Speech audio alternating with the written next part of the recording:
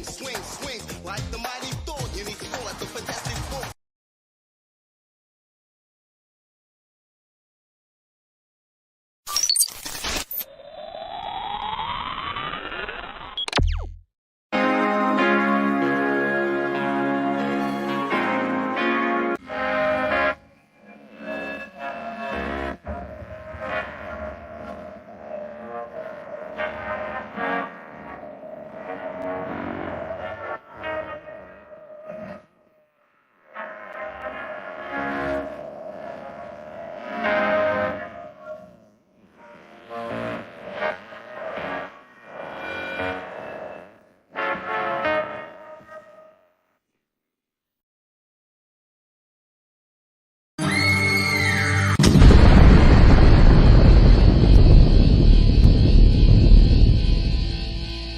Ready for the war, said I'm ready for the war. Disrespect the board and I send him to the morgue.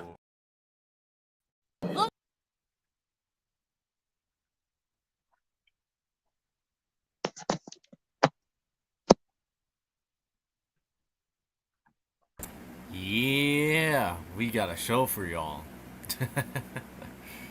What's up? What's up? What's up? What is up? What is up? Hey, Mega,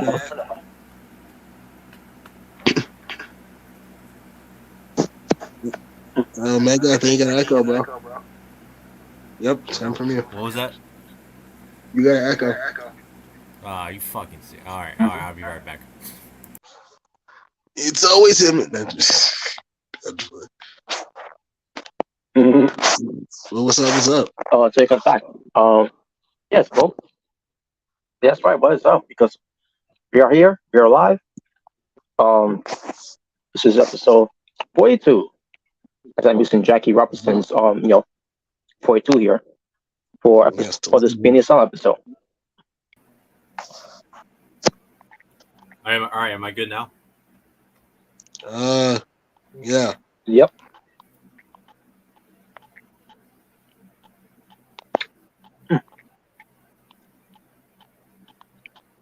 All right. Having some skills here. Getting some Skittles.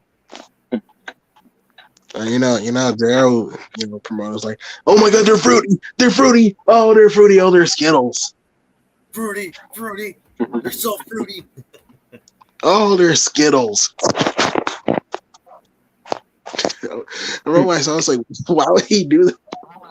It was funny though. Fruity, it's all so fruity. Pretty sure his father was told by a Vince McMahon, to say it like that. Hey, it was funny though, so you did something right. So. Fruity. Well, heard of that.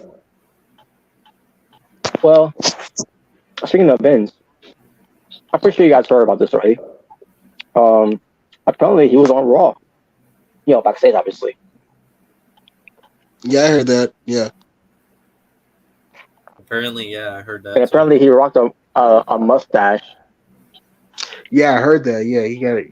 I heard he had a mustache. I think I saw a picture of it. It's like, wow. I haven't seen it. Who cares? It's probably trash. I guess. It's really trash. I gotta see how it looks. He looks like J. Jonah Jameson. Oh boy. Yeah, J. Jonah Jameson. They wasn't his time. If J. Jonah Jameson had dementia, yeah. I think it's great. Maybe he visited Mustache Mountain, along with Tyler Bate. During those times. Tyler, if you need a new partner, here I am. I'll be your new Trent 7. I'll be Trent 8. Yeah. Trent 8. So yeah, maybe all this plans for Vince McMahon to do something with Tyler Bate to bring him in the main roster, and he still, whenever he does get back in charge, which hope that doesn't ever happen. He still wants to call him behind him. I just hope he doesn't go to creative. That's the only thing I just keep him out of creative. Like at least. Because Raw was really good, man. Raw was good. Mustache. So let's see. This man, new look and a jet black mustache. You're looking at it? Yeah, because apparently he's got he did some type of dye work. I'm not seeing it yet. I'm just reading what was said here on our case size.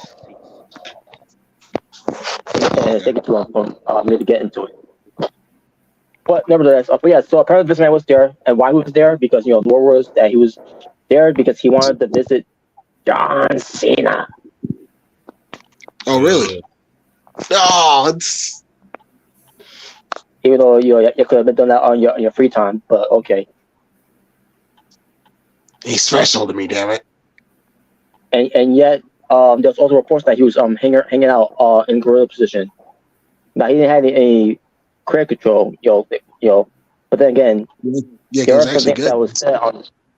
There were actually something that was said on the show there, between John Gargano and Chad Gable.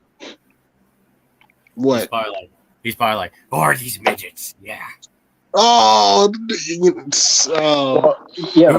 Apparently, He's probably gonna be like, who let Hornswoggle go back in the company? Yeah. Who let Hornswoggle go back? Wow. Well, in the fan.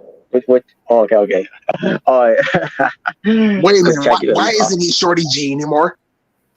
That's not what I wanted. Now wait a minute. Shorty was no longer a thing when he was there. I would, but I would. Then again, he had dementia. So I didn't know that.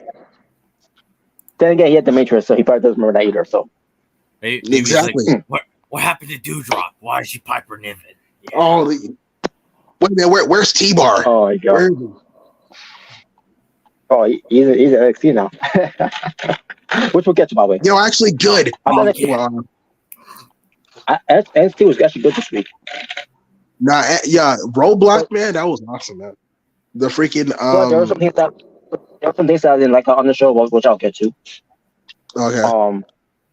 And I'm not talking about the Christian Wall pick though. I thought that was good. No, that was my favorite part. Actually, that was my favorite part until a certain somebody came out. Oh, whatever, bro. Whatever. And we'll get to that too. Yeah. So Can we bury that one. You ain't bury what? You ain't bury nothing. You talking about burying? But back to Raw. Well, because Gargano was talking about it was something that was said about Gargano about him being small on that show. Can't remember exactly what. I drew a blank for that, so I barely knew, but I barely even paid attention to it. And then we get to Chad Gable where that was said something about the small, not the small ugly one.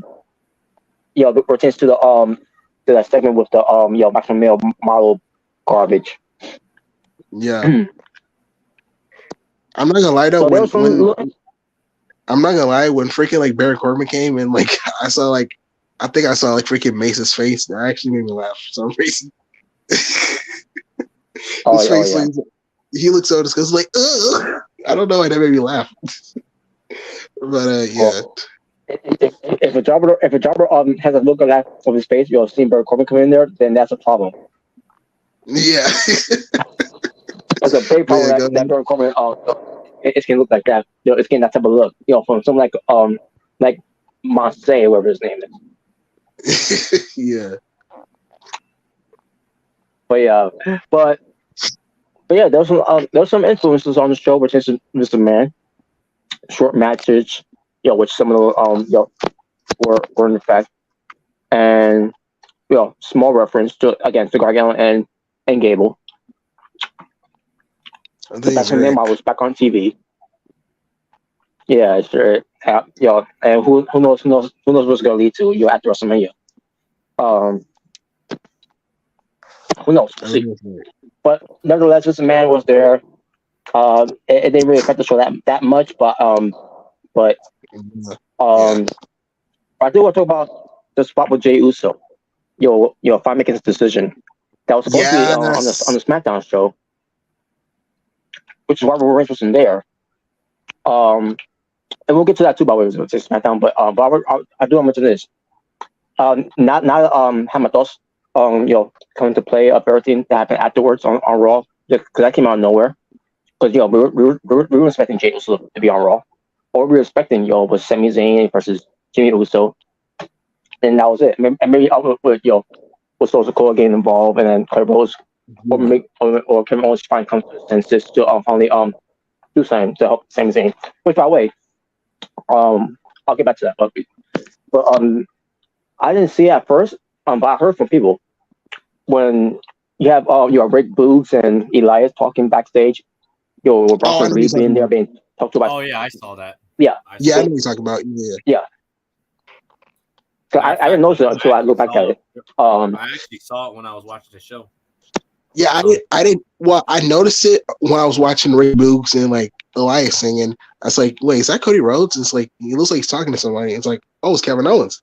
So, I like what they're doing there. I like what they're doing. Like it looks like Cody Rhodes trying to convince him, to help. It's one of Triple it's one of Triple H's Easter eggs segments that he does. Mm-hmm. So that was that one I didn't notice when I saw it, because all I noticed was Bronson Reed. Like, oh wait, is that Bronson Reed? Yeah, he took it to some guy, like I don't know who he was, but it was also for Elias to match against Bronson Reed, which it was supposed to be for Rick Boogs, but instead Rick Boogs, I guess in Elias's mind, he Rick Boogs got a lot to learn. To be honest with you, Elias got a lot to learn because Rick Boogs actually who's more over. My name is Rick Boogs. So I did like that. So I did like that. They had Cody Rhodes involved. Because obviously, he has to be involved because he's facing Roman Reigns at WrestleMania. And then, and after we saw with Jey Uso coming out, and finally making his decision, which again it was supposed to be on SmackDown, but I understand why WWE did this, because it was you can take it as you want. It was their way to basically counter program of AEW's Revolution pay-per-view. Because that's what people kept talking about. We'll get to that too, by the way.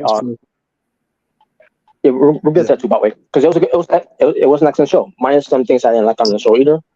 Yeah, some matches that shouldn't have been on there. But we'll get to that, and we'll also get to the fallout of it, what happened afterwards. Okay. Especially the whole MJF, controversy that people are talking about. Oh yeah, I know he's on. I got something to say about that one too. Yeah, we'll get to that.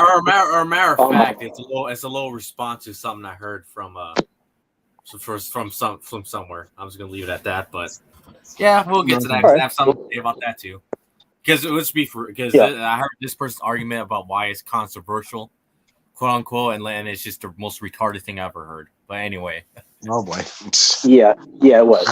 I think I know what you're talking about, but we'll get to it. Okay. So Jey Uso made a decision. First teasing that he was with Sami Zayn, and then swerve. Oh no, he was part of the bloodline all along. Yeah, I remember when I saw that. I was like, oh my, because when he hugged him, I was like, oh my god. Oh, it's like at first I was like, wait a minute, is he for real or is this a joke? Is he plotting on Sammy? And then boom, super kick. Well, first of all, they were doing the with ones, right? It's like, oh, they're doing it. And then we got the super kick. It's like, no, Jay, what have you done? I was just going crazy. And then, Jay was like, you thought I was going to choose you? You thought I was going to choose you? He's like, get your ass in the ring. And then freaking the Usos and Solo are freaking jumping Sammy. And the crowd was just booing the hell out of the bloodline. Which obviously, and then that's when Cody Rhodes came out. Yeah, Cody Rhodes came out to save him. And the bloodline got out of the ring. Yeah.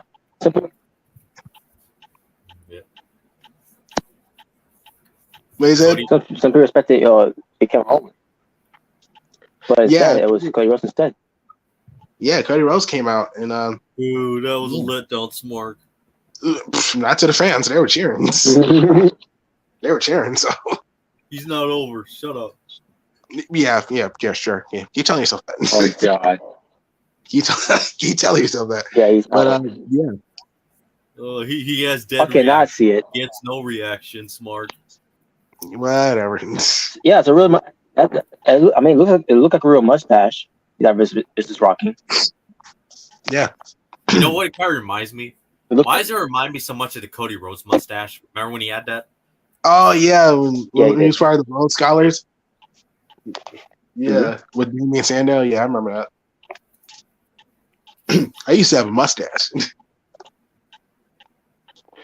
But yeah. Can you imagine Cody Rhodes brought whatever. Yeah, he has a mustache again when he makes it blonde like his hair. That would look so weird. Adrenaline in my soul with my blonde mustache. Oh, whatever. I'm trying to confuse that. Yeah. Yeah. Well, I guess Tyler Bate has a new partner. Tyler Bate's gonna have a new partner. Right. So yeah. And we'll get to SmackDown portion of it later on for this whole thing. But yeah, but the whole thing is that this man was there backstage, blah blah blah. People are getting worried, and they had the right to be worried because, who knows if he's gonna be back, whenever that the time is right, and who knows what's happening, when the WWE gets sold to some companies, but to some people that because there are rumors at the time, it could be Saudi Arabia, could buy them, and if that's the case, well, that's the end of that company. Yeah, well, even though it was false, we're gonna make it swerve. I'm actually not coming back to WWE. I'm gonna be the new owner of the Asylum. Yeah. What? You see you, Jay Bird? Yeah, you're gonna be renamed to Butch. Yeah. Wow. And you, Robert? Wow. We're gonna name you. We're gonna make you Damian Priest's brother. Yeah. And you're gonna join the Judgment Day. Robert Priest. Wow. That's not a bad name, Robert Priest.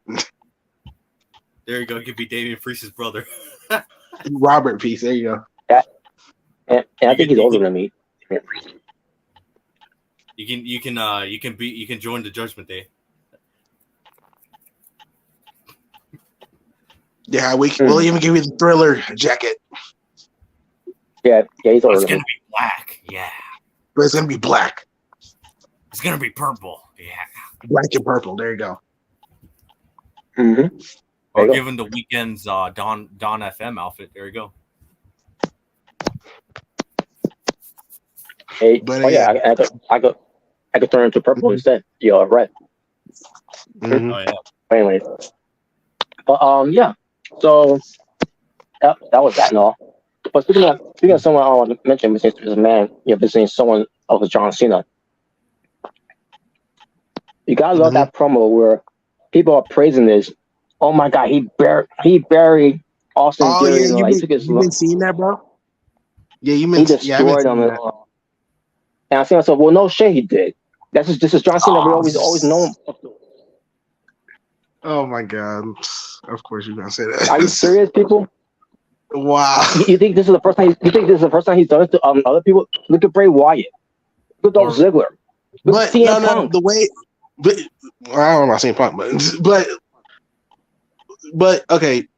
When I've been seeing people saying that, they were actually like, it wasn't like, oh my God, like they weren't like mad about it. It was more like, wow, like he just like roasted him, like stuff like that, because I've seen some YouTube videos, saying like he was cooking this man, he was roasting him, like wow, man. And I'm not done yet.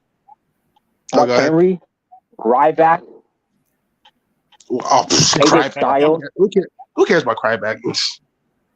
Well, yeah, but nowadays, who cares? Yeah. You talking about Oh, I thought you were talking about the people who was talking about it. Oh, you're talking about people who he buried. Oh, okay. Which is current promotion on them. Well, I mean, was Ryback really and good at promos though?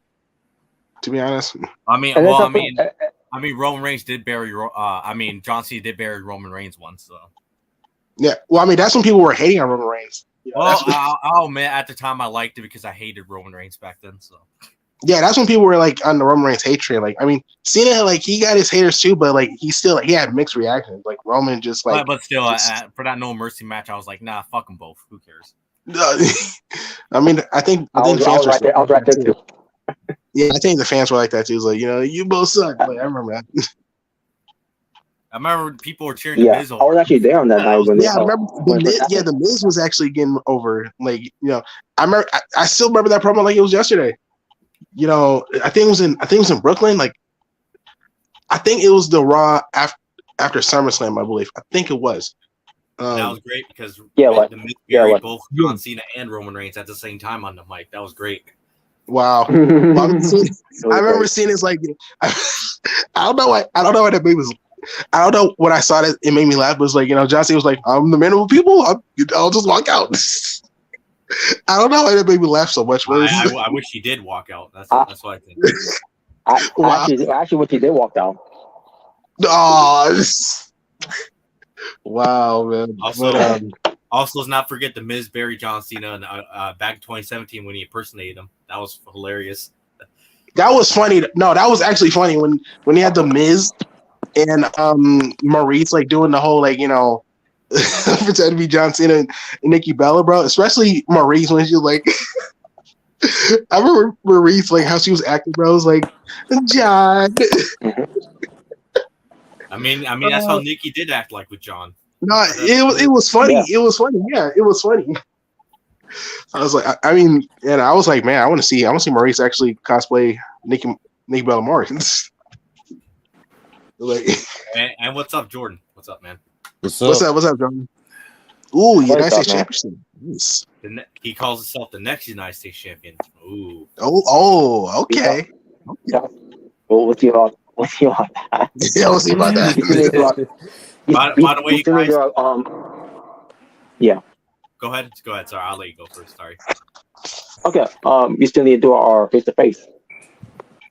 Oh, I forgot about that. God, shoot, forgot about that. Well, I was working after. I'm gonna be on Monday.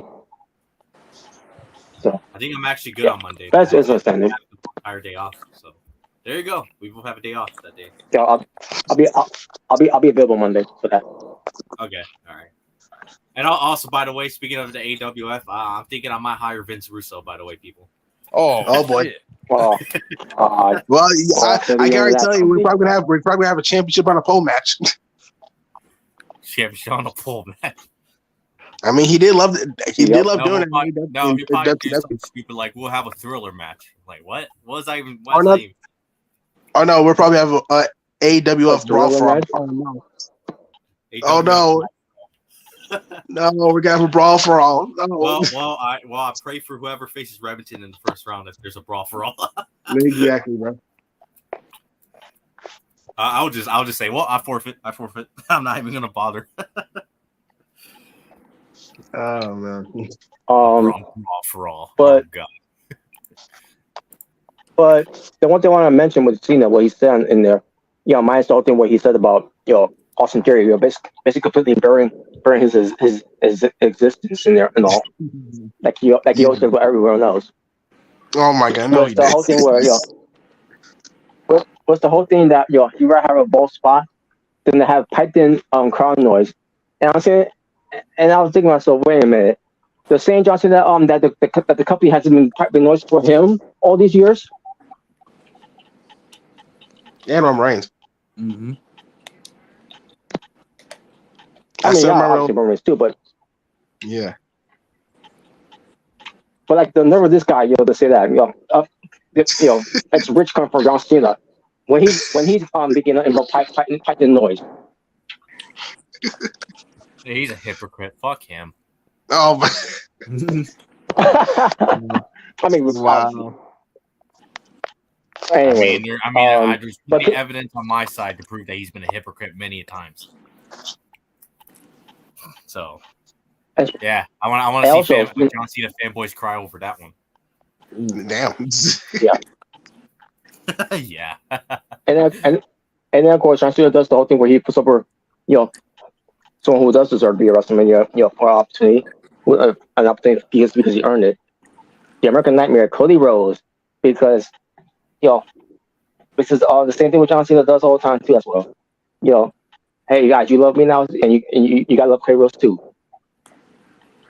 And I know I did that too, because apparently, there's still some fans there that still believes that Cody Rhodes is not over. He's not popular. These people are. And I do want to say something about that. Maybe with AEW, not popular, maybe with AEW fans, but not the other. Yeah, because I've been wanting to say that for a while, because I think we did talk about it. But then again, I've gotten to the point now where I do gotta say some AEW fans are still on about that. Get over it. It's a year. It's been a year now. It's been a year already. It's like, get over it. I don't know if you guys agree with that. I mean, I know we're more happy with that back last year happened. No, I agree with you. But let's be for real. No, it's been a year now. People, get over it. It happened. Exactly. Now everybody's gonna stay in AEW. Now everybody's gonna stay in the company you want them to. Life happens, so get over it. Yeah. And the fact that they're not getting over. Go ahead, Jordan. Go ahead, Jordan. I just find it funny how these people didn't give two shits about him in AEW, and then all of a sudden he comes back to WWE. Yeah. Oh, we love him. Oh, Cody Rhodes and all that shit. Yeah, that was my problem back last year too. Yeah. Yeah. But also, it's also, and the other thing is, I've seen some people saying, "Oh, well, he's not as over as they say they are." What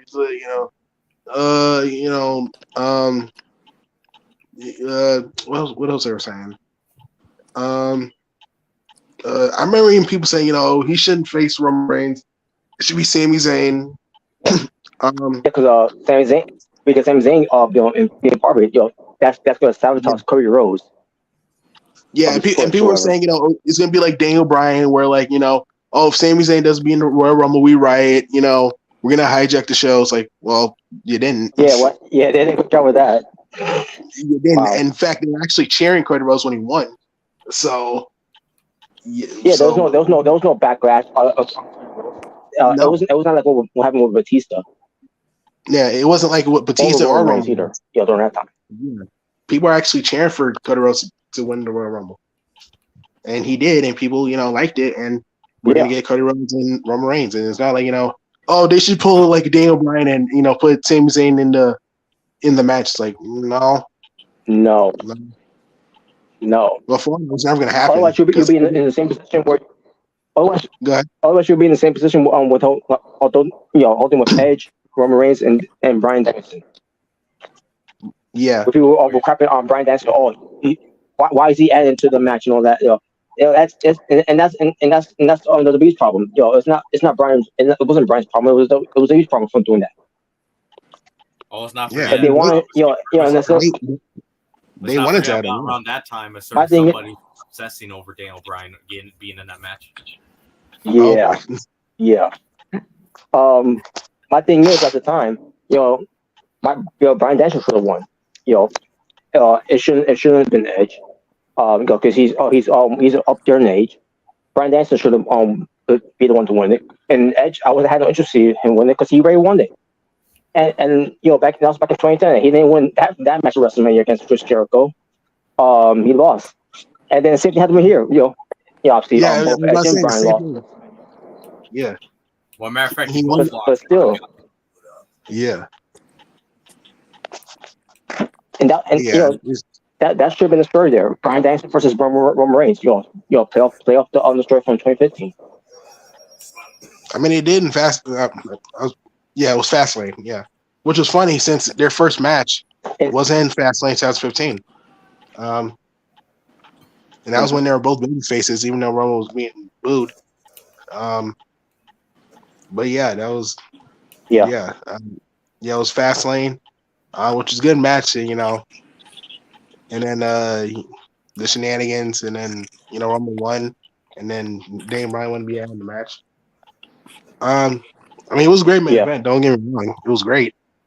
But certain somebody hated Daniel Bryan for years, claimed he killed wrestling. Doesn't he say that about everybody? Like, let's be for real now. Oh, God. He killed wrestling. He killed wrestling. All right, who really killed wrestling? Like, get the fuck out of here. Who said that? Kevin Nash 1 point to the A girl at Christian Rock. Wait, what was that? Yeah, at one point Kevin Nash said that I was gonna say, at one point Kevin Nash has said A girl and Chris Benoit killed wrestling because they were world champions during that year. Yeah, I remember that. Yeah. Really didn't. I remember that. Because they're. Shawn Michaels and Bret Hart were small guys too, and they won the world title during that time. Yeah, and they were big time names. Yeah, they were big time names. People know who Bret Hart and Shawn Michaels are. They know they are. Matter of fact, when all these people saying that small guys killed wrestling, where Rey Mysterio won the title. Exactly. People. Oh, speaking of Rey Mysterio, oh man, I was so happy. Man, I'm so happy about that one. I am so happy, bro. We gotta talk about this. I mean, we are. I mean, obviously we are. But yeah, we'll get to it.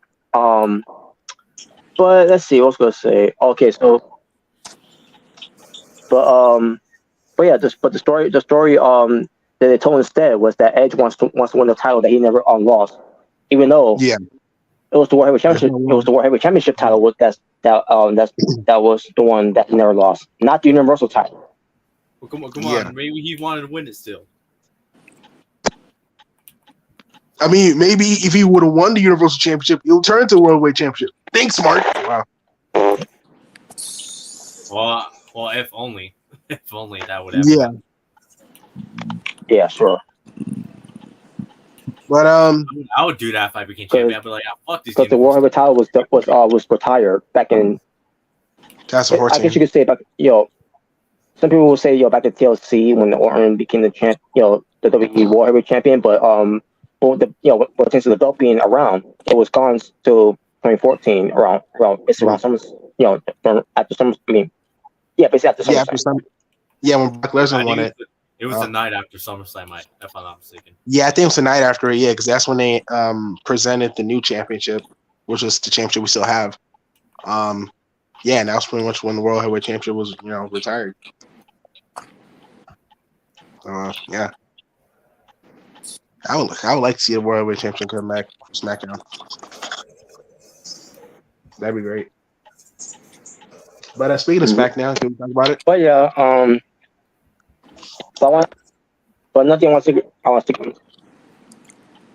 well, before we do, I want to get another subject here about John Cena, because it was something happened years ago with John Cena, and this also relates to which we're going to get to right now. We're going to get to momentarily, but Mr. Jr.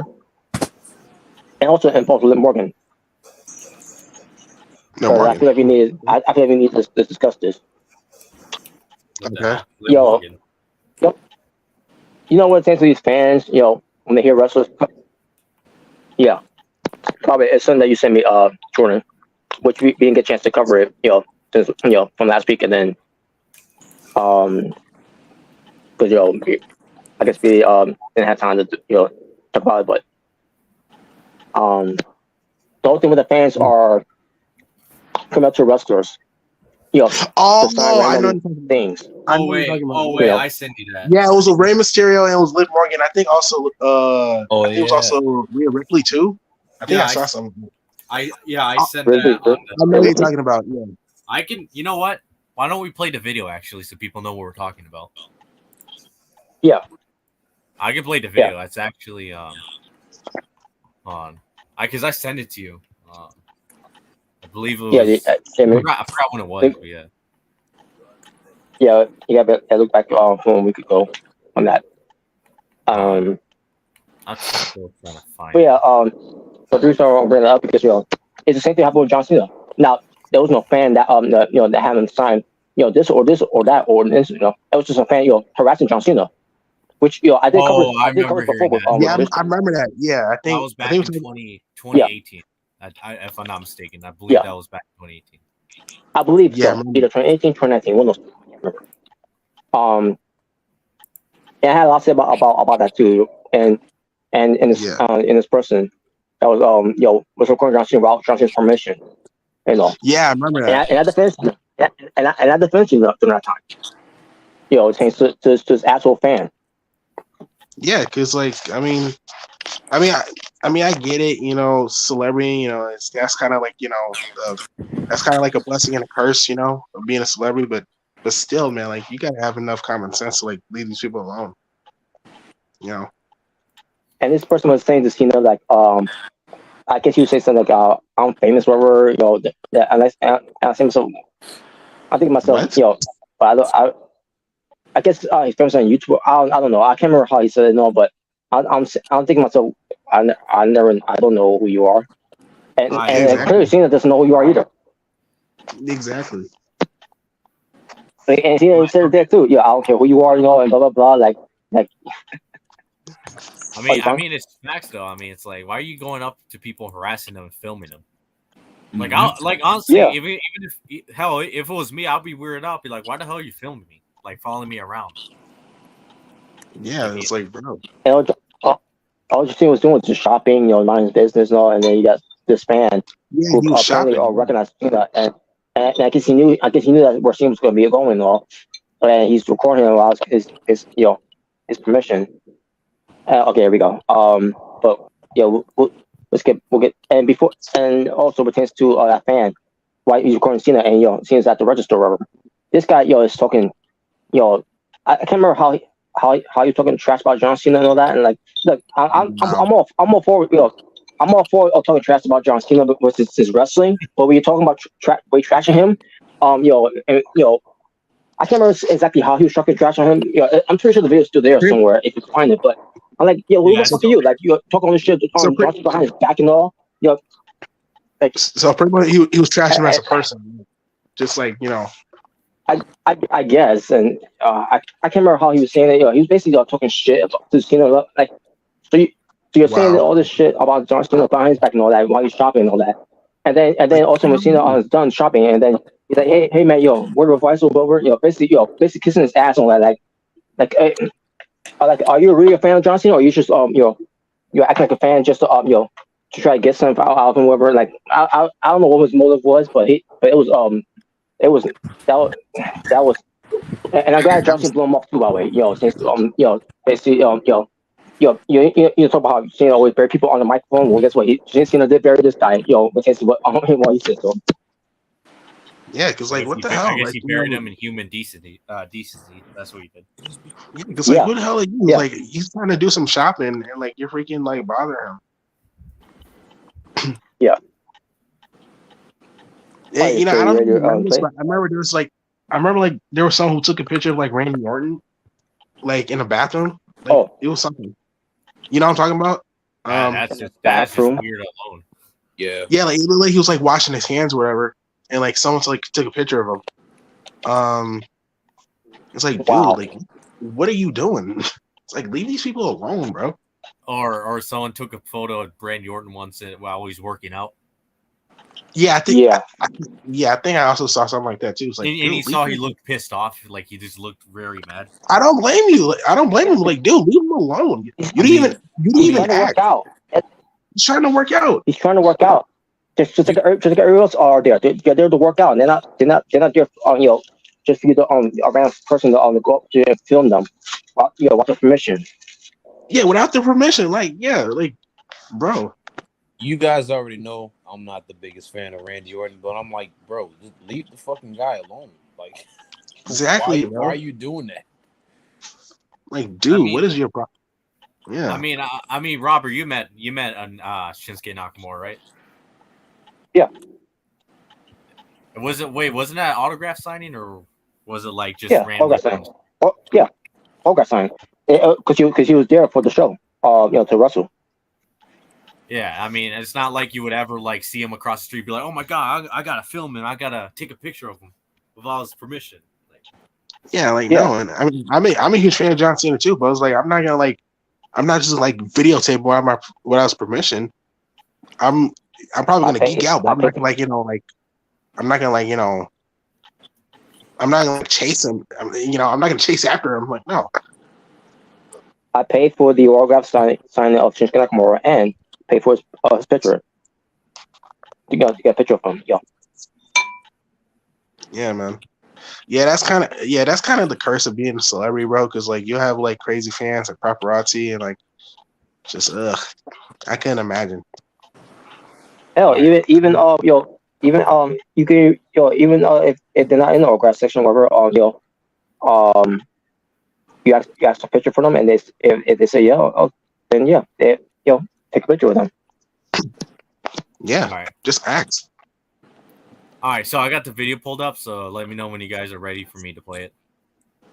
Yeah, I'm ready. All right, okay, I'm gonna play it right now.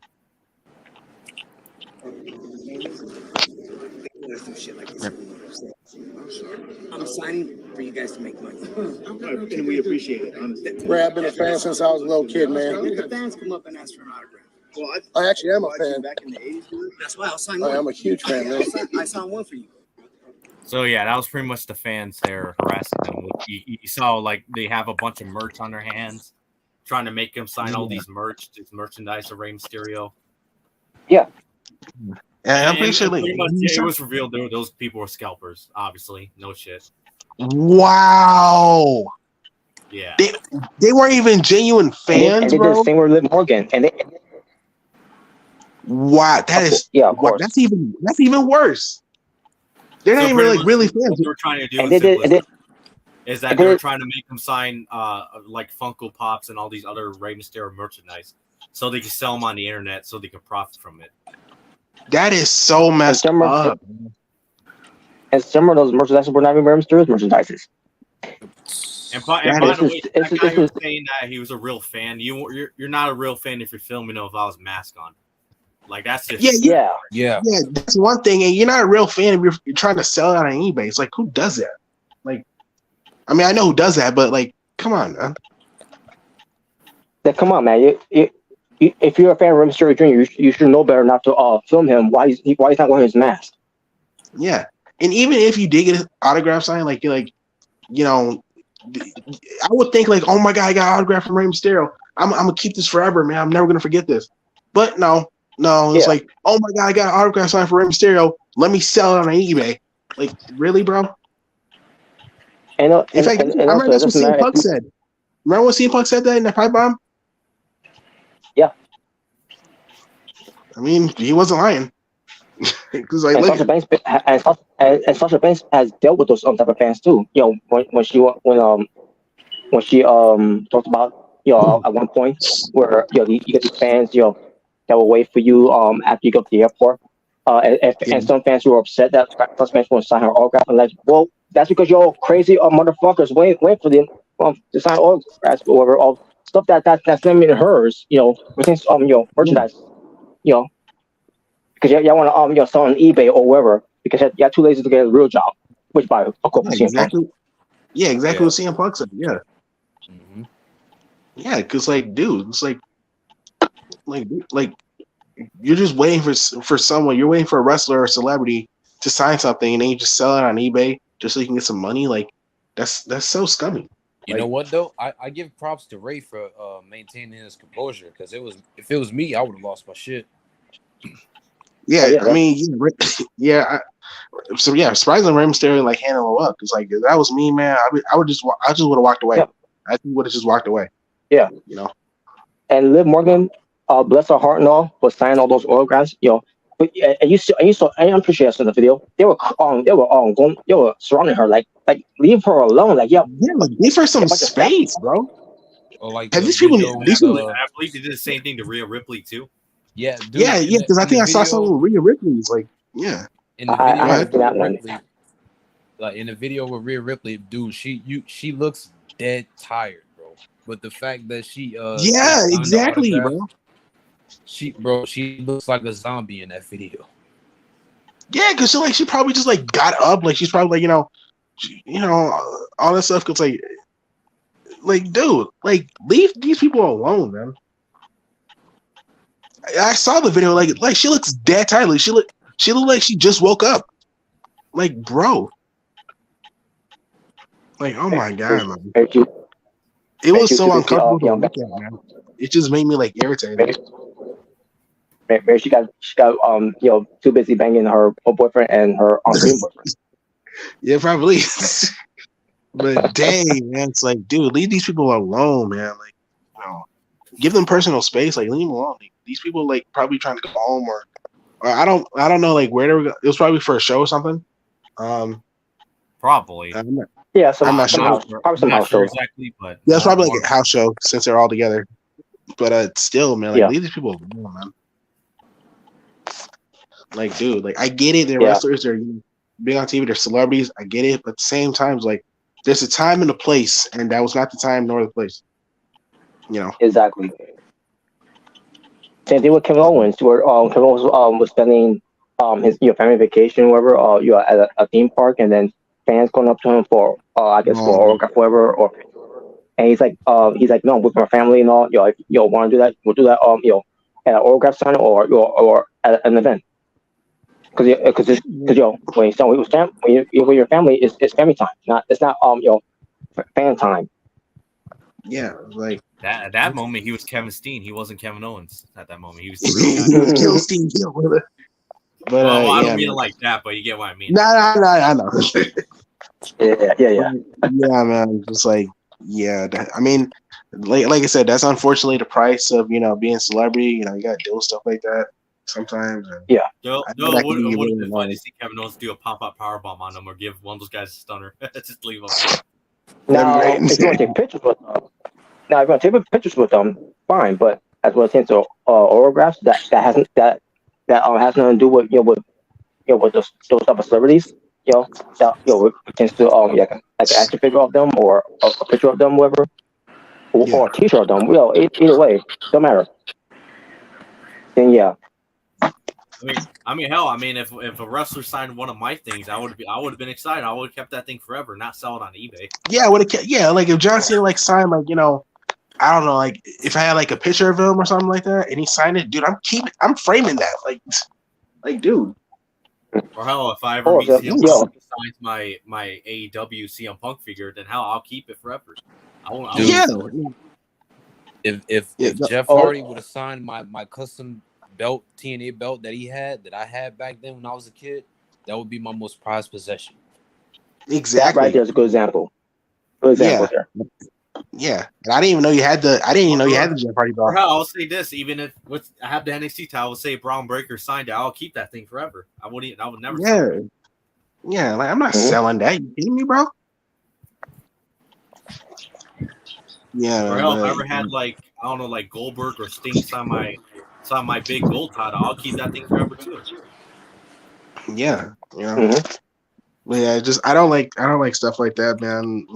I felt for Ray and Liv and Rhea, man. It's like, dude, leave these people alone, man. It has I'm pretty sure it's happened to countless other wrestlers. Yeah, it was like, yeah, I'm sure, yeah. I believe there's a video on YouTube I've seen before, and this was like back in 2018, I believe 2019, somewhere around there. There was literally a fan there that was filming the entire time where all the wrestlers were going through the airport. Like he literally was filming like people like Kurt Angle, wow. I believe like Ricochet, and I don't know when this happened, but like they were all like literally this fan was just filming them the entire time. It's like, dude, like stalker much? Like, dude. Actually, I believe Braun Strowman was there too, and then a couple other wrestlers at the time. I think the Revival at the time as well, but yeah, it's just it was just creepy. I'm like, why are you filming them the entire time? They're there, like that's just weird. Yeah, that's freaking weird, man. Like, dude, chill. Well, on that note, now we can move on to Rey Mysterio Jr. because finally, yes, the WWE has. I gotta get the picture, man. Finally, the WWE has finally made an announcement who's going to be, the headliner for this year's Hall of Fame going into, for WrestleMania weekend. Yeah. Because Rey Mysterio Jr. is the first inductee. Now, when I first heard about this, I'm like, oh wow! And first of all, about time, well deserved.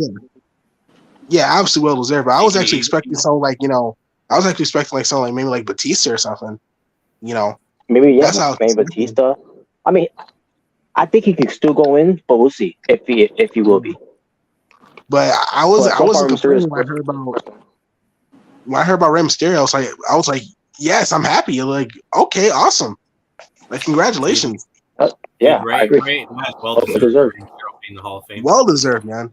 Yep. Well deserved, man. Like, absolute legend, right there.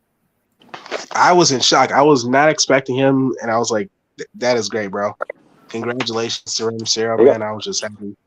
The fact that he's going to be headlining not only the headline, Hall of Fame was just like, that's awesome. Yeah, not only about time he's finally going to Hall of Fame, but finally about time we got someone on being in going to Hall of Fame because how long it's been since we haven't heard any Hall of Fame inductions until we finally got one for Mysterio Jr. Yeah. We'll probably hear some more, I've coming heard in a the rumor weeks. about who might be the next Hall of Fame inductee. Oh, you did? Yeah, and no, I'm not talking about Batista. I mean, I'm talking about another legend in the business that apparently might actually be in the Hall of Fame this year. Okay. That'll be interesting. Yep. I wouldn't mind, because I was actually looking up like an interview with this guy, this wrestler, and I would not mind if actually Santino was actually in Hall of Fame. Would not mind that. Yeah.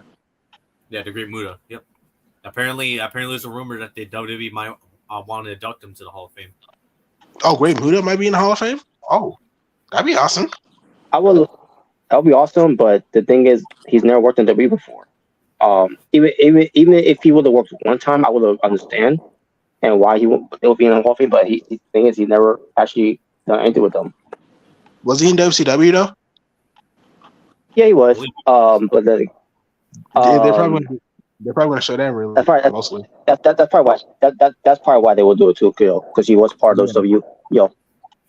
So and also, they did that before. So wasn't he part of NWO in Japan? Because I remember there was NWO Japan, New Japan, and WCW, with their NWO. Yeah.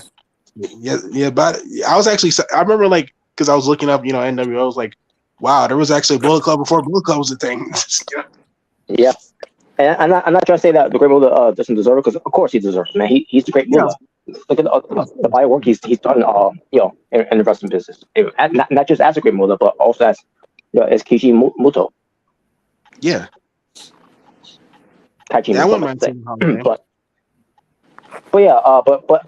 they know him more of Great Muta because obviously the face paint and reference to his robes, all the different type of robes he always wear, his unique itself there. The poison mist. Yep. I would like to see. Go ahead. He influenced guys like Ty Jerry, Sonata, Asuka. It's Jerry.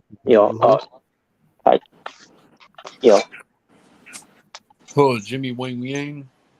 Oh, wow. Jimmy Wang Yang. Wow. That's racist. But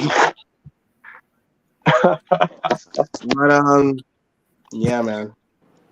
You know who else I would like seeing Hall of Fame, man? Yoshitatsu. No, I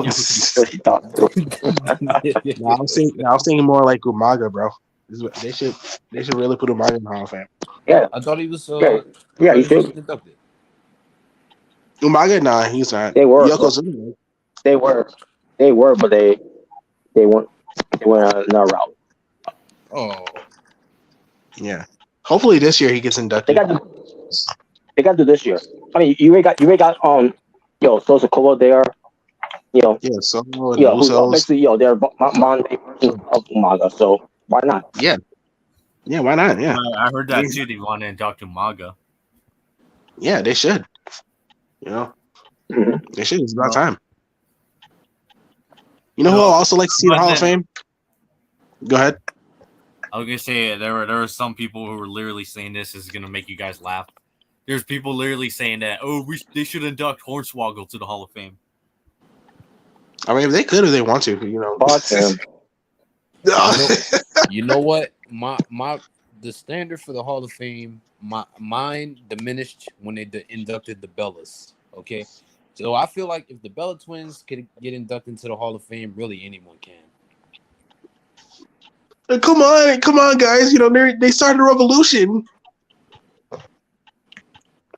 Well, they did.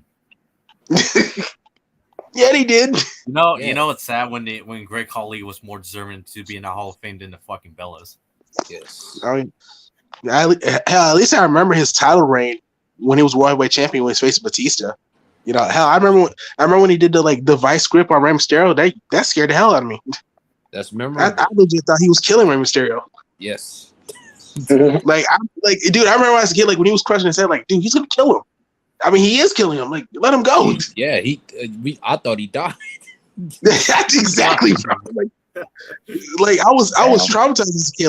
Like Great Khali as a kid scared me. Like, you know, he scared me. How about when he became the Punjabi Playboy?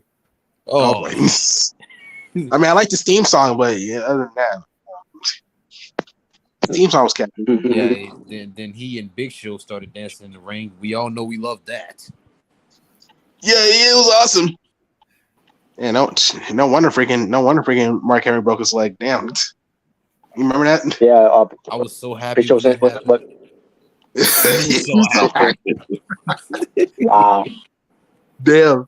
You know, he should have done that to John Cena instead. That would have been better. Oh, stop. Well, he did give him a thorough ass whooping after he faked his retirement speech. So. Oh yeah, that was great. He did that. You know, that was actually a good segment. But damn, it was like you have to do him like that. That was great though. When Mark Henry was wearing that pink suit and he beat up John Cena. Yeah, dude, that pink suit was so iconic, bro. Yo, daddy's coming home. And they freaking out of nowhere, World's Strongest Slam. Like, wow. I still got more left in the tank. Like, oh yeah, I still got more left in the tank, John. I fooled all of you. You're like a bunch of puppets. You know, I will say though, I'm glad Mark Henry is in the Hall of Fame though. Oh yeah, I was happy when he was in the Hall of Fame. I was like, yes. Yes. The Hall of Pain was that was his best game, bro. The Hall of Pain, bro. I remember watching that as a kid, man. It was like, damn, this guy's freaking. Like, he was freaking terrifying. Hell, even in 2006 and 2007, he was still, like, you know, they were booking him as, like, you know, the silverback, you know, like, when he was, like, feuding with The Undertaker. Like, I remember when he beat him down, like, after the match, in, like, the steel cage match with Batista, bro. Like, my God, man. They were even pushing him, you know. Go ahead. I remember on SmackDown when they debuted his iconic theme song, you know, he had 3-6 Mafia performing it, and then Mark comes out performing it live. Yeah, he comes out, the look on his face, he looks like he's absolutely disgusted with humanity, and that is so iconic. Yeah. Yo, dude, like Mark Henry, man, I was so happy when he was Hall of Fame, man. It was like, yes. I was happy I mean, looking back, I'm happy that he became World Heavyweight Champion. You know, I'm happy they had the Hall of Fame, man. It was just great. You know, I won't be surprised next year if they induct Randy Orton to the Hall of Fame. I wouldn't be surprised, and I wouldn't be mad. You know, Randy Orton, he definitely deserves it too. You know, he definitely. I know Jordan, you don't really like him, but even you got to admit, bro, he deserves it all. Yeah, I mean, I'm not gonna lie. When I found out Randy was Intercontinental Champion, I was like, what? Because every time I saw him, he was either WWE or World Heavyweight Champion. Oh yeah. That was like his early days, like in Evolution, man. Yeah, that was when he was like really everything. Don't forget he was the United States champion too. Yeah. Well, yeah, I remember he won it in 2018, 17, around that time. It was 18. I must have a bad memory because I do not remember that. Well, that ring was forgettable. That was like his most. Yeah, it was kind of forgettable. It was forgettable because Orton beat R-Truth for the title, and then all of a sudden they get the 4-way between adding Rusev and Mahal won it. Yeah, which is trash. I feel like it was just to add to make him like Grand Slam champion, because I think he is Grand Slam champion now. Wow. Yeah. 'Cause That was the purpose of it. But I like really, you could at least only get a reign of it, make it feel important. yeah. But you know who else? You know who else could be in the Hall of Fame? I'm trying to think. Who else would be good? Oh, they could be. Who else? That's a lot. That's a lot. Sean Benjamin, Jericho. Stacy Keibler. Yes. Chris Jericho. Stacey Keibler. I- Exactly. I can see Chris Jericho coming back just for the Hall of Fame. I can actually see that. I could probably see it like maybe like next year. I know he's saying he'll be back. Go ahead. And plus, And I know he's saying he won't. He's not going to go back. Yeah, I was going to say. I know he said he won't be back. Retains to working with them. But as far as come back to them to go in the Hall of Fame, I can see that. Oh yeah, definitely, yeah. And plus, let's be for real. Once if they ever start up an AEW Hall of Fame, he'd definitely be one of the guys to be inducted into that one. Yeah, the elite. I mean, well, he was the first ever champion, so I feel like he should be first. I mean, obviously, yeah, he was the first. Yeah, he was the first. I think, in my opinion, I do think Brody Lee and Chris Jericho should be the guys inducted to that AEW Hall of Fame. Oh yeah, definitely. They should be like the first, like the first group of inductees. And I don't know. I guess whoever is by then, I don't know. I mean, I'm not gonna lie. At this rate, I feel like the first inductee into the AEW Hall of Fame either it'll come down to Brody Lee, Chris Jericho, or honestly Jon Moxley, because he's been the workhorse. Oh yeah, Jon Moxley definitely, bro. I mean, especially when he made his debut in Double or Nothing. Yeah, man. Or probably down the line, probably like Cody Rhodes or Kenny Omega if they agree to it, or Cody. Oh my God, the traitor's back! Oh boy. Well, let's be for real. If it wasn't for Cody and the Elite, there would no be AEW. There would be no AEW. Exactly, bro. Yep. Exactly. Mm-hmm. That is true. In fact, I always think about this. Like, if it wasn't for that tweet someone said, like, I think it was like Dave Meltzer or something, like, because I remember, like, someone saying, I don't think the Elite could like sell out an arena, something like that. And like, Dave Meltzer said, I agree with that. And then like Cody Rhodes was like, okay, bet. And then they did the all in, which was in Chicago, I think. Yep. And they freaking sold out. Yeah, that was pretty much the beginning of AEW when you think about it. Like, that was pretty much like, the beta, like, of AEW, like, what was to come. Radar Token said now Sammy Guevara will be the first Hall of Fame for Get the Come on, he's the best TNT champion of all time. Okay, no. So just like saying I'm gonna induct Elias to the Hall of Fame. Like, get the fuck out of here. I mean, you can induct Elias, but you can induct Elias. He won't be in it because of his gimmick. Yeah. Oh, come on. He was extremely over, so that's something. He's a 3-time TNT champion. Come on, guys. Yeah, like come on. He has a hot wife, Ty Conti, Ty Mello. And he was the first interim champion returns to the TNT title. Yeah. Who cares about that? That's trash. Anyway. Who cares? Anyways. But yeah. Come on, he has a Dragon Ball Z Titantron. But speaking of the Hall of Fame, Goldberg was in the Hall of Fame. I gotta talk about him. But before I do, pertains to Ric Flair, Goldberg, and Rey Mysterio Jr. are the three Hall of Famers that are that have been inducted to the WWE Hall of Fame while still being active as wrestlers. Even though it was Ric Flair, that's true. He went wrestle one. Even though with Ric Flair, he wrestled one last match on WrestleMania, and then afterwards, went to TNA, and then we did there. And Goldberg, obviously, he had some deals that punished contracts during those times, of why he was doing wrestling, why he was in the Hall of Fame as well. And Rey Mysterio Jr. Now, I don't know what's going to happen with Rey Mysterio Jr. after WrestleMania. I don't know if he's going to be retiring after WrestleMania, why he's probably being inducted, whatever. But thanks to the story they're doing with Mysterio and Dominic, which by the way, Mysterio son, Dominic went after him, saying instead of being inducted to the Hall of Fame, you should be inducted to the Deadbeat Dad Hall of Fame, something like that. It's like, wow, really? Oh my god! And then the match happened. With teams to Judgment Day versus Legado del Fantasma. And all I can say is about time, because I was wondering what happened to those guys. And sure enough, they showed up. And Selena. Mine's Santos. Mine is Santos Escobar, and Selena Vega. My gosh, she looked. Selena. So then, after the match was over, with Judgment Day winning, Dominic, said, on the lines of, that, I just want. He was. I guess in the way he's trying to say that I wish you were my dad. Instead, he said, I wish I was your son.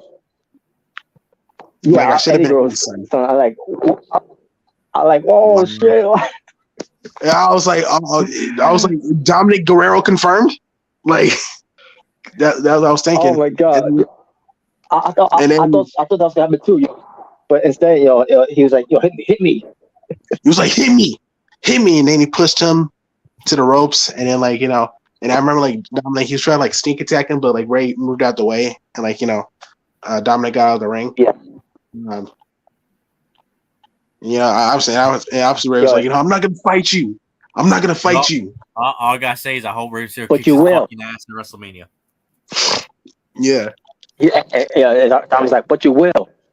So what's going to lead to now? How's Ray Mysterio? How's going to lead to now? Where it's Dominic's going to say, I want to change my name from Dominic Mysterio to Dominic Guerrero. Is that what it takes now for Mysterio Jr. to fight him or what? I don't know how they're gonna do this one, but I'm intrigued. I was gonna say I think it was gonna take. I think it's probably gonna take Angie, his mom, and then he probably has Rhea Ripley do something. He's like, if you don't face me at WrestleMania, I'm gonna have Rhea Ripley do the concerto to Angie. He's like, oh my god, you remember just like he did to Beth Phoenix, Yeah, something like that. Can you imagine you just did it anyway after Rey Mysterio said yes to the match? Oh yeah, this will get Rey Mysterio pissed. And then probably the next week, Dominic's like, I'm sorry to my mom. I didn't want to do it. Don't take it personally. It was just business. And then freaking Rey Mysterio out of nowhere just attacking Dominic with a belt. It's just whooping him. And I could probably see the Rey Mysterio if I win, I disown you. Wow. Something like that. Go ahead.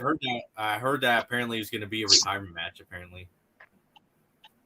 Oh. But you know what? If Dominic beats him for Ray, you know what? Dominic beats Ray, and that's Ray's retirement match. You know what? At least it's better than having Baron Corbin be the one to. I was just about to say that. At least it will make sense. At least it will make sense, for Dominic to try to retire his dad. That at least that makes sense. Instead of Constable Corbin, retire Kurt Angle. Freaking stupid. And after that, we'll piss off Jalen by having Dominic Mysterio beat up John Cena. There you go. No. But go ahead. And then we'll piss off Robert and have Dominic beat up Shinsuke Nakamura. Wow. And make him lose a loser leaves WWE match. Wow. Yeah, loser leaves WWE has to go to TNA. Oh god. Oh no, not TNA. No. But go ahead. Oh god. But yeah, I'm intrigued about the story. I haven't seen this thing with Dominic. Decided to turn on his dad, and they start putting up more tensions with this. Leading to WrestleMania. Yeah, man, I'm definitely looking forward to next week. I'm definitely I'm loving the build up for this match. For Rey Mysterio and Dominic. It's obviously going to happen. We all know it's going to happen at WrestleMania. Yeah. So. Yeah. But I'm just waiting until freaking Rey Mysterio hits him or whoops him. So I'm just waiting. Well, let's be fair. I think we all want to see Dominic get his ass kicked finally. Exactly. It's gonna happen. It's gonna happen. Yeah, with Mysterio, it's gonna happen. So. Yeah. Also, we all know Remington is because we all know Remington hates Dominic. Yep. So after Goldberg, because I'm really not sure about Goldberg about about the recent interview he did, where apparently he wants to come back for a retirement match of his own because the WWE owns the one. Yeah, I remember that. They don't own you shit, old man. Get the fuck out of here. Oh, yes, they do. Better shut up for your necks. They owe you. Well, they you owe know, Goldberg, it's your own damn fault. It's your own damn fault. You should have never came back. I don't know. You should have never came back. Matter of fact, you know what? His retirement match should have been when he beat Brock Lesnar, and that would have been the only match. There you go. End of story. Yeah. Remember that whole thing? Not only your next Brock Lesnar, but you're last. He honestly, he should have been last. But no, and it'll be fine, yo. You had to go to Fastlane, bury Kevin Owens, and win that Universal title. Then he. No, actually, it was Chris Jericho who buried him. It was Chris Jericho's fault. How the fuck is it Chris Jericho's fault? I mean, he distracted him, so technically, it wasn't my fault. Remember, because like he did distract Kevin Owens. That's true. But then, so it's his fault. But at the end of the day, Goldberg was the one who won the title, not Chris Jericho. Hey, it's not so bad. I mean, Kevin Owens when he unites his champion at WrestleMania. When Goldberg almost injured the Undertaker by hitting him on his head. Oh, that match was just terrible. And that was in Saudi Arabia too. Worst of all, it was in Saudi Arabia. That match was just a disgrace. Dude, I remember like how they were building it up in the commercials, man. Like, for the first time ever, Undertaker versus Goldberg. And, it was like, oh, okay. This could be something. And then it turned out to be like the worst match ever. Like, and I remember freaking Dolph Ziggler was making fun of him for it. Like, it was that bad that Dolph Ziggler was making fun of him. No. You remember that? Yeah, you can't forget Matt Riddle, too. Oh, yeah. Matt Riddle. Yeah, I remember that. Yeah. It's like, so you had Dolph Ziggler and Matt Riddle, like, making fun of you for, like, damn, bro. Now, with Ziggler, it was obviously, storyline. But Matt it was Riddle, storyline. It was one of those things that he... Matt Riddle, though, it was a real heat. Yeah, he really meant it. Yeah. Like Omega said, they gave him the Universal title that he should never won from Owens, and then they gave him the other year, and they gave him the second reign of champion against the Fiend that was supposed to be built to be undefeated, and it was the worst match too because he dropped him on his head, he bossed basically bossed the jackhammer. He beats him with it. Yeah, it looked more like a regular suplex, and he beat him with it. It was like, what? So basically, he got big high payday of going to Saudi Arabia, and obviously he basically got a big payday too. The SummerSlam, WrestleMania, Survivor Series. Pertains to how they built. Especially pertains against Lashley. Basically like the names of Lashley, Lesnar, Taker. Like Ziggler, Lashley and Lesnar, I didn't mind those. Those were actually fine. But the Undertaker one, he fought Drew McIntyre too. Oh yeah, that one. I mean, it wasn't bad. It was just like that was fine. Yeah, it was just typical like 5 minutes or whatever. I mean, the match, but still, yeah. Yeah, Roman Reigns. Yeah. Which actually was supposed to happen at WrestleMania, but we know why it didn't happen. Well, Roman at the time, I remember he didn't want to go be in WWE because of COVID. Yeah, because COVID. Yeah, he just came back. At that time, he was still fresh off of being leukemia again. Yeah, he was just fresh out of getting leukemia. So I mean, I don't really blame him. Yeah, went up against Roman instead. Yeah, let's be real. If it wasn't for Roman leaving, Braun Strowman would have never been a world champion. He never would have been. Nope. Wow, Radar Tokyo said Goldberg should bury Johnny Gargano. Oh my! What is up with you guys and Johnny Gargano? Like, what is up with you guys, man? Jesus, leave him alone. Oh yeah, we'll get to him. Yeah, that was awesome. By the way, if that match happens, it should be a 30-minute squash match, just like Dolph Ziggler. I will be. You're gonna hear a rant from me, bro. You are gonna hear a rant from me. That'd be the only time you hear me like. Well, I mean, I'd be one of the few times you hear me rant about Goldberg. It's like, okay, Goldberg. Like, no, but go ahead. Yeah, but people want see Goldberg in a retirement match. Now let's say WWE does give him that, which he shouldn't, because WWE owes him one. No, they don't owe you shit. Yeah, they do. It's your own damn fault. And you're in the hall. And you're in the Hall of Fame. What the fuck more do you want? Exactly. I want a golden shovel. You already have. I want the WWE Championship. Oh shit. So being the Fiend wasn't enough to give you that golden shovel? No. Now I want to be Cody Rhodes. Oh no. No, I want to be Sami Zayn. Like, I think they said Guevara for a minute. It's like, oh, okay. Well, I won't care if it's Guevara at all. Yeah, exactly. Yeah, I won't care about that. Let's make it worse. Imagine he says, "No, I want to beat Braun Breaker on NXT." Oh no, and that's Braun Breaker. You know what? I just thought of that. If you wanted someone to retire Goldberg, that could be Braun Breaker, because Braun Breaker is his favorite. Yeah. I was basically bring a suggestion. Who could be the guys that could could face Goldberg in his last match, and Braun Breaker's one of them. Yeah. No, he wants to wrestle Ric Flair at Saudi Arabia. Oh no, not Ric Flair, bro. No. Dude, I get a feeling Ric Flair would die off of one spear alone. Exactly, bro. That'd be a travesty, bro. No. Even worse, he wants to wrestle Hulk Hogan in Saudi Arabia. No. Exactly. Oh god. No, Goldberg wants. But some people were suggesting it should be Big E facing. Oh, Big E, huh? Big E. Some people were saying Big E should wrestle Goldberg. So you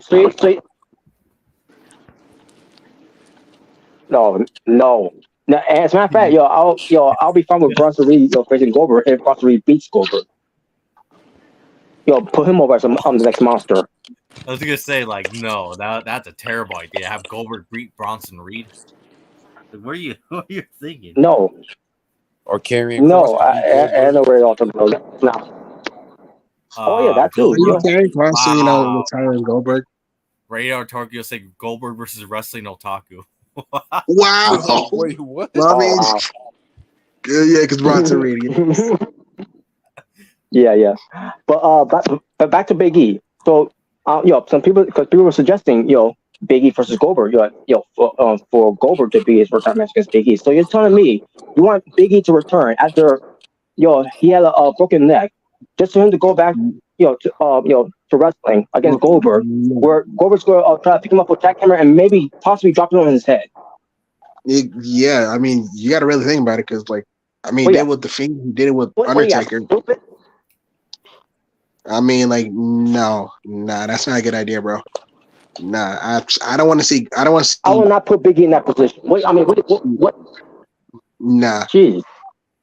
Nah. Especially how serious his neck injury was when he got injured. Exactly. Yeah. No. You really want to put him with Goldberg? Nah. So for all we know, Big E might have got the same neck injury as Stone Cold Steve Austin. Everyone remembers what happened with Stone Cold. Yeah, I remember that. Yeah. Yeah. And as a matter of fact, I know why. And people always want to say, "Well, Stone Cold wasn't a great wrestler." Well, that was the reason why, because he has. But that was the reason why, because that neck injury, really. Because if you see his matches before he got the neck injury, he was actually a better wrestler than he was during the Attitude Era. Yeah, that neck injury pretty much turned him to be a brawler more, because it didn't fit his character. It did fit his character. Yeah. Yeah, but that's pretty much all he could do at the time. Yeah, that was pretty much all he could do, because his neck injury was so bad, he couldn't really do much. No. He couldn't really do much. Yeah. But yeah, I would not put. I I only wouldn't bring put that Big E up in that because for all situation. we know, Big E might have had the same neck injury, or the same type of neck injury. Yeah, he may not wrestle the same way again. Probably, yeah. Yeah, because like if he comes back and we notice like he's his wrestling's different, I mean we know why. We know why. Yeah. So yeah, but yeah, we'll see what they do. If WWE you decide to bring Goldberg back for a retirement match, which I don't think he needs anyways. You really don't need it. But, yeah, he has no one to blame for himself. He has no one to blame other than himself. Yeah. Like I said, the only one I can really see is probably Ron Breaker. That's the only one I can really see. I can see that too. We should have Goldberg beat Austin Theory. Oh wow! No, not Austin Theory. No, don't do that to him. He should beat Gunther. No. Exactly. No. But okay. And don't try to pick him up for a jackhammer either. Please don't. I don't want you dropping him in the set either. Well, you know what? You know what? Honestly, I would not care if Goldberg beat up Logan Paul. That would be the only guy I would not care for. That'd be the only one I would love that. I would love that. Make it a 30-minute squash match, just like with Dolph Ziggler and Goldberg. There you go. That'd be epic. Yeah, just do that. Just spear him, jackhammer him, whatever. Just do whatever you want. So now I bring up Revolution. AEW Revolution, to be exact. Yeah. This was back on March 5th, 2023, at the Chase Center in San Francisco, California. That's so Raven. So yeah, 9,000 people in there. For the buy rate of 130,000 to 140,000. So this did a big number, which is the bar rates. Okay, that's cool. That's good. So the opening match, we'll start with the pre-show. Mark Briscoe and the Lucha Bros defeated the Ari Daivari and the varsity athletes of Josh Woods and Tony Nese in 12 minutes and 50 seconds. I thought the match was fine for what it was. At least the Briscoes, at least Mark Briscoe and Lucha Bros won. So. Yep. Yeah. Which, by the way, did you hear about the news about Mark Briscoe recently? No. What's going on? Well, because the Supercard's coming, right? Ring of Honor Supercard. I mean the Jay Briscoe thing. The Reach for the Sky, the Reach for the Sky ladder match. Yes. Okay. Yeah. I actually did hear about that. Yeah. Yeah, and I think the Lucha Bros is going to be part of it. Oh wow. Yeah, so so pretty much you gotta have the best tag teams to be part of it. Yeah, it's pretty much Mark Briscoe. He's gonna relinquish championships. Well, obviously, because at the argument with Jay. I've heard people say they should get new designs, retire the old ones, and actually give the old design to Mark Briscoe's family or Jay Briscoe's family. Oh yeah, they should. Yeah, I mean they're in Hall of Fame, and the Briscoe are in the Hall of Fame, so Yep. Yeah, I wouldn't mind that, but I mean, I figured, I already knew it was gonna happen. I didn't think it was gonna be like in, I mean, I figured it was gonna be Supercard, but I was just wondering when they were gonna announce it, and I did hear the announcement. And, I'm glad. I'm glad they did. Yeah, and it's cool, gonna be named after, his catchphrase, reach for the sky, boy. So that's cool, man. That's cool. That's good. So yeah, we'll see. If they make a new design for the tag belts, and then retire the Ring of Honor titles. Obviously those are the original Ring of Honor titles, but we'll see. We'll see what happens. I do really want to see the old Ring of Honor championship that they had. I think it was, I forgot what year it was. It was created, but I think Adam Cole held this championship. I think Jay Briscoe held this championship. I know what you're talking about. Yeah, I want to see that back because I really. I think I know what you're talking about. Yeah. Oh, you talking about the gold one? Yeah. Okay. Yeah. I believe Tyler Black, aka Seth Rollins, held that belt too, right? Yep. Yeah. I mean, I would like to see it better. I mean, I don't mind the old because I know it's the first one, but I don't know. It's just kind of plain to me, to be honest. I just like the old ones. I think that's what they're going for too. For the to look at plain. I mean, I get it, but at the same time, I just like the other ones that they had better.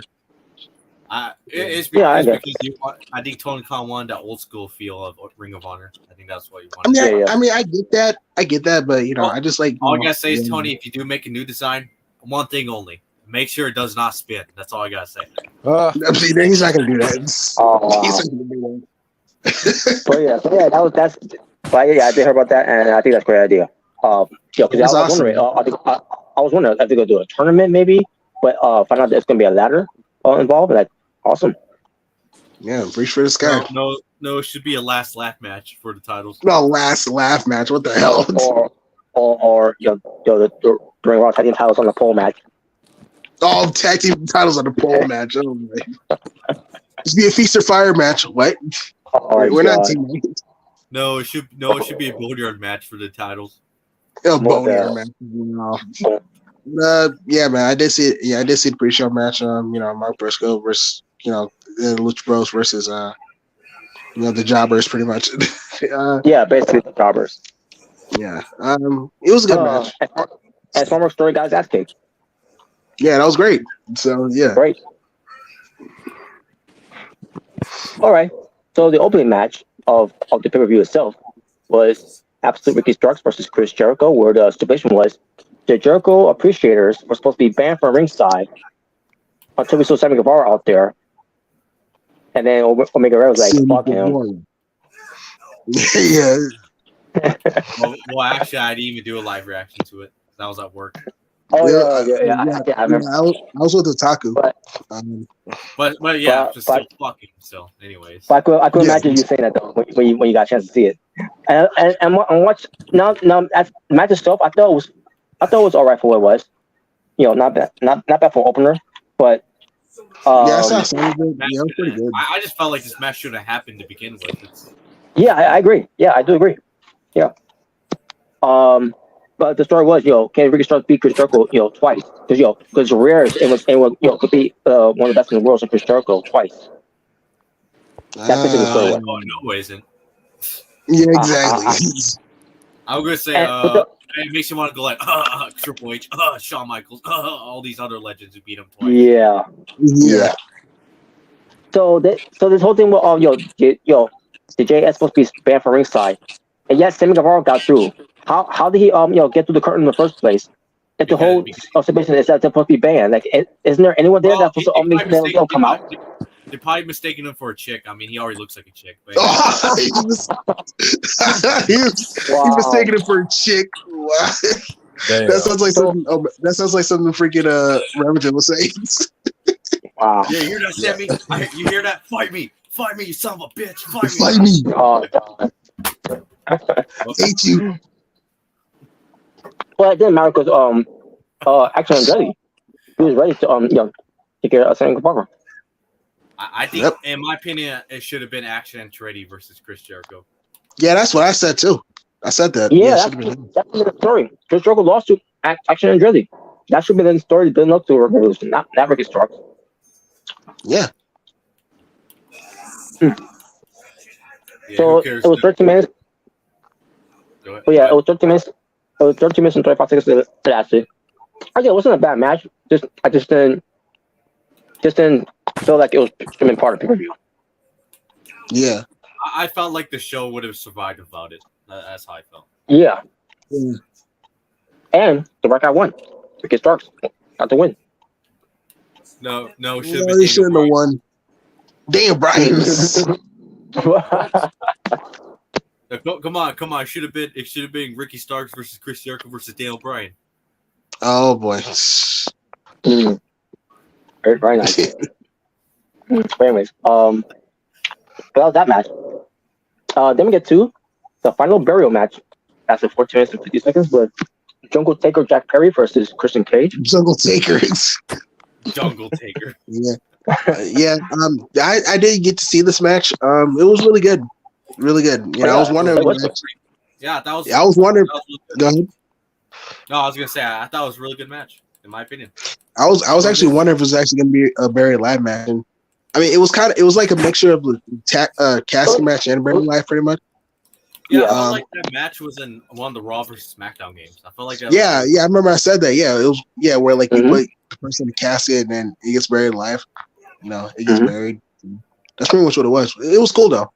It was cool. Now, you got a little Christian Cage here because you can't say anything negative about the guy who goes in there in a wrestling match with a sleeveless turtleneck. Yeah. Oh yeah, I forgot. I never seen that before. That is some ultimate heel stuff right there. Only Christian Cage can pull that off. Only Captain Charisma can do that. That's right, Captain Charisma. But yeah, this match was good though. I enjoyed everything. And then in the end, Jungle Boy Jack Perry, he did the concerto. He showed a little hesitant again, but then he this time he did it. He didn't hold back this time, and he got the job done by officially burying Christian Cage there. Not only that he buried Christian Cage, but as soon as the casket was closed, all of a sudden the casket just dropped. Like what the fuck? What's that? Yeah.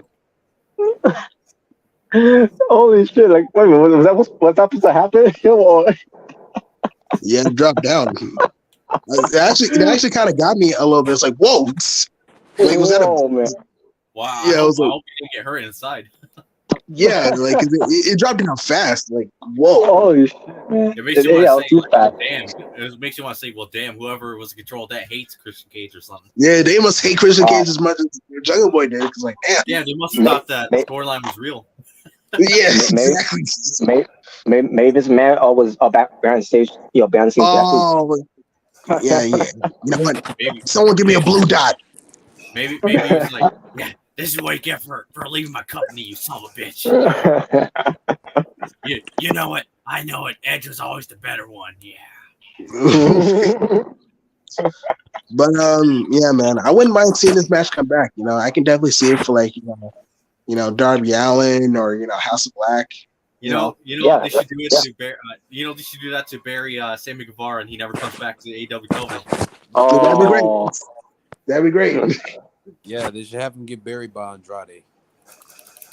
Yes. Andrade. Yes. Have Andrade Eddie to bury and make it a 2-on-1 handicap. Yeah. But yeah. Yeah, that was a really good match, man. Really good match. Yeah, it was good. And then following that was. You just say Go ahead. Now, I was gonna say I hope they bring this match back. The final barrier match. I want to see more of this. Yeah, I agree. Yeah, they should. I thought but these two, it was well done. It was really well done. Maybe they should do it at the House of Black. Yeah. Yeah. Darby Allin. Darby Allin. Yeah. It'd be funny if someone actually had like the golden shovel, like someone gets the golden shovel and just buries the match.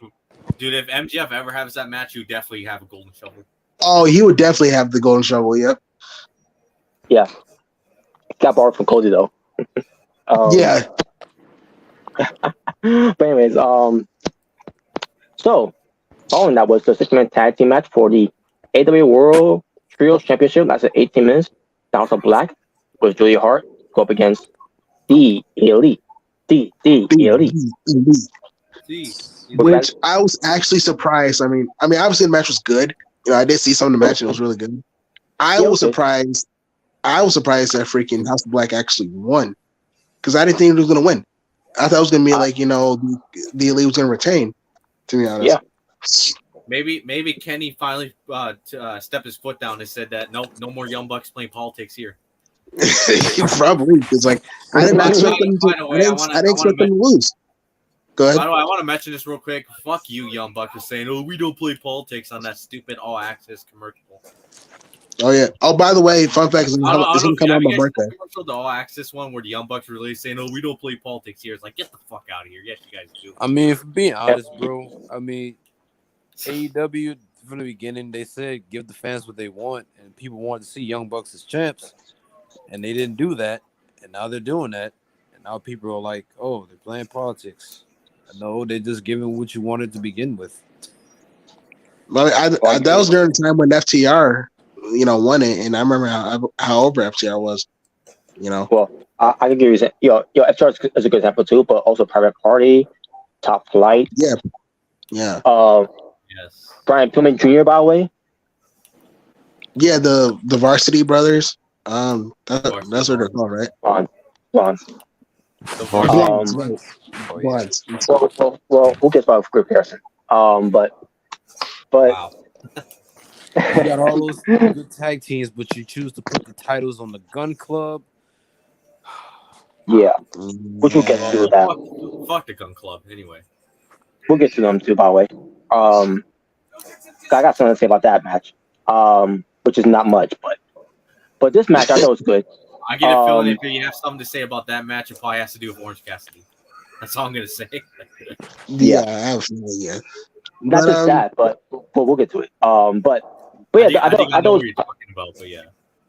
Yeah, but it was. But I enjoyed this match for what hard for the Young Bucks now, but not saying I hate them as persons, I just don't care for them anymore on TV. Yeah, or in the ring. Yeah, because I don't know how they are as persons, as people. But I'm just not really. Yeah, they're likable. They're likable outside. I mean, I know Kenny because I watch him because I watch Street Fighter stuff, and he plays Street Fighter, so he's pretty chill, Mm-hmm. So yeah. So after they won the belts, which I was happy they did because I wasn't going. I didn't think they was going to win it. I wanted them to win it, but and they did. So after the match, also we see a kid in the ring, which I'm pretty. I'm assuming that's Brody King's son. Instead, I'm hearing from people online saying, "Oh, is that Julia Hart's kid? Is she pregnant? Like, wait a minute, how could she be pregnant if it's just a kid in there?" Wait, what? Wait, what?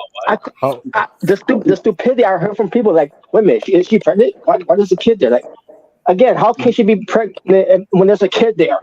Wait, what? You mean was she pregnant? Like, Yeah, was she pregnant? So, like, what? You stupid? I was thinking to myself, isn't it his daughter, like a 9-year-old girl? Wait, these motherfuckers ask, is she pregnant when the kid is right fucking there? I don't get it. Well, I didn't know she popped out some kids. Like how the hell do you think pregnancy works? Oh my god! I don't know. I don't know how it works. It actually appears. Yeah, that's right. I never graduated sex ed class, so that's why I don't know. Yeah, I don't know. Yeah, I don't know what they just fucking spawn out like Pokemon. Yeah. Yeah, that's how it works. Come on, guys. You ever heard of people popcorn? That's how babies spawn. Oh, but I couldn't believe the stupidity I was hearing from these people online. Well, what do you expect from wrestling fans, anyway? I guess before anyone gets my word twisted, I don't mean that by AEW fans. I just mean wrestling fans in general. Yeah. You mean all of us? There is some wrestling fans that are just stupid, like beyond stupid at times. It's just like, oh man, that was so ridiculous. But nevertheless, good to House of Black won. They finally got something. Hopefully they'll stay that way. We'll see how that turns out. By the way, I should bring. Yeah, go ahead. I was gonna say maybe they should face the Judgment Day for the trios title. Oh boy! Oh wow! That'd be a dream match. That's the only. Oh my God! It's gonna be Dominic's girlfriend. It's gonna be Rhea's boyfriend versus Rhea's boyfriend. Oh boy! Oh God! I will make it that angle. Yes. I should mention this. Because I failed to mention this on Ricky Starks' part after he won his match. So what's next for Ricky Starks after being Chris Jericho? Well, on Dynamite when he was out there, kind of promo and all, he was interrupted by Bullet Club, and immediately I thought to myself, wait a minute, is it Jay White? Nope. And because obviously he's not gonna be in Japan no more, because he's done in Japan, and he's basically he's done with period foot in Japan as well. So I thought to myself, oh my god, it's gotta be Jay White, right? It's gonna be Jay White bring in your Bullet Club in AEW. Nope. No. I didn't think it was gonna be Jay White since he lost and we had because I heard Bullet Club has a new leader. So I figured he was like kicked out or something. So I was like, nah, I don't think it's gonna be Jay White. It was probably gonna be someone else. And instead, it was Rock Hard. Yep, Rock Hard, Juice Robinson. Well, come on, what's wrong with that? He has to be on Dark. He's been on Dark for the most time. He has to be on He's been on Dark. They got him signed with AEW, and he's been wrestling on Dark ever since. Well, he's signed in AEW. Why don't I remember this? Yeah, he signed to AEW. Yeah, he signed to both New Japan and AEW. That's how he's able to be a Bullet Club. I actually don't remember that. I don't remember him being signed. Granted, we don't really see much in AEW, so that explains it. This was a letdown. And it's not against Juice Robinson. He's great, but this was a letdown. I heard people. Come on, you want to see what you wanted, Chris Bay? What's his name? No, Robert would have. No, we all know Robert would have popped if it was evil. Oh, evil! No. I remember I made a joke about that. It's like, well, it was gonna be Evil English because Evil never comes out with Bullet Club team. Should have been Taji Ishimori. I would love that. I would love to be Taji Ishimori. Does Bullet Club still have that pimp with the bunny girl? Do we still have him? Yeah, but he's part of the House of Torture, in that whole thing. So, fuck him. Oh. What about the bunny girl? She's still there though. She's still part of Bullet Club, obviously. And they call her Peter. Huh? Her name is what? Peter, because because she's the rabbit, or she's the bunny, whatever. But what tends to her being a stripper and it's all black in her, which is probably awesome. Yeah. I thought you said Peter. I'm like, what the hell, Peter? No, Peter. It's not like I'm saying Peter, but it's Peter. That's how they pronounce it. So that's how they pronounce it. So Peter. So I guess we can start to be because of Juice Robinson made system. There's more for us to come. So I'm thinking to myself, wait a minute, so we're all gonna get Bullet Club then. Now that doesn't mean we're getting Jay White though. I think Jay White's still going to WWE. Yeah, I can definitely see him coming to Raw after WrestleMania. Mm-hmm. Against who? We'll see. We'll find out. If he is coming. Oh God. Yeah, we're gonna have Jay White to lose to Goldberg in his debut match. Oh, as long as Goldberg puts him over. What was that? No. As long as Goldberg puts him over. No, we're not gonna do that. Of course not. No, Jay White should go against John Cena and John Cena bury him on his debut match. Oh no! Stop! No! Stop! Don't do that. Come on. We should have Johnny Gargano play politics and make him beat Jay White. Oh my gosh! Stop. Anyways, whatever. And as far as Chris Jericho, what this for Chris Jericho was the Elite and also Black because Jericho, Sammy Guevara, and Dan Garcia, they're gonna get to the Trios title, and they made an announcement that's gonna be on the next Dynamite show, a three-way for the Trios Championship. Okay. Yeah, I saw some of this. As long as Sammy Guevara doesn't win. And as long as the Elite doesn't win. I think Penta should break his fucking arm. Yes. So there you go. I think it's good. So then we get to Jamie Hayter defending her AEW Women's World Championship against Saraya. Yep. Against Ruby Soho. Yay. Destination unknown. Ruby Riot. I'm Soho. Ruby Soho. But yeah, You almost messed me up with my lyrics. But yeah, it was a 10-minute match. Match itself, I thought it was fine for what it was. Yeah, I think some of it, yeah. Yeah, 7 minutes first on Tony Storm, her thick ass. Yes. Delicious. And yeah, Britt Baker out there as well. When did you rock this rock art? Yeah. Well, I mean, he's a lucky guy. I mean, what can we say? Yeah. But yeah, I thought the match was fine for what it was. In the end, it was Jim Hart getting the win over on Ruby Soho. And then all of a sudden, Tony Storm and Saraya starts attacking Jimmy Hater. Ooh. Perfect goes in, even the odds. And they were getting their ass kicked. Ruby Soho sees all this. And the whole thing of whose side is she on? So she shows a side. Basically taking out Saraya and Tony Storm out of the ring and said, this is our home, whatever and everything. And basically Jimmy Hater and Ruby Soho pointing each other over and all that. Rebecca's clapping. But then the future kick, by Ruby to Jamie, Rebecca sees this.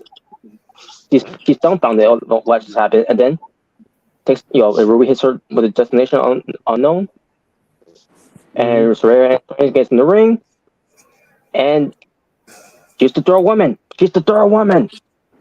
She's the third woman. Oh my God! Ruby Soho has betrayed AEW. Yes, she did. And then it did the spray can of losers on, basically the ship of L onto, the letter L, I should say, on Britt Baker and Jimmy Hater. And I think myself, well, the thing is, Jimmy Hater won, so the losers are you. Yeah, I didn't win the belt. Well, that was a fluke victory, Smart. It was a fluke. I don't get the whole L thing. It's a tribute to the Bella Twins. Oh boy. Oh God. Well, that's the thing that give it to let the Bells have that, because the Bells always does that shit. Well, what's wrong with that? It was stupid then and it's stupid now. Well, it's but then again, didn't Saraya and Tristan always do that too? Ever since they started on this whole thing. I guess they're calling it the Freelanders, or else I don't know.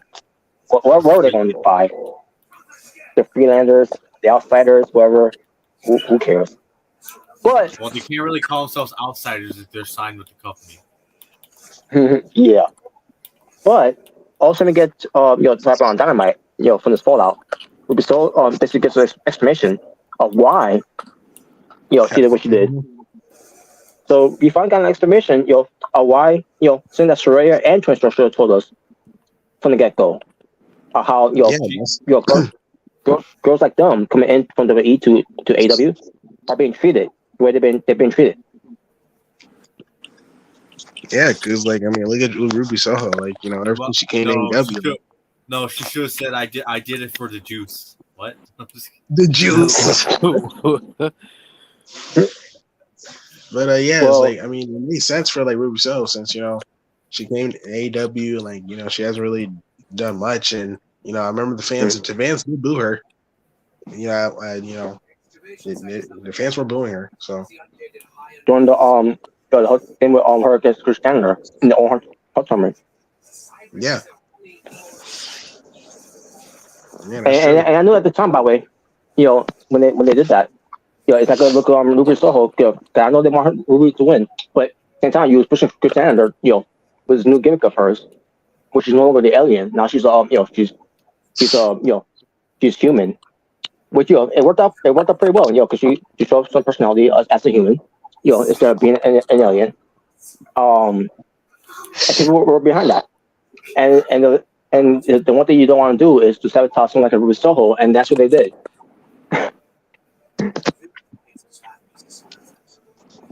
No, the fans are just marks. And I knew that's gonna bite. I knew that's gonna bite. I knew that's gonna bite them in the eyes when they did the Ruby Soho, because she deserved that. Yes, she did. Yes, you did, Smart. You caused it. But yeah, Ray Russo gives her examples of when she first came in, when she was against Baker, and they were chanting for her, DMD, whatever. Not saying they were booing her and all that, but they were fully behind Baker over her. And then like what Jen brought up before, with the other thing was we were booing her against Christiana from the Home Cup tournament, and here we are, why she decided to choose to be with them. Because and the whole team too. When Tony Storm was the champion, they didn't treat like a champion. They treat like as an interim champion, and that's been our problem all this time with what they've been doing with Tony Storm. Yeah, she brought up a good point. No, she didn't. No, she didn't. And then with Soraya's case, she came out of retirement, because they want her back. And she came back, and what type of reaction they gave her? Mid reaction, whatever. Basically didn't show really much care for her after she came back. Mm-hmm. Yeah, it was all John Cena's fault. What? What did John Cena doing? No, Nikki Bell's fault. Really? Wow. Oh, but yeah, these things that that Russo have been saying, that's something maybe we should be hearing from Saraya and Tony Storm. Yeah, exactly. Because I kept wondering, why did she turn heel? Why did they turn heel? Yeah. They had to take Ruby Soul to give us an example of why all this is going on. Exactly. Yeah. But I guess that was the destination unknown of to find out why they do this. I guess so. And then it led to when Ruby Soul having a match against Scott Blue, and then obviously Scott Blue wasn't the one that won. And then Will Nightingale comes out because he has a relationship with Ruby Soho from the tag team run for a brief time, and she turned her too, so she beat her up too. And then they spray can they spray them with L's again. Well, actually to those girls. I think it's great. So now Sky Blue is now Sky Green again. Because didn't they do that before? Didn't they do that before? Or they tried to, but then this time they actually did it. Yeah, I think so. Wow. Well, I'll say one thing. Sky Blue, she had a nice access. In her show against Soul. I mean, when she never.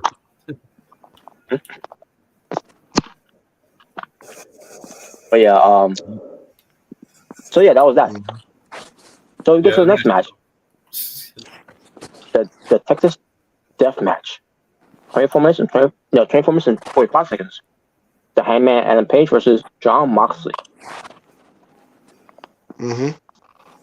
Holy shit. What a match this was. It was war. Spoiler alert, folks. Jon Moxley bled. He bled. Exactly, yeah. Well, I mean, I believe he was the first one to bleed. He was the first one to bleed. No idea. But yeah, they had crazy stuff. Like, obviously they had barbed wire wrapped around steel chairs, barbed wire on boards, a fork from Jon Moxley, a chain. Can't remember exactly what else they brought in.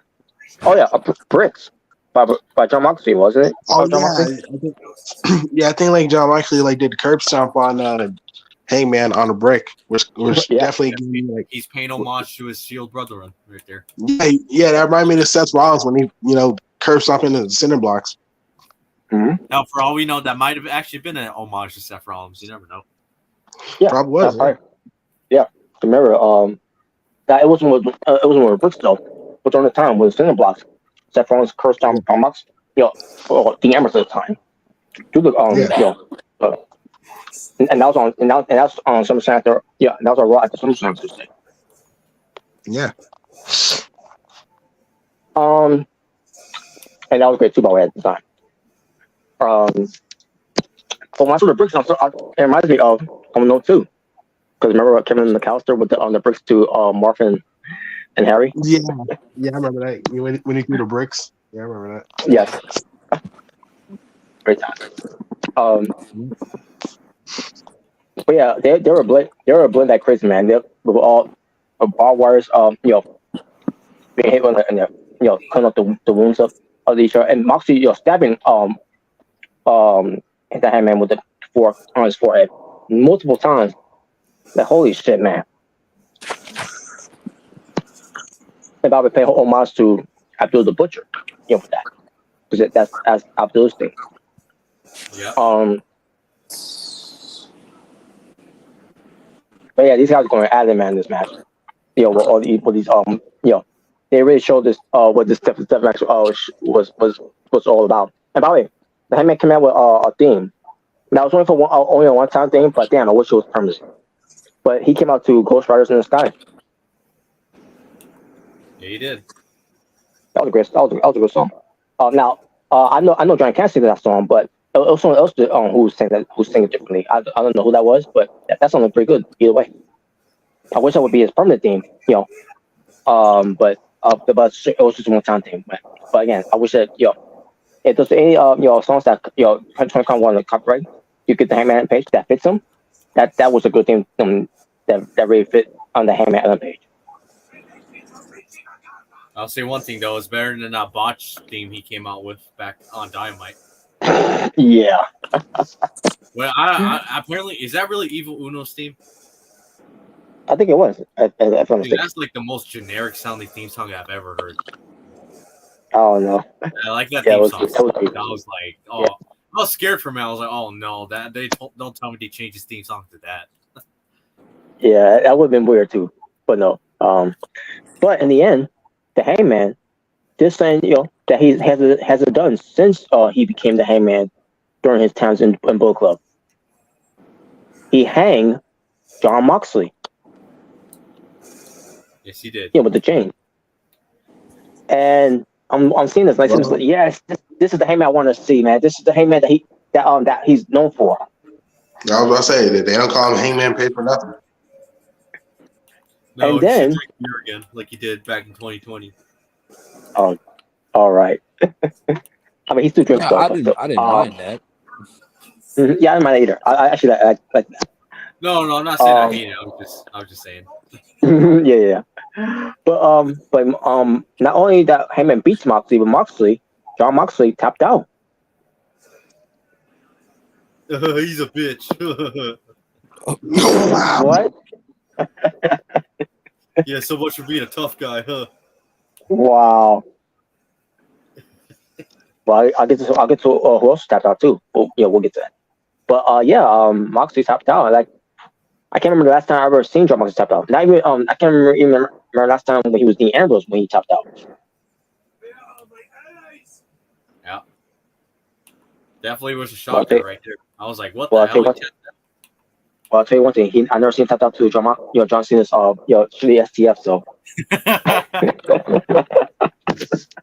his STF. Well, the STF was trash, so who cares? Yeah, but oh, there you go. I was waiting for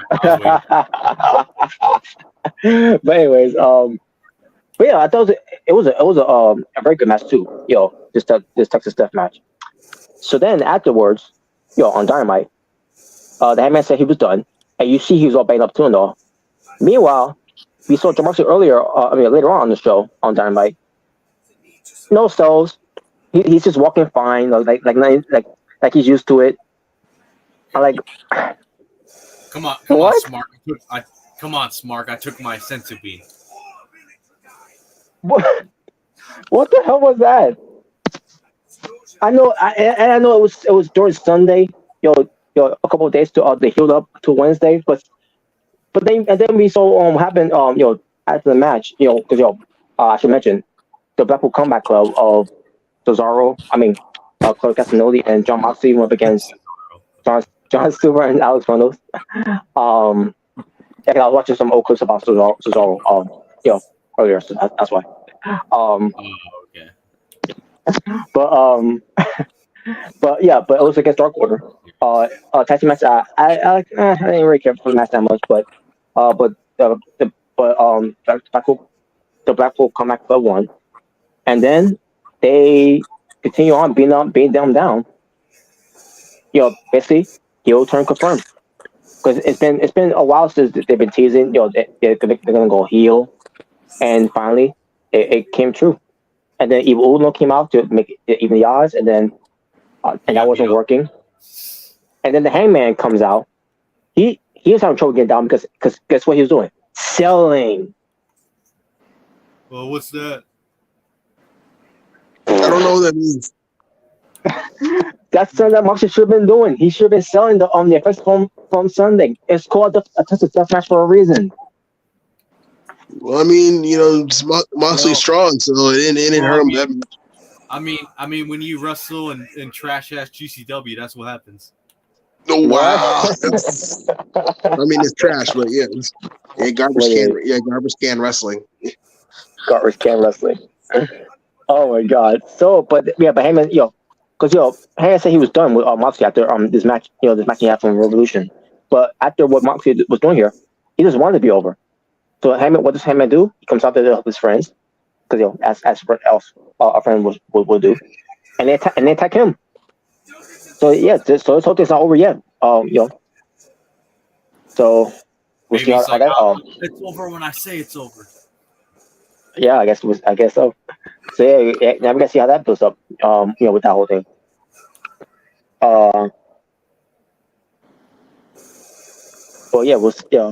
But hey, the point is, with this whole thing, the Blackpool Combat Club, John Moxley, Claudio Castagnoli, and Bria Lita, they are now heels.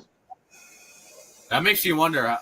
Wait, is Bryan Danielson still part of that group, or is he pretty much doing his own thing now? To be honest with you, I don't know. To be honest with you, because after what MJF did to William Regal, and then he calmed down Moxley during that time where Moxley was going to kill Regal because of what he did on Full Gear. Makes me think, I think he's still part of it, but I guess in there from in on it. But then again, he's been doing his own thing with MJF because he wants to get revenge on him. But but didn't work out the way he did. But we'll get to that. Yeah. But we'll see.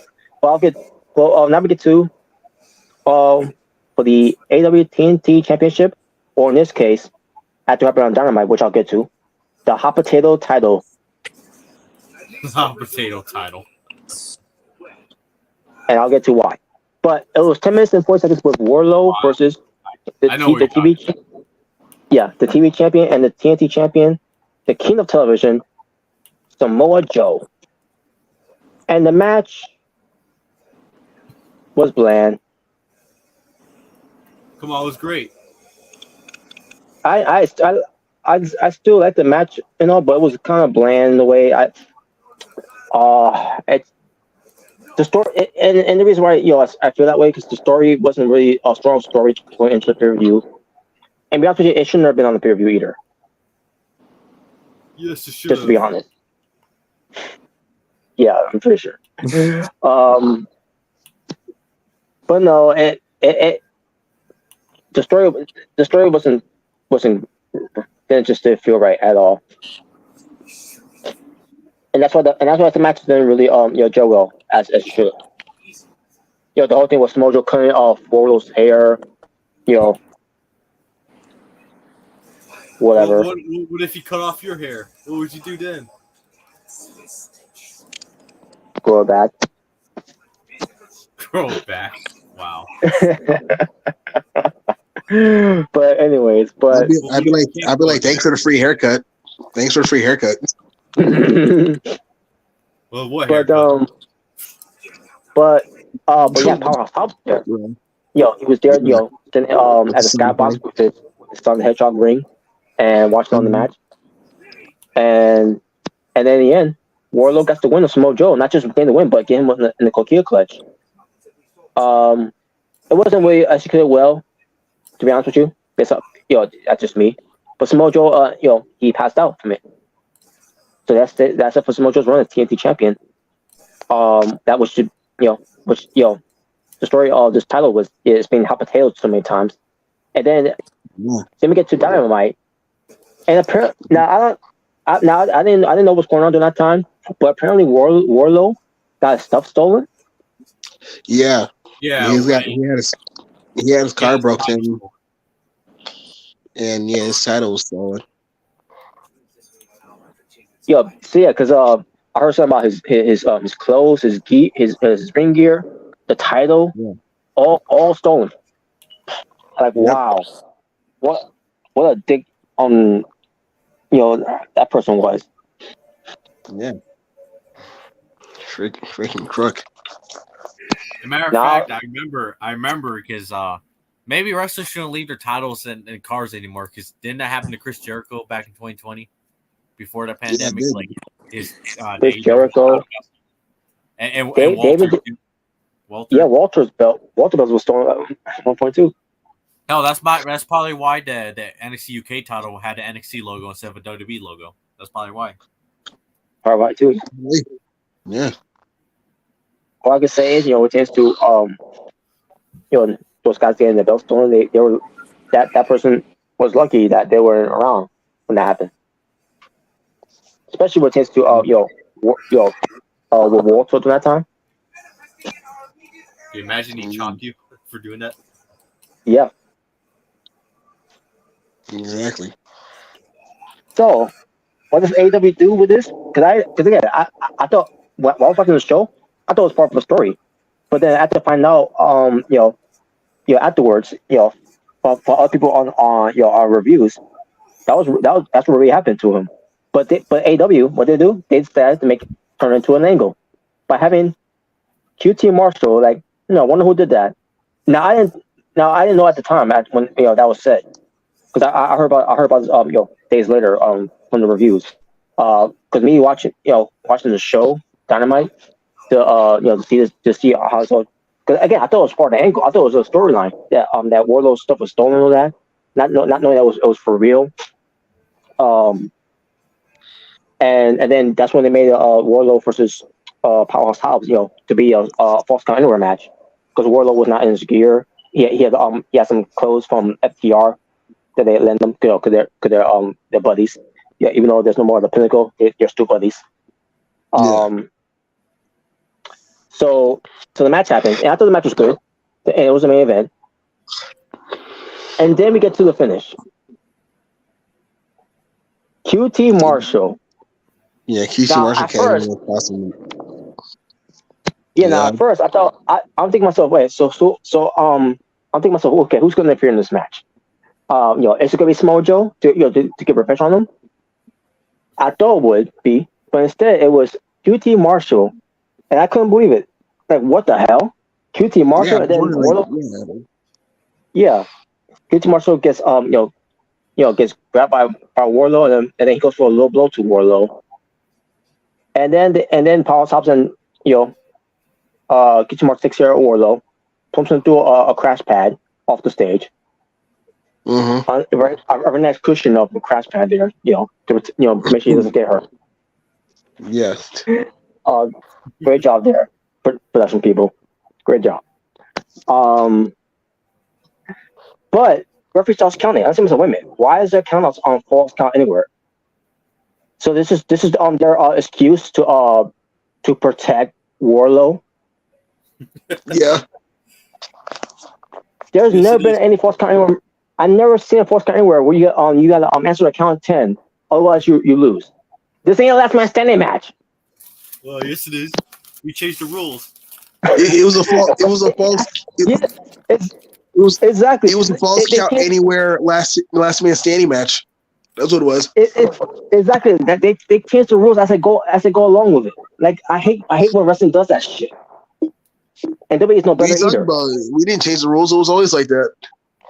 And WWE is no better either. No, the hell with that shit. Are you kidding me? Well, So come on, this come on now. AJ Styles and Shinsuke Nakamura had that. Why did he get a free pass? because that was an actual last man standing match. It was an actual last man standing match. What do you mean? They should have just made it last man standing match. I'm saying this. I'm saying myself. How does this make Warlow look good in defeat? It does. He didn't get pinned. It I mean, obviously, but it's bad enough that he had stuff stolen, which is real, or for real. And then and then come on, protects him. Yeah, protects him. I don't see how this protects him. To me, especially we got QT Marshall involved. The same QT Marshall that all y'all been crapping on, and pretends to because of the whole factory thing. And which, by the way, I heard that's over too. So what was the point of bringing in Lee Johnson in that group? For a brief time, just for you to also months later to end it. And on top of that, then we also have what was his name? Two Stacks. Yeah. I think it was Cole Carter. I think it was Cole Carter, I believe. Cole Carter. Yeah, Cole Carter. Who also joined this year, a few months ago, or whatever. Or was last year? I can't remember. I don't know. The point is that it was last year because that's when when Jeff Jarrett came in and there was a fake Sting. Yeah. Honestly, that guy was better off with the D'Angelo family than he was in the factory. Yeah, he was. Because I mean, we barely see him on TV, so that tells you a lot. Wait, wasn't it 2 dimes? 2 dimes, yeah, it was 2 dimes. Yeah, stacks, yeah. Yeah, 2 dimes. I was thinking. I was thinking about 2 stacks.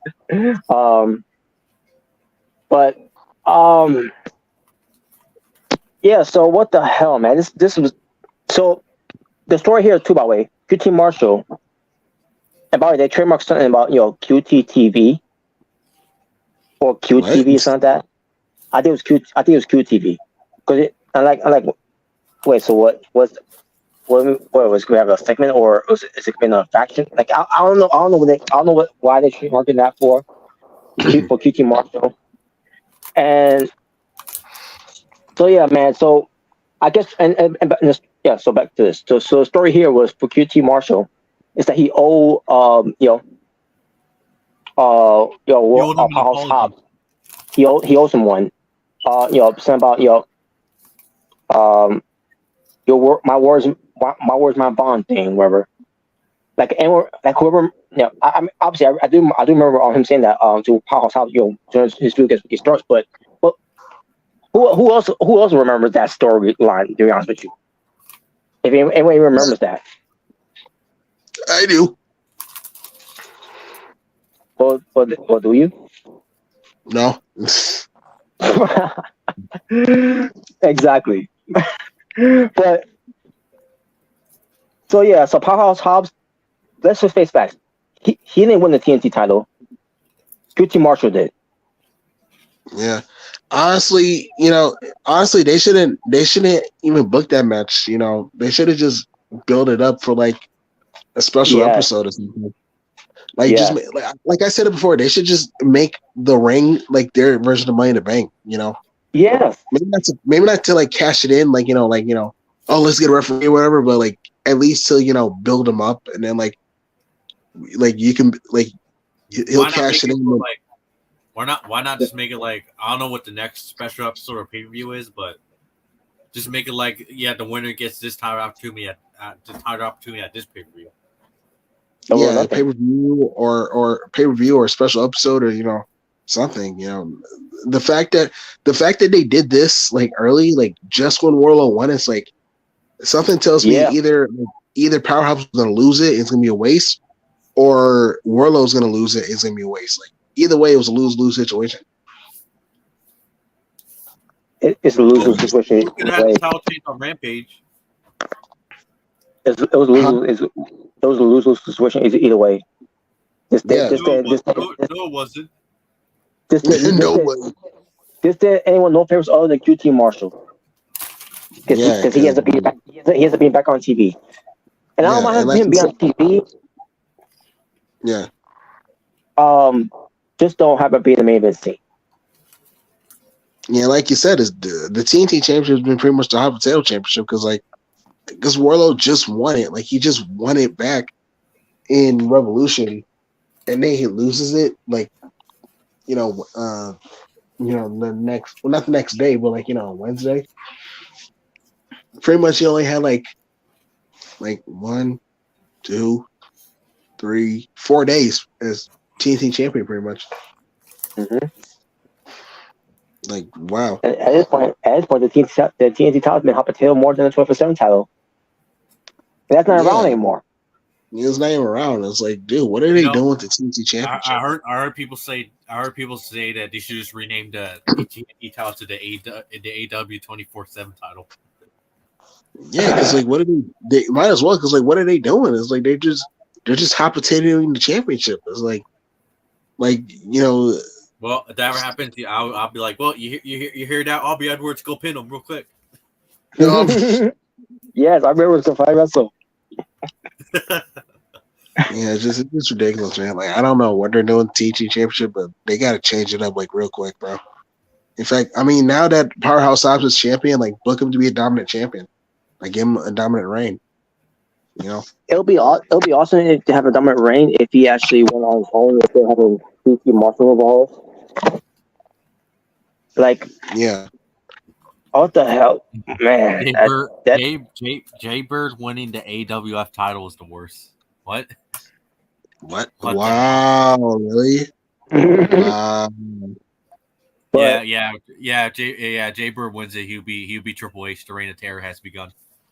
Wow, really? I am the Jay Bird. Yeah. So, I'm happy for Powerhouse Hobbs either way, but this is not the way for him to win the title. They should have built. In my opinion, if he would have won the title, it should have been clean, not with help. Yeah, I would have been fine with that. Yeah, you still could even Wardlow was going to lose the belt. You still it was a way for him to make him look good in defeat. No. Yeah, it was just. Yeah. What the hell? We can have Goldberg. I mean Wardlow. Win. Goldberg. Now,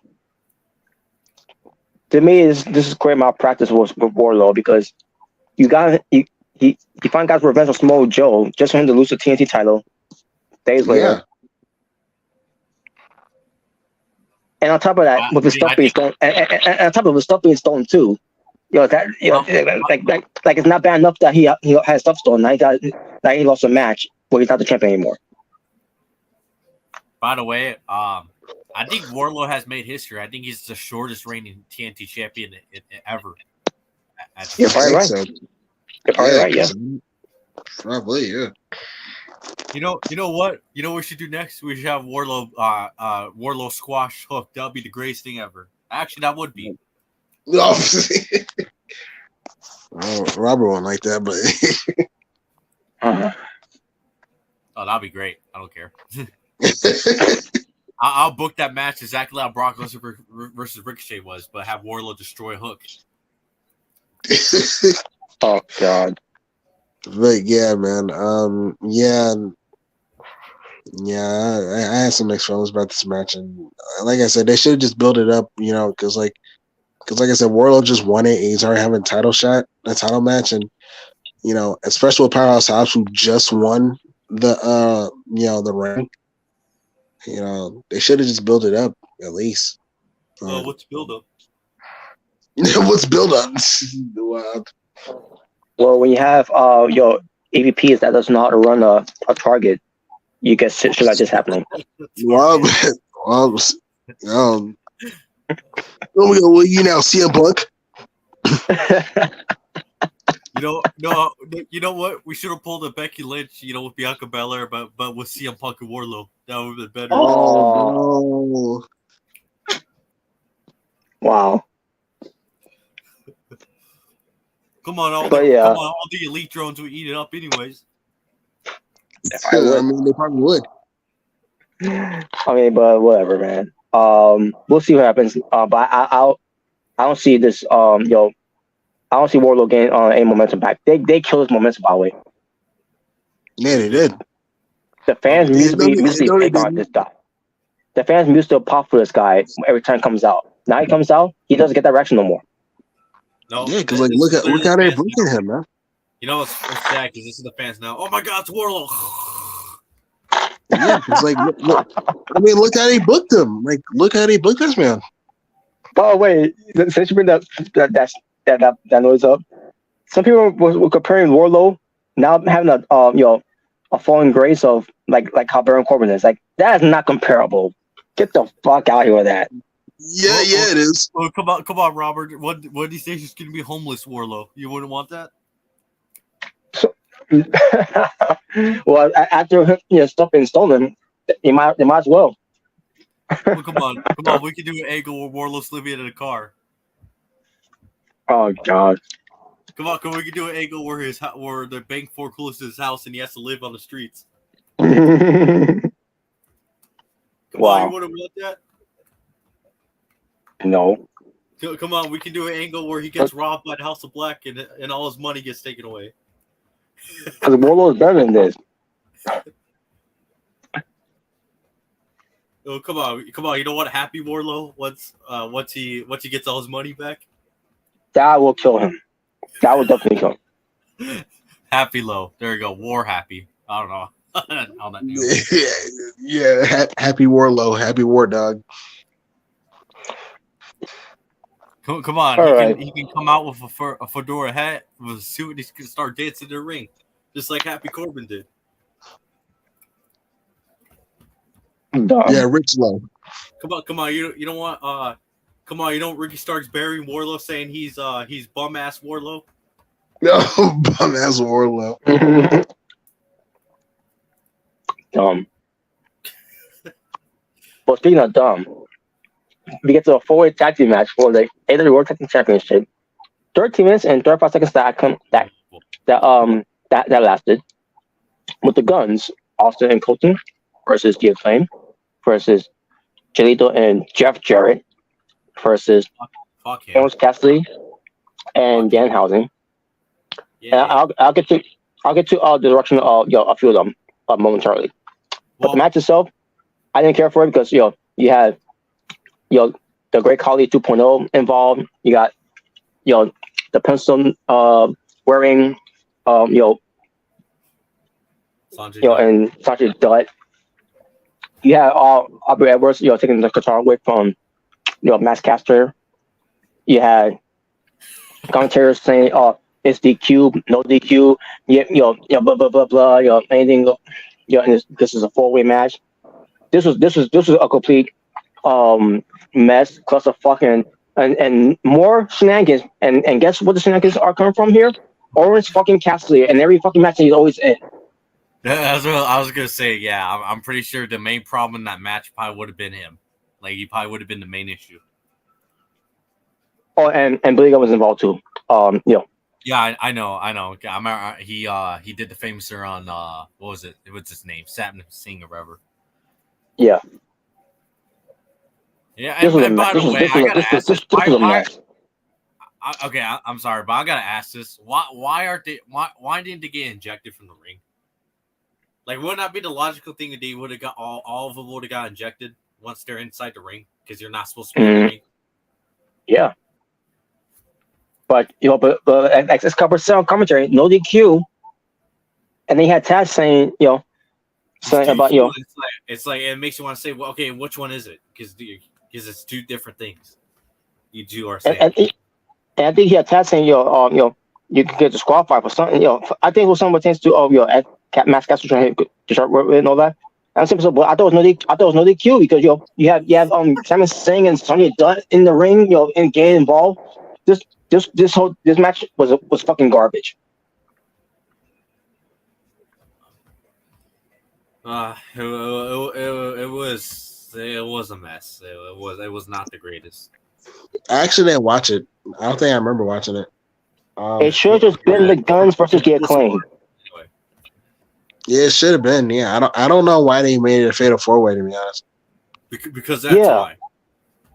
What? I mean, hey, Jeff Jarrett sell tickets, bro. And I should bring this up. The whole thing with the Young Bucks having top flight being them, weeks ago. And I understand, so and you have people saying, "Oh my God, this is great for top flight." Yeah, because it worked out so well with Private Party, right? Yeah, because because the Young Bucks let Private Party win, and what did that do? It did everything for the career. I mean, he was part of the Hardy family office. That was awesome. Come on, isn't that enough of a push? Having Matt Hardy as a manager. Yeah, but then they win the tag titles, did they? They won something better, Matt Hardy. Right, and then they won Andrade as their leader. Yeah, even better. And where is he now? Catering. I don't know, catering. Jinx. He's probably busy with Charlotte. Come on. He's probably eating his Ganisada burritos on catering. Wow. Come on. He has his sombrero on. He has his tacos. His wow. Come on. He's probably eating something else, with Charlotte. You know what I mean? Well, he's a lucky guy for that one. But anyways, yeah. And also with Top Flight and AR Fox getting a match against the Elite for the trios titles, I think they may have another match against them afterwards as well. But what happened there? They lost. So what did that meant for Top Flight on Young Bucks? Absolutely nothing, because at the end of the day, the fucking Young Bucks play politics on them. Exactly. Well, we don't play politics. Sure you do. Come on, Omega. We don't play politics, right? Yeah, sure you don't. See, Omega agrees. Oh yeah, totally. But, I had a feeling this match was going to be. I had a feeling this match was not going to be, really that great. To be honest, I just had a feeling, and Come on. I kind of skipped it, but now hearing this, like, I guess I didn't miss much. Well, of course there was and of course there was just like the E drones overrating everything involving Logan Paul. These elite drones also overrate everything involving Orange Cassidy too. I have to say it. These people do this. I thought he was going to say Jeff Jarrett for a minute. Like, what? No, not Jeff Jarrett. No, Orange Cassidy. People were saying, "Oh, this is match of the night. This is a 5-star classic or whatever." Match of the night? No, it wasn't. Now with Orange Cassidy, he's going to the ring. The thing is with Orange Cassidy is that his the way he was performing this match, it's been like this in other tech matches he's been. We're saying being with partners. And then when he does, the whole thing with having your opponent in the corner, and then Orange Cassidy, goes to do teamwork with his team with his teammates. They're the ones running charge to the opponents. What does Orange Cassidy do? He's running slowly to do his whining, close on corner. Like he always does. I can't watch this shit. This is what I don't want to watch him anymore. Yeah, you do.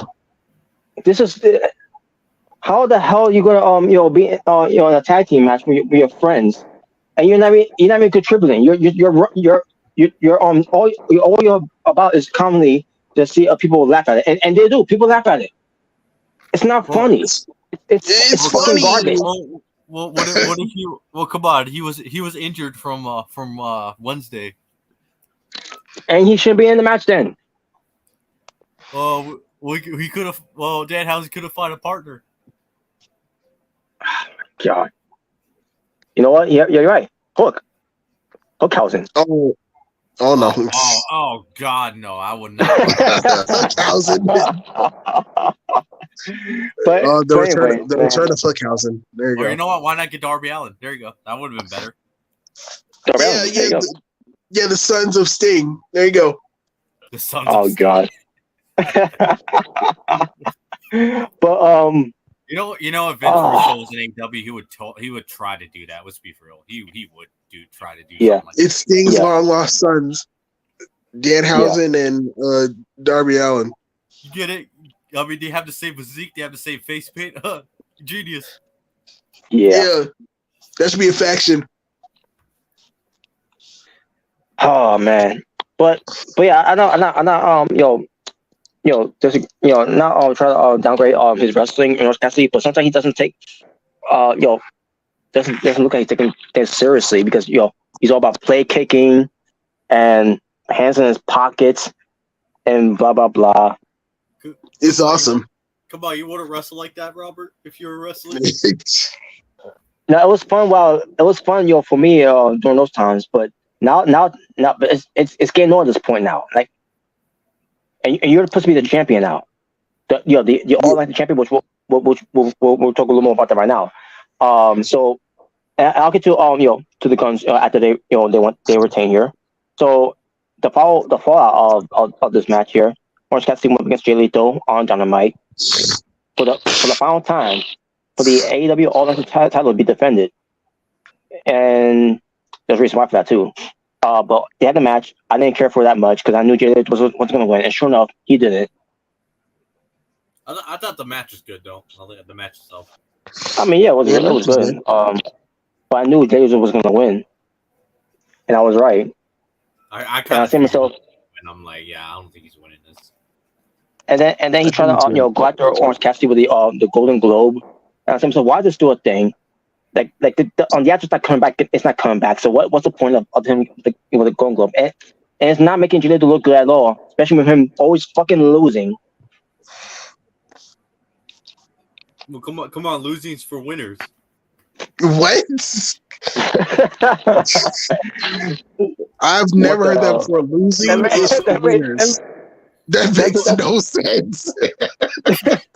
Come on, losing's for winners. Look what it did for Austin Theory. That makes no sense. That makes little sense of then losing. Wins and losses don't matter. I mean, if you would have said that losing, like failure, can lead to success, it's like okay, yeah. But losing makes winners. What? Wait, what? Now, what I did like about the match though is that there was no outside interferences, there was no shenanigans. Just finally, and that's something I could put over Orange Cassidy because he actually took Jay seriously in this match. No, we needed the Best Friends and Danhausen and Jeff Jarrett and Greg Conley Jr. Yeah, we need Bob there too. What? Yeah, we need Davari Jr. Yeah. We needed Doink the Clown. He needed to be there too. yeah. We needed David Arquette. What the hell?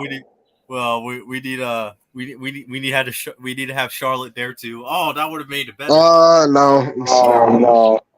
Come on, she could put the figure A on Jay Lethal. Wow. Oh no. And that's for beating up my dad. Oh boy. And then we can have Johnny Gargano there. He get beaten up by Jeff Jarrett. What? No, have Johnny Gargano freaking super kick him. What? And then we can have Seth Rollins there with Super Mario boots dancing. Come on, you wouldn't like all the shenanigans. Come on, you don't like all the shenanigans? And then we can have Joe Hendry there, and he can sing his song. Oh god! In fact, that should be a faction. Joe Hendry, No Way Jose, and Orange Cassidy. There you go. That's Robert's favorite team. You know what? This reminds me of the trios title. Yeah. This reminds me of Joey Janela and Matt Cardinal's match that was booked on GCW over all these overbooked match. That's what reminds me of there. Oh yeah, overbooking it, like overkill. Yeah, most of it I liked it though, but there's something I didn't like about it. But I think it's great. You know what? We should make whatever. that. We should actually make that faction. We can have No Way Jose. We can have Joe Hendry and Orange Cassidy. We can have Smart Mark Sterling as their manager. and they can win the trios title. Oh God! But Come on, he could destroy the House of Black in 30 seconds. That'll draw money. Wow. Sure it would. But after Jay was trying to get to Orange Cassidy and all, who comes from behind? Jeff Jarrett. Because of course, right? Because we need more Jeff Jarrett on TV. World. It's my world, my world. And then he goes El Kabong onto his knee. Because his knee, that was the story of Orange Cassidy in the match. His knee was getting banged up by Gilito, and then later on they announced there's going to be Jeff Jarrett getting a title shot against Orange Cassidy. Now it's not called the All Atlantic Championship anymore. Now they're calling the AEW International Championship. Yep. I don't mind it. I mean, it's not the worst name ever. Yeah, I don't mind it. I mean, Yeah, it could have been fine. worse. They could have called it the Freshly Squeezed Championship. It could have been worse. The Freshly Squeezed Championship. Yeah, and I figured it would. I didn't mind it. It could have. Yeah, because I remember it could have been called the Ocean Championship. The Ocean Championship. Because I remember when like it could have been called the Saudi Arabia Championship. Oh God. Oh no. Yeah, they're going there. Yeah, because I remember, like, when it was first called the All Atlantic Championship, like, it was a cool name, but, like, people was, like, saying, like, as flag it was, but, like, that's not from the Atlantic. I forgot which one it was. Yeah. But, yeah, I remember people were saying that, so. I mean, I don't mind it, being called the International Championship. I remember it did say, like, Ray I remember I said, like, Ray Artuga said they can call it the John Cena Berry Championship. What? I do remember saying, like, they're pulling the TNA Legends. They're pulling the TNA Legends because how that title was renamed. Oh yeah. Well, so let's hope they don't overdo that. With the title. Yeah. I hope they don't do that. Yeah. But how they did this though? They did it by plugging Shazam. Yeah, the movie Shazam. Yeah. Well, WWE did Creed 3. You gave that free pass. But I'm not hating it. I didn't care to watch it. I skipped it. Yeah, it's funny because like it was funny when I saw it because like they were showing like Shazam and then like they were showing like Orange Cassidy and Jeff Jarrett like making it seem like it was a serious match, Yeah. And it's like if all matches you do that with is this one with Shazam. And on top of that, it's Jeff Jarrett. It would have made more sense. It would have made more sense if it was like Warlow or Powerhouse Hobbs. Or the Elite versus House of Black versus JAS, since they're gonna have a match next week. Mm-hmm. But again, with Jeff Jarrett doing, why are we? It's my world. Why are we trying to give Jeff Jarrett a title in AEW in 2023? Because it's my world. Well, come on now. He's old. He's gonna retire soon. We got to give him one last run. Yeah, and you know what? When he wins the championship, you can rename it to the TNA Legend Championship. What? Wow. You know what? And he can change the design. It could be a My World, a giant My World title. Wow. No. He'll call it the AEW King of the Mountain Championship. Oh boy.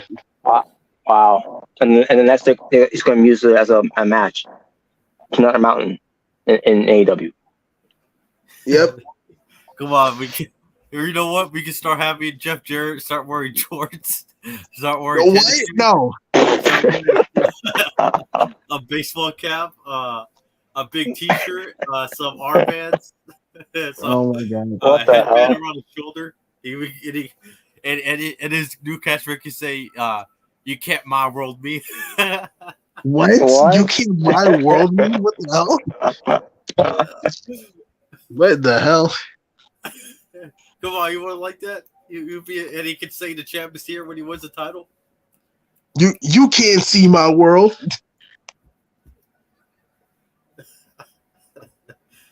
There you go. Wow. Jeff Jarrett Cena. There we go. Jeff Jarrett Cena's No. more. No. Come on. You know what? Jeff Jarrett coming out of a towel, say never give up. All I will say is they better not have Jeff Jarrett win, because if they have him win before Sting even wins, and I know I'm pretty sure Sting is just want to come in just to help out for the company and not to win any championships, which it's great, and you hear years since Sting coming to AEW, they've been bashing Sting in AEW about they're gonna put the belt on him and everything, all this outrage about Sting, he's going to be winning a belt in AEW, which he hasn't, and yet there's no outrage for Jeff Jarrett winning a title in AEW. Because Jeff Jarrett is awesome. Are you kidding me? What the fuck is going on here? Well, come on. He left that dumpster fire TNA for WWE, so we had to give him free pass. Here's what I feel about Jeff. What was that?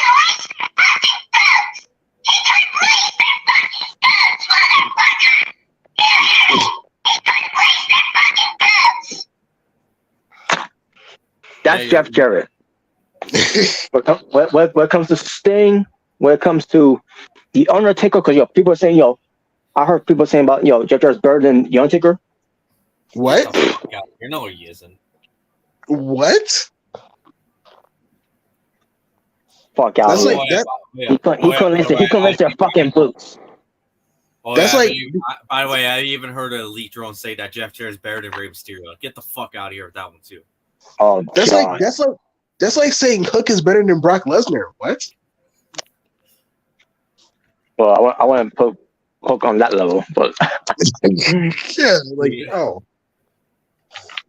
Yeah, dude, I heard someone say Hook is better than every member of NWO. I'm like, get the fuck out of here. No, he isn't. Oh, God. Well, I mean, he's better than Jeff Jarrett, so he was part of NWO. So there you go. Okay, I'll give you that. Okay. Wow. Dude, I heard some idiot say Sapna Singh's better than Brock Lesnar. I'm like, oh, get the fuck out of here with that bullshit. Wait, No, what? he's not. What'd you say? Apparently, Sapna Singh is better than Brock Lesnar. I'm like, get the fuck out of here. What, the Great Khali Jr.? Yeah. Wow. He's not even better than Omos. He's not even better than Omos. He's not on the level of freaking Marseille. Like, get the fuck out of here. Dude, has he even? I don't even remember. Did he even wrestle? I don't even remember seeing him wrestle. No. I mean, maybe on Dark. Like two matches. Yeah, probably on Dark, but we don't watch Dark. Dude, I feel like he only wrestled 2 matches so far. Yeah, television. Yeah, because I don't remember. Yeah, because I don't know, man. Why did you bring him in, Tony Khan? Yeah, what was the point? Because you're not even really using him. Jeff Jarrett got stands. Yep. There's Jeff Jarrett stands is actually. I don't understand that at all. Hey, Slapnut. Jeff Jarrett is the greatest. Yeah, you remember back in TNA days? Oh, we hate you, Jeff Jarrett. Oh, your company's a failure. Nowadays, oh, we love you. Oh, we want you to give us a hug and kiss. What? Wait, what? Whoa. We want to join the Jeff Jarrett Kiss My Ass Club. What? Fairly. So yeah, that's what's going on with Jeff Jarrett. Well, I'll be honest. The one ass club I would love to join is Bailey's. If you get what I mean. Yes. So that's what's going on with Jeff Jarrett and Orange Cassidy. Yeah. And then with the Acclaim, obviously they didn't win. Doesn't mean they lost because Dan Housen took the pinfall.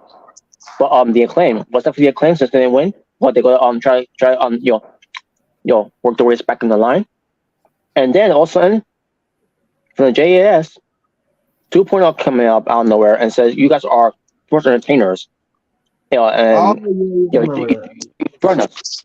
And what did they do? They laugh at them, as they should. Yeah, I remember that. Yeah, and I remember someone was like, "Maybe you get your ass out of here" or something like that. I would have told him, I was like, yeah, how did that sports entertainment career go in the other company? Oh, wait. Yeah, it went nowhere. Yeah. But Max Caster just like Lashley's sister, so how'd that work out for him? I think it's great. Wait, was Anthony Bowens in WWE, like, as an extra before? I don't remember. I don't know. I know Max Caster did. You know what? Him and Bobby Lashley should reunite. Brother and sister. Oh no. Come on. You don't want to have him be renamed to Max Lashley? Max Lashley. I never neither knew the I didn't get the point of why that was even a thing in WWE, and then that was the idea they came up with. Well, Bobby all that sister. The whole Bobby Lashley's sister thing it led to that. I think it was great. It reminded me of Bailey's, This Is My Life. Oh boy. I bet this and Bruce Pritchard was great. Yeah, I loved it. I mean, I'm pretty sure Bobby Lashley does have sisters, but they didn't look like that. Yeah, he does. But because I remember that promo that Bobby Lashley did with the whole sister thing, and then Sami Zayn brought it. Oh yeah, and then this is where this famous image came from. You guys might remember it. This famous smile right here. Yeah. Yeah, that was so cringe. The way you smiled at the camera, I'm like, what the hell? I mean, hey, it couldn't be worse than hello, Paige here. Oh God. Oh no, that was actually worse. But so after the Guns are retained, the match I didn't care to watch that much because I skipped it. Basically a fast forward. I since I saw how this match is gonna be, like, this match made no sense at all. It shouldn't have been a pay-per-view. Garbage. It made purpose, Robert. You're a hater. Yeah, you're right.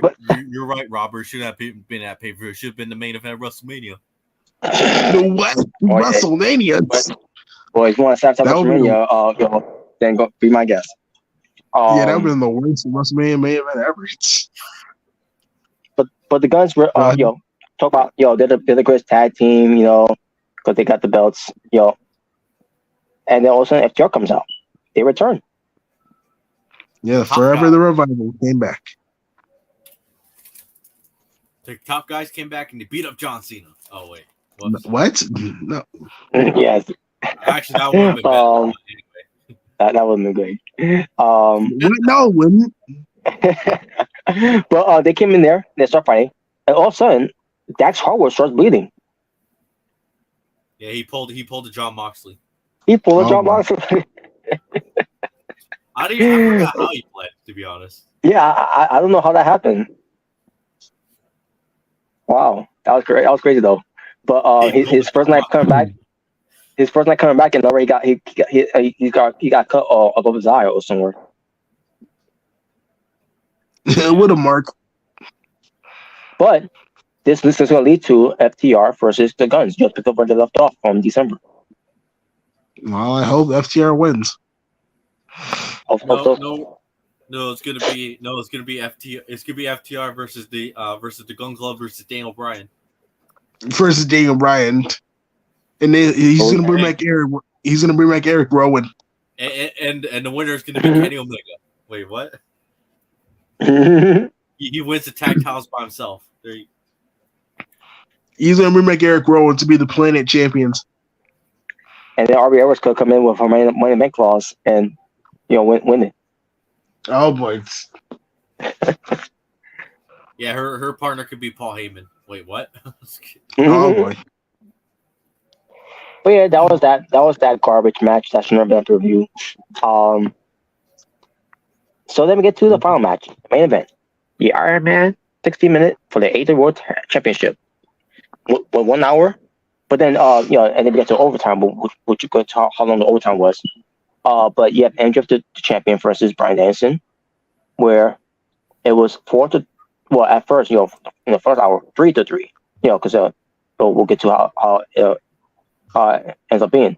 But the first fall from Bryan Danielson after 25 minutes and 20 seconds with a bicycle knee, And all I can say is, if this wasn't an Iron Man match, we would have a new AEW World Champion. Yep. Mm-hmm. And I should bring this up right now because it was during this during this time where the 25 minutes passed. This is where the controversy happened with MJF. So he's in the crowd. Oh yeah. He's on he's being a heel like he always been, and then he come across a black female with a drink. Oh boy. He takes it, and then he just looks at this black kid saying, "You look thirsty." Throws water on him, and then walks off. Oh my God, he's racist. Oh my God, he's racist. No, that's not what happened. That's not what happened. That's exactly what happened. Hold up. Well, believe it or not, some idiot actually made a video like that. Oh boy. And I'm gonna leave it. I'm gonna say this in the comment section or the private chat, not the comment section. Sorry. I'm gonna tell you guys who exactly it was. In the do we know him? I'm not gonna say his name, but I was. Okay. Let me see. Do we know him? Yeah, I'm pretty sure you guys are not surprised by that one. Oh my God. Oh my. Yeah, God. exactly. I knew you guys were like, wow. Literally, I saw that. I saw recommend. I'm like, oh boy, let me guess. And I'm like, what? I fucking knew it. I fucking knew that was gonna be the whole thing. You know what? I might actually have to look it up to see what he actually said because I gotta hear this. I'm surprised. I'm surprised it wasn't the other guy. You know what I'm talking about? Yeah, I was surprised it wasn't the other guy. I was thinking like it was gonna be, the other guy. Yeah. Literally, I'm pretty sure this is his words at one point. He was really like, MJF. I'm like, I'm no surprise. Fucking racist. Wow. And literally his whole reasoning was like his whole reason is like, oh, one of our brothers got spilled and I'm like, oh my God, this is fucking retarded. I'm done. Oh my God. So stupid, by the way, too. Like it wasn't like okay. For one, it was not racist. It was a part of an angle, or MJF being heel as he always is. Well, MJF, because they didn't know that was gonna happen. And plus, even if the kid was white, it would have happened. Or if the kid was Hispanic, it probably would have happened either.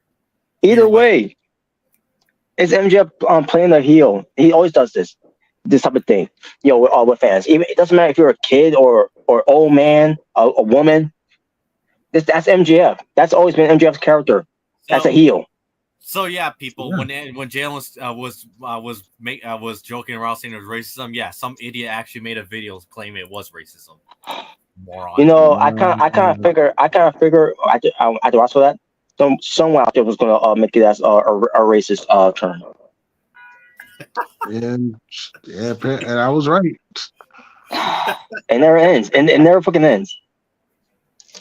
Yeah. Yeah, AEW should be canceled. And also, by the way, one last thing too. Apparently, I heard the controversy was that apparently it wasn't even a water. Apparently, it was like some alcoholic drink. So apparently, I don't know if it was or not. And by the way, I wasn't there, so I don't know if it was true or not. So I can't really say if it's either one. But I don't know. I don't know if they're trying to spin the narrative. If that's what it was. And that could have been a lot worse. I don't know. I don't know. I heard people say it was an alcoholic drink, and apparently, like people took issue with a kid being spilled with alcohol or something like that. Apparently, and if that was the case, and the woman that snuck in the alcohol, and then that happened, then Jenna want to blame herself. For that, and on top of this, they should know coming into the show of what MJF is about, because MJF treats they're casuals.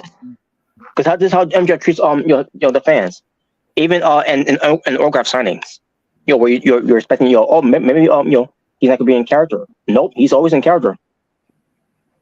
That's MJF. Yeah, And it's like it's like for one, people he never breaks kayfabe.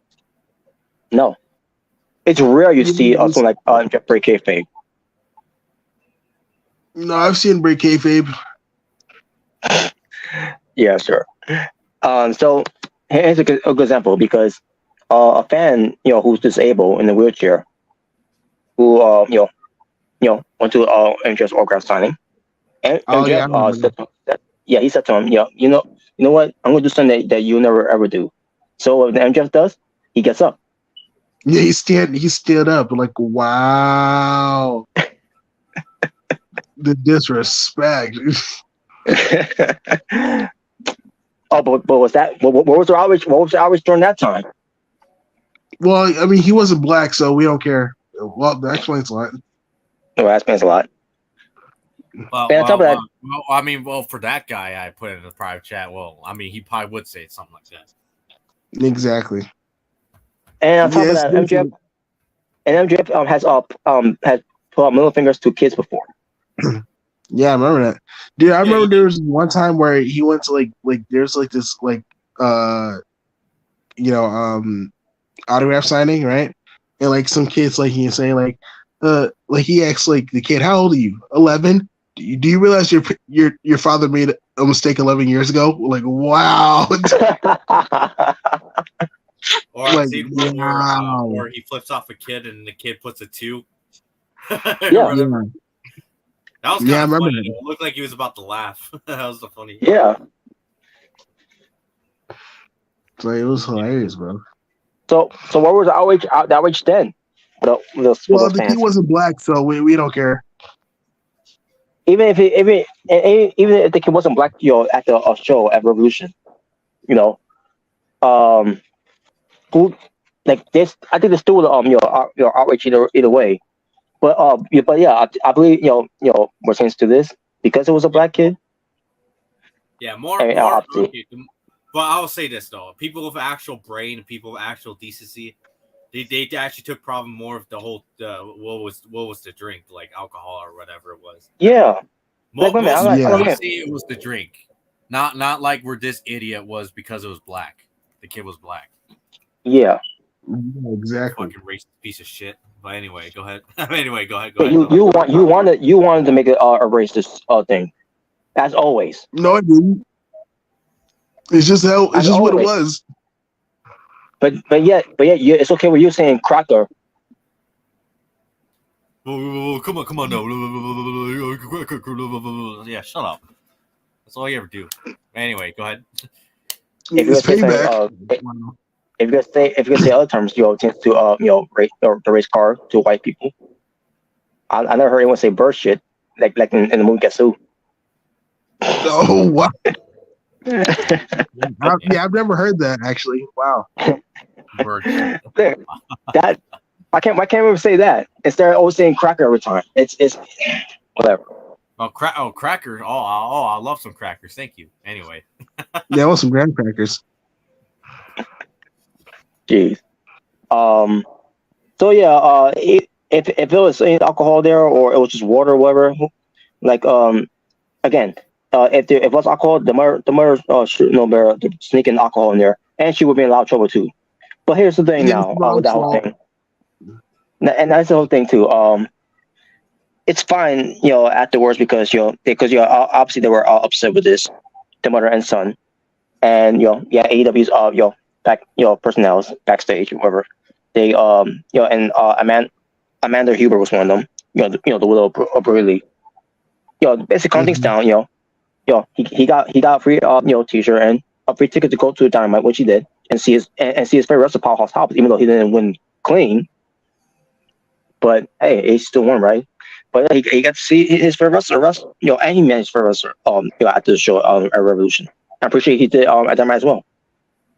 Taking pictures with them, whatever, Yeah, at the end of the day, at the end of the day, who cares? It's not controversial of what MJF did. This is what MJF always does. And plus, for what I saw, for what I hear, I mean, it's pretty much water under the bridge now. For what I hear. Yeah. I mean, that kid will never forget that experience. Meeting his favorite wrestler. Yeah, he's never gonna forget that.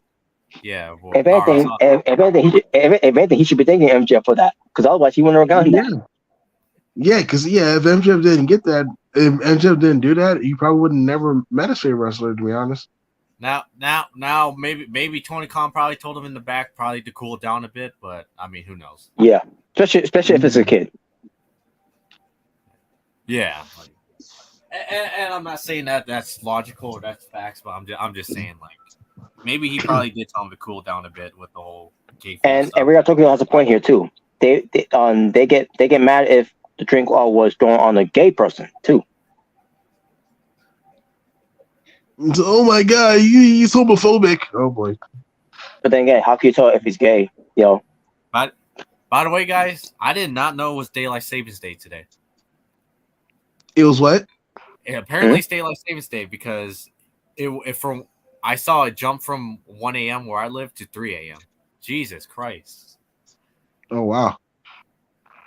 No, not joking. Look at your time. It's already probably like 4 a.m. where you guys live, 3 a.m. where I live. Oh, yeah, wow. it is 4. Yeah. Yeah. Apparently, it was Daylight Savings Day. I'm like, what the hell? Like, why is it already? I was like, you can't be that long. We couldn't be talking about this for that long. Like, what the hell? Wow. Yeah. Right. Yeah. Wow. Jesus Christ. Well, damn, I did not expect to be up until almost 4 in the morning. Jesus Christ. Wow. I think it's great. But either way, so yeah, so now we can finally cross that controversial thing. They made a big deal of it out of nothing. It wasn't out of nothing. It was logical, smart. It was logical. So after 25 minutes and 28 seconds pass, all of a sudden we get to 26 minutes and 35 seconds where MJF got himself disqualified by Lobo and Bryan Danielson. Why did he do it? Well, because in his Iron Man match, there's no rest times. So what does he do to capitalize on the low blow? Not only he lost a point there, because Bryan Danielson got 2 points now this fall, but in 26 minutes and 43 seconds, he goes for a roll up, pin him, and then he goes to he goes to pin him immediately after that. 26 minutes and 46 seconds. Got another pin. Like wow, MJF, he basically pulled Brock Lesnar here because remember Brock Lesnar got to the squad at one point in Kringle and Iron Man match, and then Brock Lesnar capitalized on it by game falls on weakened Kurt Angle. Okay. So then, 40 minutes and 30 seconds, we get MJF with a dirt fall after a heat seeker on Bryan Danielson. And I think it's around this point they both were bleeding. First was Bryan, obviously, who was bleeding first, and then but MJF, holy shit, he was bleeding crazy. They pulled him Moxley. Yep. Yeah, Moxley must be yelling because he's bleed. MJF was bleeding a lot more. And by the way, speaking of which is MJF, in his Iron Man match, during the course of the match too, by the way, all he kept going for, where every minutes passing by, is getting a bottle of water because that's how much of a heel he is. With his taking a water break, and basically buying time. To a point where crowds were chanting H2O, excuse me. Yeah, I think I heard that. Yeah, H2O chants. Yeah. Yeah. Triple H. So then we get to 49 minutes and 20 seconds where Bryan Danielson got a third fall tied up with the Rico Stretch, paying homage to his mentor that MJF destroyed before he left. What a mark. So then we get to to Bryan Danielson, get him in the Bloodlock, right? And we getting the countdown. We're getting the countdown. And Jeff's trying to hold on. All of a sudden, an hour, and 6-minute time limit has expired, and then MJF taps out. And like, wow. And all of a sudden we get trainers, we got Dr. Samson coming in, Bryan Danielson getting checked on, and then MJF getting checked on with oxygen tank, for him, like like what happened last time with him and Warlow.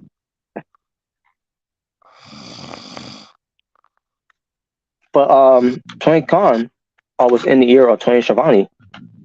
Go down there, and just let them know that the match is going to be restarted. But because Sun Def rules.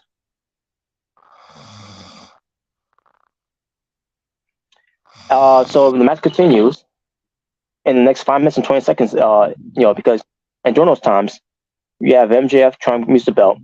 Bryce Remsburg was the referee. He's like, if you miss it, you get disqualified, but you lose the belt. So go ahead, miss it. And Jeff doesn't do it. He gets the belt to Bryce. Only from the part the Diamond Marine come out, but then Bryan Danielson gets him in the single leg crap, something like that. And then MJF had the ring in his finger, and Bryce sees this, takes it out of his finger. Yeah, I'll hold that for you.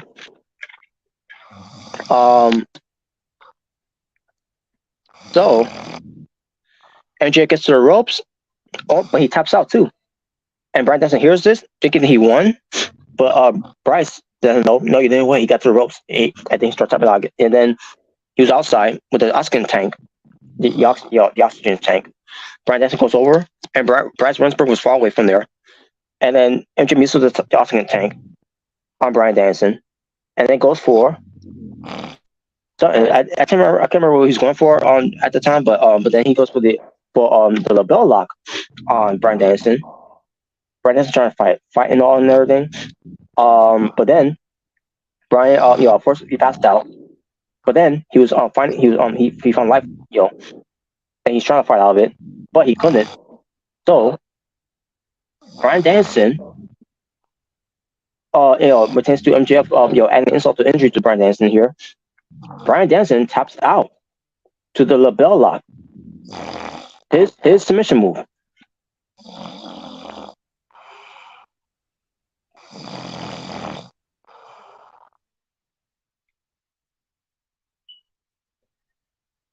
Apparently Jalen has passed out here. He starts snoring like crazy. I don't know what Omega Red is at, but yeah, Bryan Danielson lost here. He tapped out. I was shocked when I saw that. I expected MJF to win, just like I expected the part would be a draw, where it's gonna be it's gonna lead to an overtime, sudden death, and I knew it was gonna lead to that. But wow, the way they did this was amazing. This was the best Iron Man match I've seen in all my years of watching Iron Man matches. From Shawn Michaels to Bret Hart, Kurt Angle to Brock Lesnar, The Rock to Triple H, John Cena to Randy Orton. I know there's Shawn Michaels and Kurt Angle. And even though this was an Iron Man match, but since John Cena and Shawn Michaels from Raw, that was damn good too. You can even stay with Bryan Danielson and the Hangman and the Page for their Iron Man match performance. But this was incredible here, especially it was on the pay-per-view. Also there was Dolph Ziggler and Seth Rollins. I will give that something, but at the same time, that one was unfortunately hijacked by the WWE fans at the time because of the whole countdown and going every time, because of the Iron Man match with Seth Rollins and Dolph Ziggler when they had their Iron Man match. What are you talking about? 2018? Yeah. Oh yeah, I remember that whole thing. That was a big deal. I was so mad. I'm like, how can I watch? I have 2 matches to watch the match either way, but how can anyone sit through that match, hearing these dumbasses in the crowds doing the countdown, like they're in the room on this Royal Rumble countdown thing. That was these fucking fans. I can't stand them.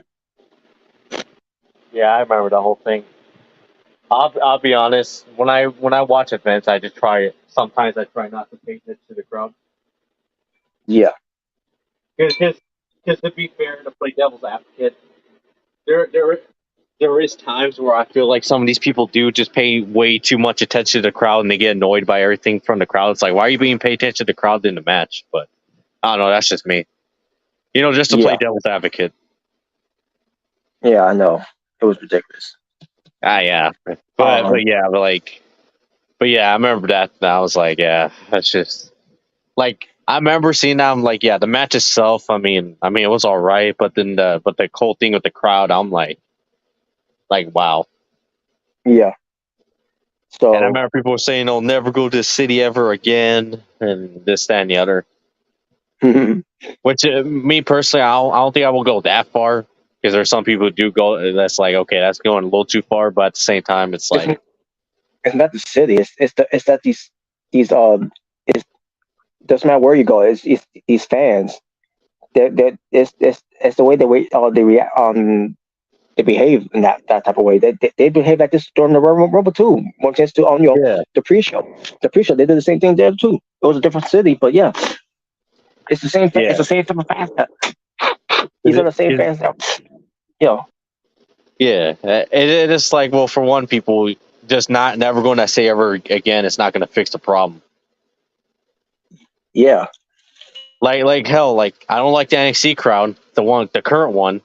I know me saying never go to Orlando or the PC ever again. That isn't going to fix the problem with some of those fickle fans. I mean, everyone remember what happened last year at Stand and Deliver? Or there was a bunch of fickle fans there, especially when they started booing MSK for no reason, all because of Izzy's dad. Mm-hmm. But yeah, like the Iron Man match was great though. It was definitely one of my favorite matches of the night. Hell yeah, man! It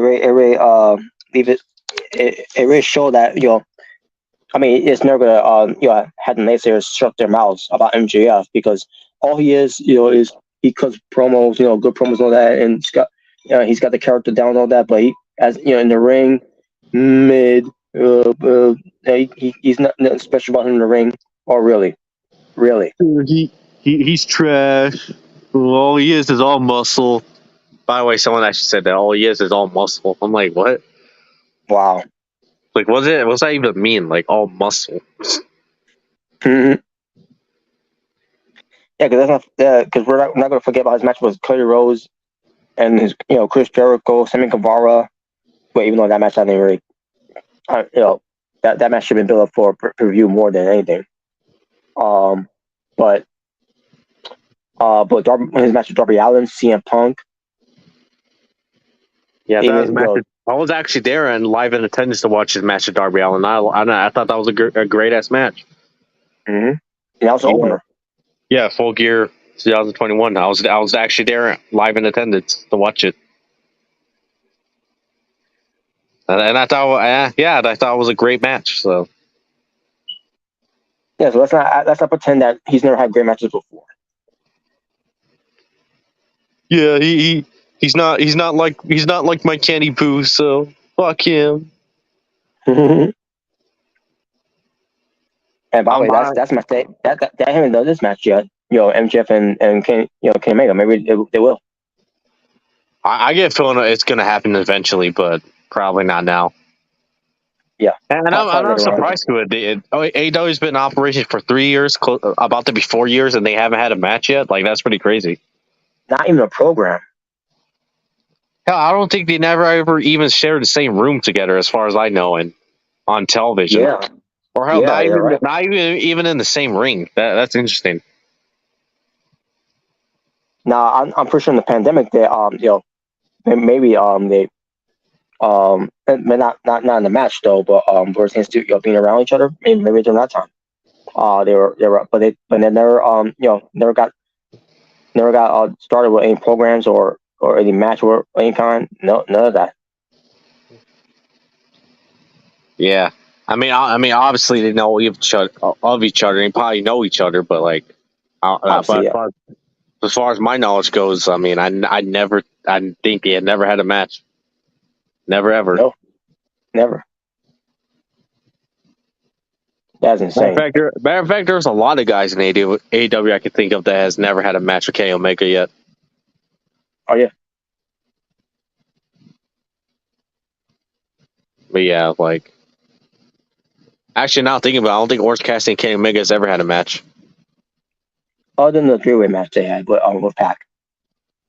Oh yeah. By the way, did Kenny Omega and Darby Allin ever have a match against one another? Not that I recall. Wow, there's a lot of guys I'm just thinking about. Like, damn, I realize Kenny has never had a match with any of them. Or some of these guys. I think Jungle Boy did though. If I'm not mistaken. Who did? Jungle Boy. I think he may have had a match against him. Oh, I definitely know Sonny Kiss has had a match with Kenny Omega. That was a joke. That was supposed to be Joey Janela, by the way, but then Sonny Kiss had got in there. That was basically meant to be a squash. Yeah, I saw that. I was like, yeah, that's the most attention Sonny Kiss is ever going to have in AEW. Because trust me, Sonny Kiss, he's never winning any title. He's not even going to win He's not even going to win the international title. No. Well, when you're on dark, you're basically getting nothing. Yeah, at this point, I'm just thinking, you know what? Might as well make a dark championship at this point in AEW. Yeah, good luck with that. Oh man, terrible. But yeah, MJF, man, he's on fire right now. He's enjoying his classic dill pickles. Yeah, that he was having in the meal scrum. Yeah. Well, let's hope he doesn't eat those pickles while he's having interviews and saying, "I work with children." Oh no. Yes. Oh man, but yeah, basically he was doing I mean, he wasn't, it wasn't unlike, what CM Punk was, because obviously he was in character like that. But it was great though how he was doing, just basically that, turn what that main score was into an angle, into his own. I guess those Long Islanders really love their dill pickles, I guess. Yeah. Oh man. But he named out guys like Hangman Page, Darby Allin, Sammy Guevara. I can't remember who else he mentioned. And he said, none of those guys can lace up my fucking boots. Nope. Especially Sammy Guevara. He couldn't lace up my fucking boots, motherfucker. Oh man. But yeah, he's bringing up names, that he's obviously gonna be wrestling for the title. So as far as Hangman, I thought Hangman would be the first, but basically based on what they did with Hangman with the whole Blackpool Combat Club, that's not over yet. Nope. So I'm assuming maybe Darby Allin's next for the title, because we haven't seen him since he and Sting did that promo, which was at this point a month ago, where they go out with a Blazing Glory, whatever that means. Yes, he went on vacation. Now he's back. I don't know what they're gonna do. He got done staying on the beach. No. We'll see who'll be next in line. As of right now, MJF, they could have promo on Dynamite.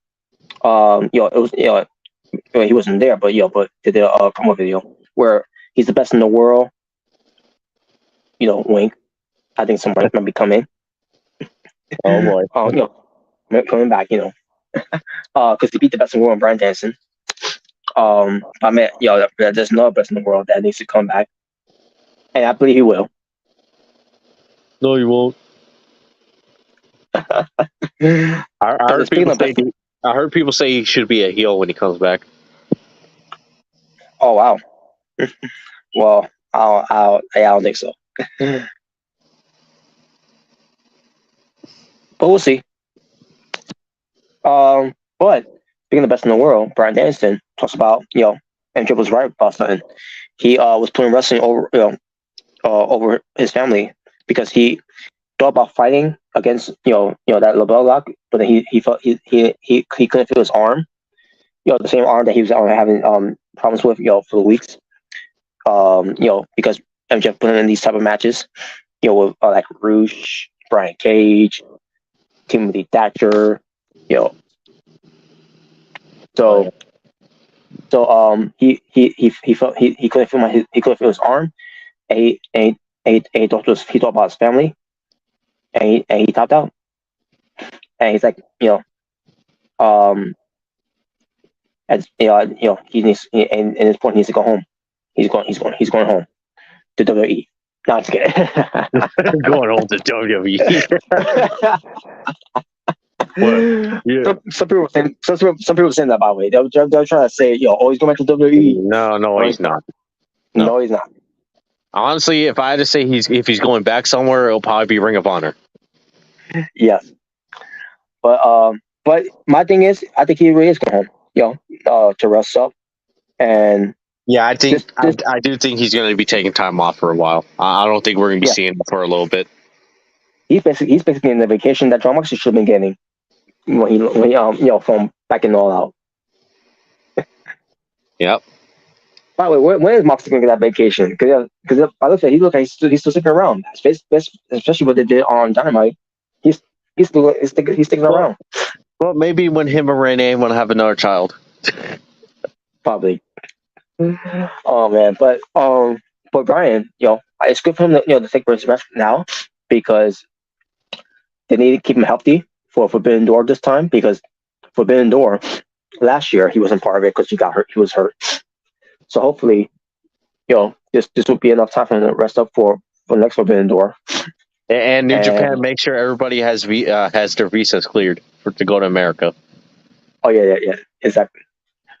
And now I don't know if they still have plans for the women's, since to the freelancers, and maybe her too, but pertains to the freelancers and the AEW original women's for Blood and Guts, or they want to do Blood and Guts with the Blackpool Combat Club with Brian Dixon returning around that time. And I don't know that's a good idea, because again, Blackpool Combat Club are heels now. Do you really want Brian Dixon to be the heel after all those weeks of builds, or should I say months of builds for him and MJF at all this time, where he's look at that being the conquering hero babyface that people wanted to see.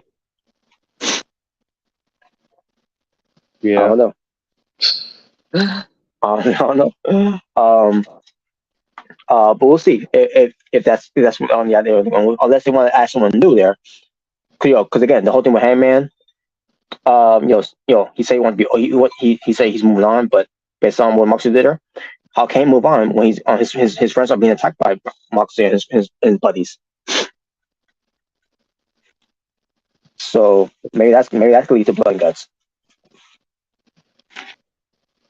Who knows? I guess we'll find out.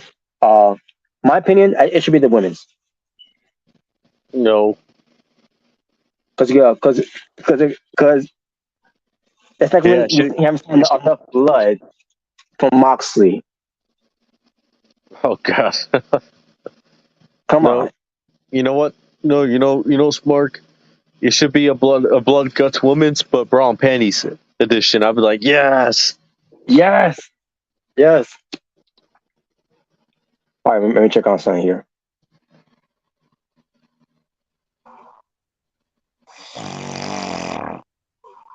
What the fuck? Yep, he's still sleeping.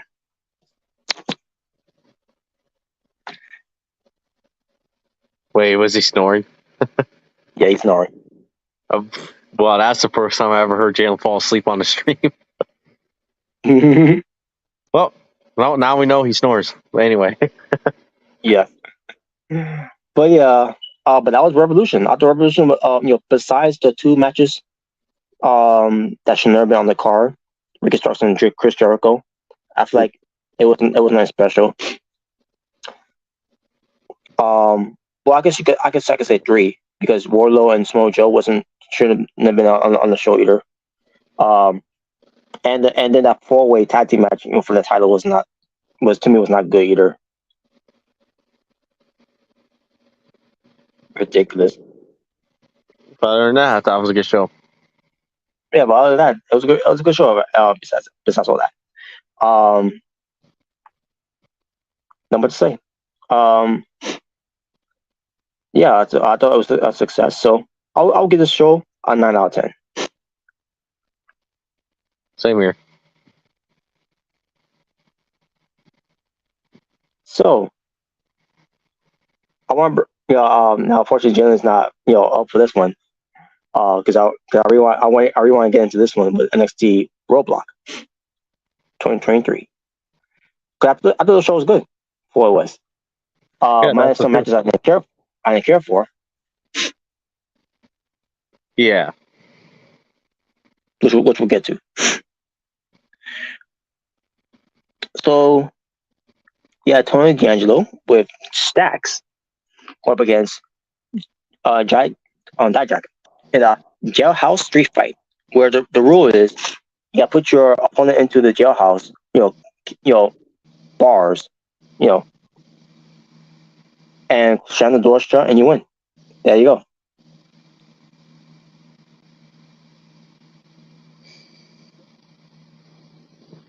Yeah, I thought it was pretty good. Yeah, it was a good match. Some, I can't remember most of the weapons that were in there, but I remember the crowbar being there, but I was missed for the last. Yeah. But That was like the last weapon used. Yeah. I can't remember all the weapons that were used, but yeah, this was still a good match though. Stacks getting involved, which it was with some spots that they did where he got involved to help Tony, which it was good. And basically Stacks was basically being a punch bag in this match, and which he was. Yeah. Oh man. But in the end, it was Tony D'Angelo as I predicted. Yeah, and I think that's what you predicted as well. That Tony D'Angelo won. 11 minutes and 11 seconds.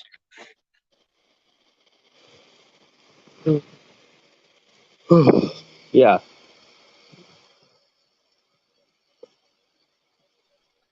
So that was that match. Then we get to the match that I didn't care for that much. Braun Breaker and the Creed Brothers versus Jinder Mahal and Indus Sher. Oh God. 11 minutes and 14 seconds. The reason why I didn't care for this match, well, one, because Jinder Mahal's in it. Mm-hmm. And two, I feel like it was a match, to put in Braun Breaker in, where he's supposed to be, having some kind of confrontation with Carmelo Hayes, which he did, which I'll get to. And speaking of Carmelo Hayes, he was there on commentary. I guess he came up there, during the commercial break, but it probably wasn't picture in picture. I don't remember if it was not, but I believe it was.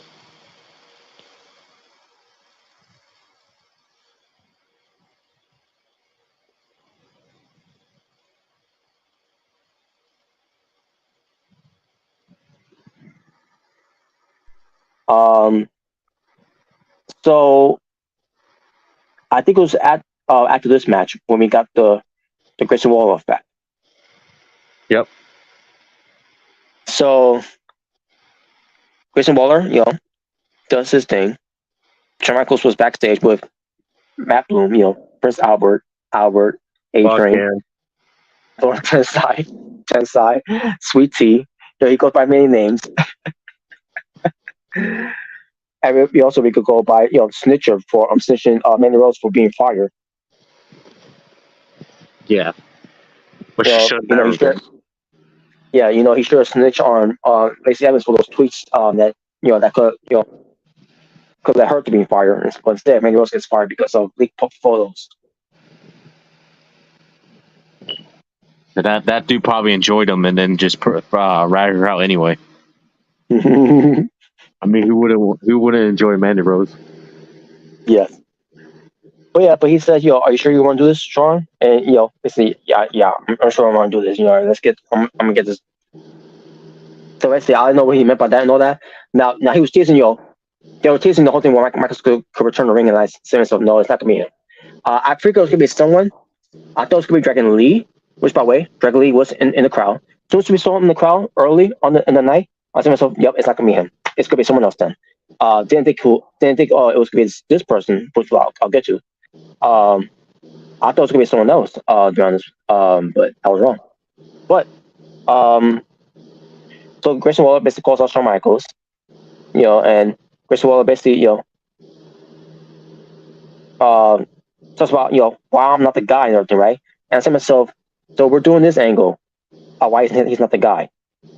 Okay, first of all, this makes no sense because Michaels was not playing. Shawn Michaels didn't play politics on him because Grayson Waller, he won the Iron Survivor Challenge. He won, even though I was against Austin winning it because I didn't, at that time I still don't get, I don't get why they want all people him to be in it. But he won it. He got the opportunity against Braun Breaker, and he had the match against him. And what happened? The rope broke, and he couldn't make it to the ring because he got counted out. And I thought that was stupid. Just the match stuff I thought was fine for what it was, but after that ending was stupid. So what they do to make it better? Maybe you could have a lumberjack match.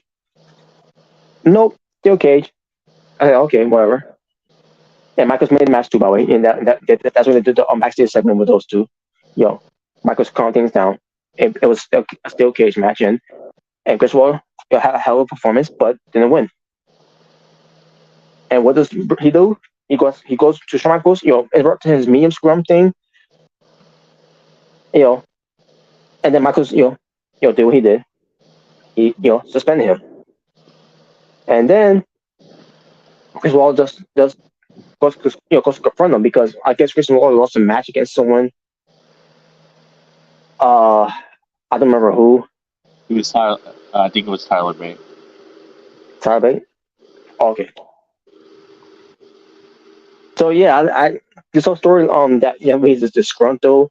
I like this makes no sense at all. Like it's like we got these referees are constructed by Shawn Michaels that don't stick this guy because I don't see anything special in this guy. I don't think he should win. He shouldn't be the guy. That's not what's going on. But this whole and the Chris Wall mentioned something about the only reason why you're in this position is because your best friend got had a heart attack, whatever, right? And now you're in charge of NXT. Well, before it wasn't Shawn Michaels, it was Bruce Pritchard. So Sean mentioned that. Even Sean knew he was trash, so that's why he didn't have him be on TV. They part this angle instead. Oh man! Because at least with Sean, he can actually see talent, unlike Bruce. Mm-hmm. And that's obviously Chris Wall is talented, and he's starting to grow on me a little bit now. I can see what tends to me on watching NXT Weekly now. I can finally see what he brings to the table. But still, this whole thing makes no sense of why he's mad at Shawn Michaels.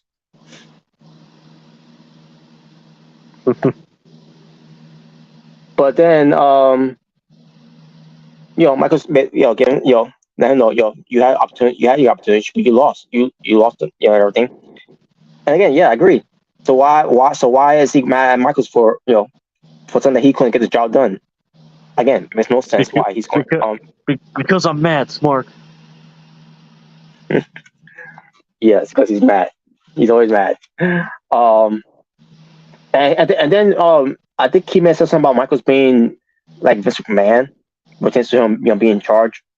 Like, believe me, Michaels is not Vince McMahon. He doesn't think like Vince McMahon, which is how he treats talents. No, Vince would have been like, Grayson Waller, since you're Australian, you're gonna be Crocodile Dundee. Yeah. Guarantee Vince McMahon would have done that. Yeah. Oh, Roxanne Perez, you're not gonna be Roxy. No. You're gonna be a fairy. You're gonna be a tooth fairy. Yeah. A tooth fairy? I don't know. Oh my god. It's always start. You know, we always joked that you're Triple H. Well, you're gonna be Triple H. Yeah. Except you're the first woman to have a beer. How's that possible?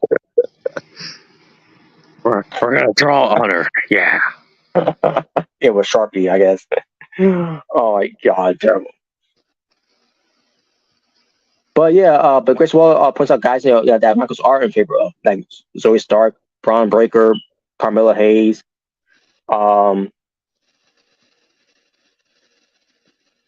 So Tiffany Stratton, I believe he said. Yeah, I think he said too. Tiffany Stratton. Which, by the way, Tiffany Stratton was the opening introduction of this whole thing. And some said, "Oh, that's cool," but she wasn't on the show at the same time. Nope. Which fuck you, Bruce. Fuck you. Anyway, go ahead. Which I would love to see that part with her at the end of the show, but we'll get to that later. But Michael's also talks about guys like other people from NXT in the past, whatever. I think he said I think he said Kevin Owens, Sami Zayn, Seth Rollins, Finn Balor, Johnny. Yeah, Undisputed Era. Wait, did he actually say the Undisputed Era? Yeah, I did heard that part.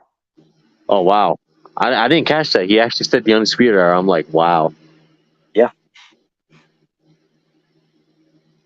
Well, I mean, they did make a lasting impact on NXT, so you can't deny their history. Mm-hmm. Surprised they didn't want to mention Sasha Banks. I wonder why. Oh, Bailey, Becky Lynch. Yeah, he mentioned a lot of names, I think. Yeah. So yeah, and then he puts Chris Wall on that category. And it's like, oh yeah, then why I'm not getting called up to the main roster? Is like, oh yeah. Why I'm not being the one being called up on Raw or whatever. Like Zoe Stark and Grayson Waller. I mean, not Grayson Waller. Braun Breaker. Yeah, I mean, I bet he will love that. But I think he will. I think he will get that at the rest of, maybe not after Mania.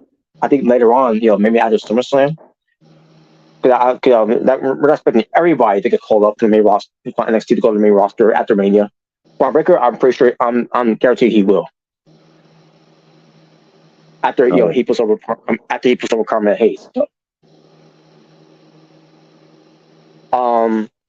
But yeah, so basically at the end, Grayson Waller basically challenges Shawn Michaels to a match. Come out of retirement and all that, right? And I think to myself, not the way that Michaels looks right now.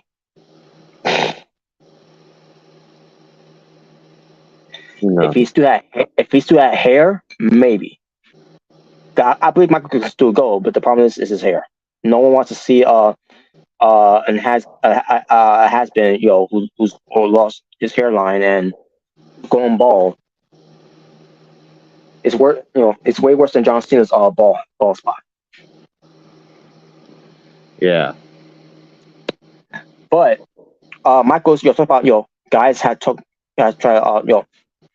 to me about dream matches, whatever, and blah blah blah and everything, which is true. Bryan Danielson, CM Punk, AJ Styles, a few others, that people could think of Shawn Michaels, having dream matches, that he could have.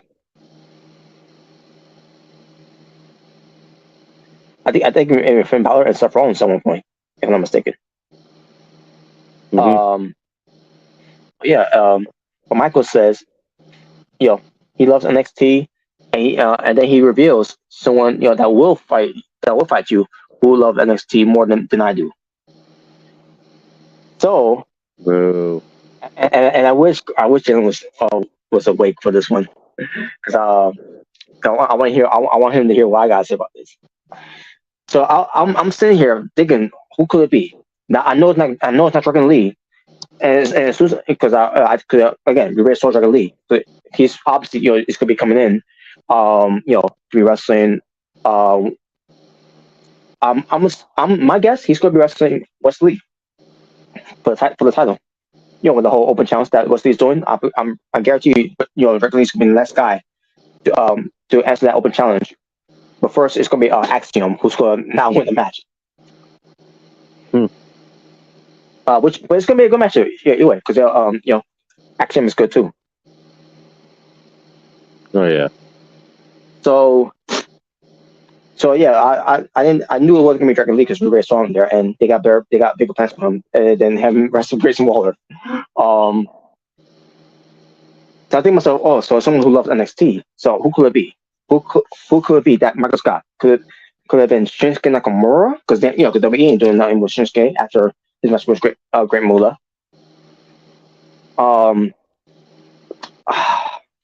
Just thinking, maybe it's the return of Tyler Breeze. Because he's an NXT legend. Legend, excuse me. I'm brainstorming, who could it be? And sure enough, the music of not just the music, but also the show Tomatron as well. And it was Johnny Gargano. Boo. When I saw that, I couldn't believe it. And I thought to myself, well, this is great, because they're picking up what they left off here. Gargano versus Grayson Waller. After what Grayson Waller did back in what was it 2021? Yeah, 2021. That was when Gargano left. Around the time when Gargano left, it was around the end of December or somewhere from December that he wasn't coming back. He was gonna let his contract run out, and he's gonna be gone from the WWE, because this was not the same NXT anymore. Obviously, because Vincent Bruce killed it back in goal and brought in 2.0, 2 point shit.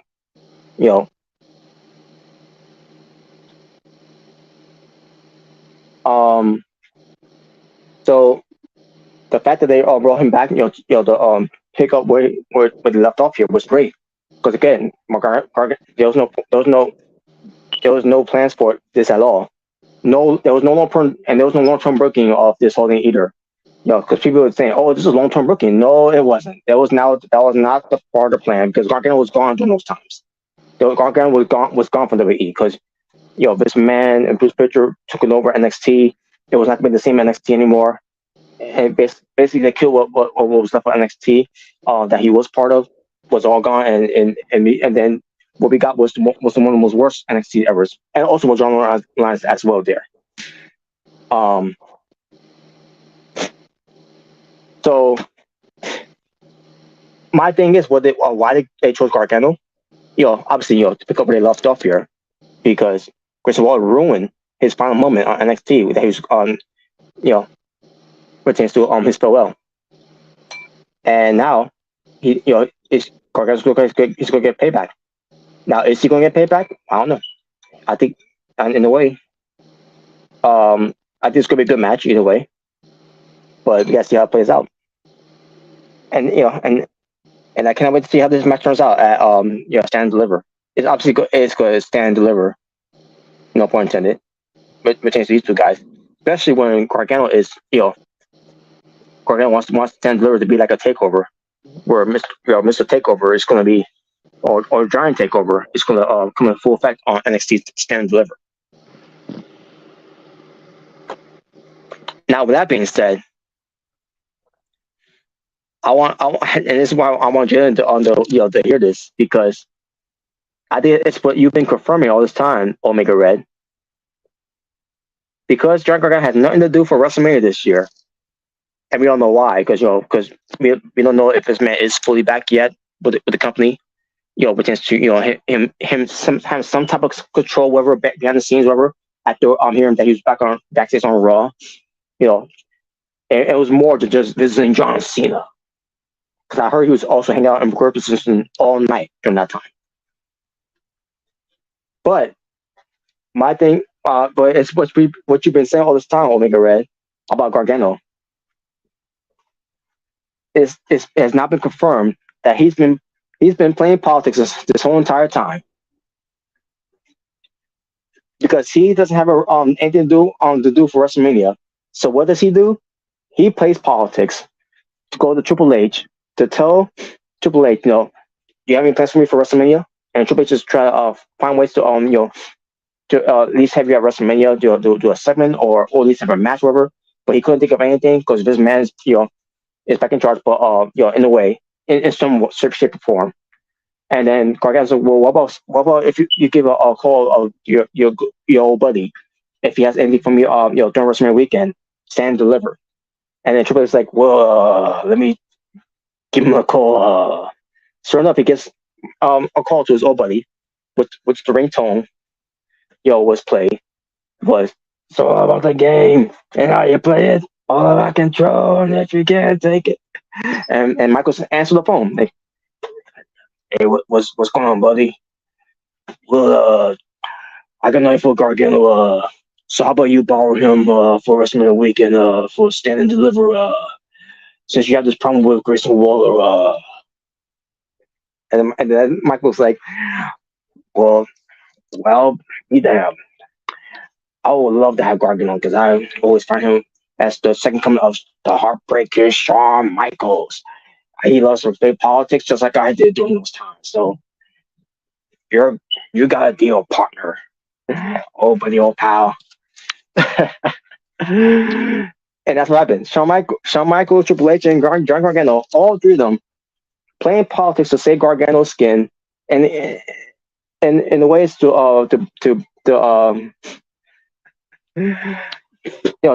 find ways to bury Grayson Waller, up and coming star.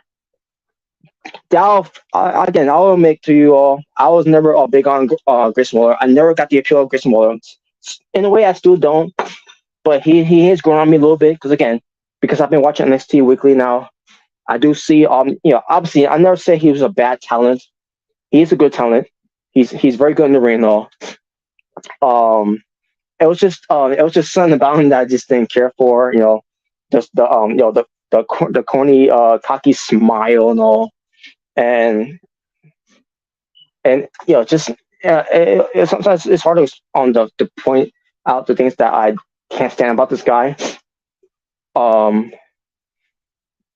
But he did grow on me, and sure enough, here we are, where I'm changing my opinion of him, where I want him to come into the main roster pretty soon. That way he could replace The Miz, and then WWE, on the next budget cut list, have Miz on there and get rid of him, because I'm done with The Miz now. It's time to move on with something new and fresh, and Grayson Waller is that guy who's new and fresh to be looking forward to and look up to now. So there you go. Give me one moment, folks. Let me check something here.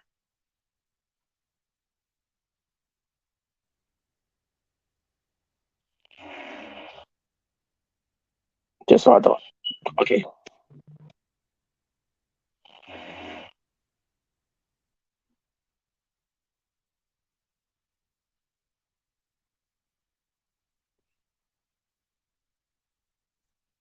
All right. Jen is down for the count. Now I don't know what's going on with Omega Red. But let me continue on. So, hope you were entertained about that, by the way, which is my example. So, what happened there with Gargano being part of this whole thing. But whatever. So yeah. But besides that, all that, of me being mentioning all of that politics, giant politics, playing politics, to get to WrestleMania weekend because he got nothing to do for WrestleMania, obviously. And I want him to be part of WrestleMania, but I feel like I just feel like there's no direction for him at all going to WrestleMania. So this is the best way to at least for him to be part of the WrestleMania weekend and have him be to continue his story, pick it up where they left off from 2021, with Grayson Waller being the one ruining his farewell of NXT, and now Gargano's back for revenge, and that's gonna be the match. That's gonna be standing. That's gonna be for stand and deliver. Now I don't mind it. I think that's great. Great, good for both of them to continue their program. Now will lead to maybe it's gonna lead to them to the main roster because after that, Gargano is going to be back in the main roster after that. As far as Grayson Waller, I think his time will come later on, maybe in the summer after SummerSlam, but we shall see. Because I don't see him getting called up pretty soon. I mean, I don't see him getting called up right away. I should say after WrestleMania, it's gonna be Braun Breaker. It's gonna be Roxanne Perez, because Roxanne Perez, she's been ready. She's been ready to be on the main roster. She's been wrestling for the longest time. To be honest with you, she shouldn't have been on NXT in the first place because she's already developed beyond, outside of WWE, which is being working on behalf of Booker T, who's part of WWE system. With his reality wrestling, which Roxanne Perez was part of it. And she's part of other promotions as well. Former Ring of Honor Women's World Champion, but since the rebranding of the women's division at that time, where she became the first ever Ring of Honor Women's Champion in that tournament that she had, and when she was Roxy, and then dropping the belt to Gian Perrazzo because she was him into WWE, and then she was Roxanne Perez, and Roxanne Perez became the NXT Women's Tag Team Champion with Cora Jade, which I think Cora Jade is also going to get called up too. But the thing is, I think they're going to be calling her up too soon because I don't think she's ready yet. To be honest with you, and I thought we haven't seen her since they was completely starting this program with her and Lyra Valkyria. I don't know what's going on with that. I haven't heard anything about her being injured or anything. I don't know what's going on with Cora Jade. So, that's something personal happened. I don't know. I just don't know. But I think it's too soon for her to be called to the main roster. And I'm talking about Cora Jade. So she needs a little more time. She's got the character down, with her being a heel and all that, and her new look, her new attitude. She's got it all down, and she's not bad in the ring. But I think she needs a little more seasoning. But not saying that she's not ready to potentially what she could do in the ring. As far as Electra Lopez, she needs more seasoning. She needs more time to be developed before she ever gets called up to the main roster, because that was a big problem why she didn't get called. She wasn't part of Legado del Fantasma. Legado del Fantasma, because she's not good in the ring, and that's how I feel about BFAB. Which I don't know what's going on with that either with BFAB, and Hit Row. But then again, I kind of do know they're shit row. but yeah, I do see Roxanne Perez, being ready to be called to the main roster, all over Braun Breaker, and maybe who else could I put in there? I can't say the Creed Brothers. I think they still want to keep the Creed Brothers in there, on NXT. But as far Caitlyn Carter and Katana Chance, I could see them getting called to the main roster. Because they desperately need a new women's tag team for the women's tag team division, which is it's a fail either way, because there's not enough women's tag team. And I'm not talking about let's pair her up with this woman, and had to be a tag team. That's not a tag team. That's not a team. That's not a team. It's just a team that put together just to sake of calling them a tag team, which they're not. They tried that with with Piper Niven and Nikki Cross, when they had their names, their garbage names, at the time, which I don't want to bring up, but that wasn't a team. Nia Jackson, Shayna Baszler, that wasn't a team. Who else got put in there? I can't say Alexa Bliss and Nikki Cross because at least they made that work. For me at least they made that work. Nia Jackson, Tamina, that was a team, but then they didn't want to do anything with it. Natalya and Tamina, I can't really say that's a team. Other than what it was about the separate legacies. Because Tamina is just the daughter of Jimmy Snuka, and Natalya is the daughter of Jim Neidhart. Okay, but does that make give us a good reason why there should be a team? No. And I'll give you another example too. Let me give up some women's here, but also good and Bobby Roode put them together, and they're calling them the Dirty Dogs. Well, later on they call them the Dirty Dogs, but we put them together. Doesn't mean they're a team. But they made it work though. And then from there, you could say they could be they're now a team because they found success of being tag team champions, and they got a tag team name. But that's now dead in the water because they split them up, and Robert Roode has not been on because he's hurt and still recovering from his neck vision that he had. So we won't be seeing him for later on this year.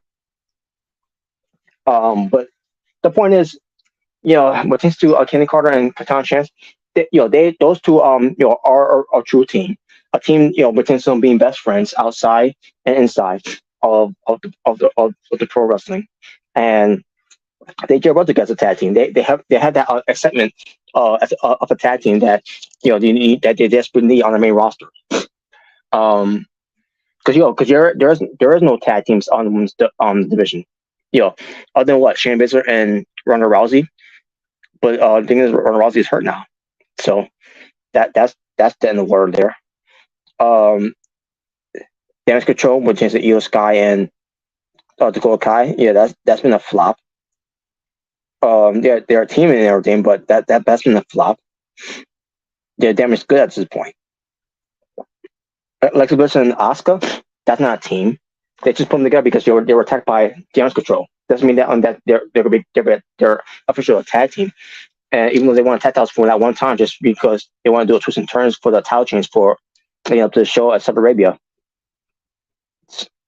it's whatever. That's not a team. They had teams before, the Iconics, but they broke them up. They had Sasha Banks and Bayley, and that worked for a brief time, and then pandemic happened, and they ended up making that work for the longest time. But now they're gone. Well, Sasha Banks more, it's gone. And Naomi's gonna be coming back. The WWE after her shoulder injury is healed up. That's what I heard about, by the way. That's why she has. That's why we haven't heard any much about Naomi, or Trinity, what you want to say, because who knows what she wants to do. If she wants to go back to WWE, or if she could go elsewhere, but she can't right now because she got a shoulder injury that she's recovering from. I think soldier surgery. I think that's what Cameron of the Funkadactyls said. But if Naomi were to come back to WWE, and intends to a tag team for the women's division, you bring out the Funkadactyls, because you could say they were a team, even though they were known just as being cheerleaders for Bruce Clay, as again with the Funkadactyls, we were the fucking stories of Bruce Clay.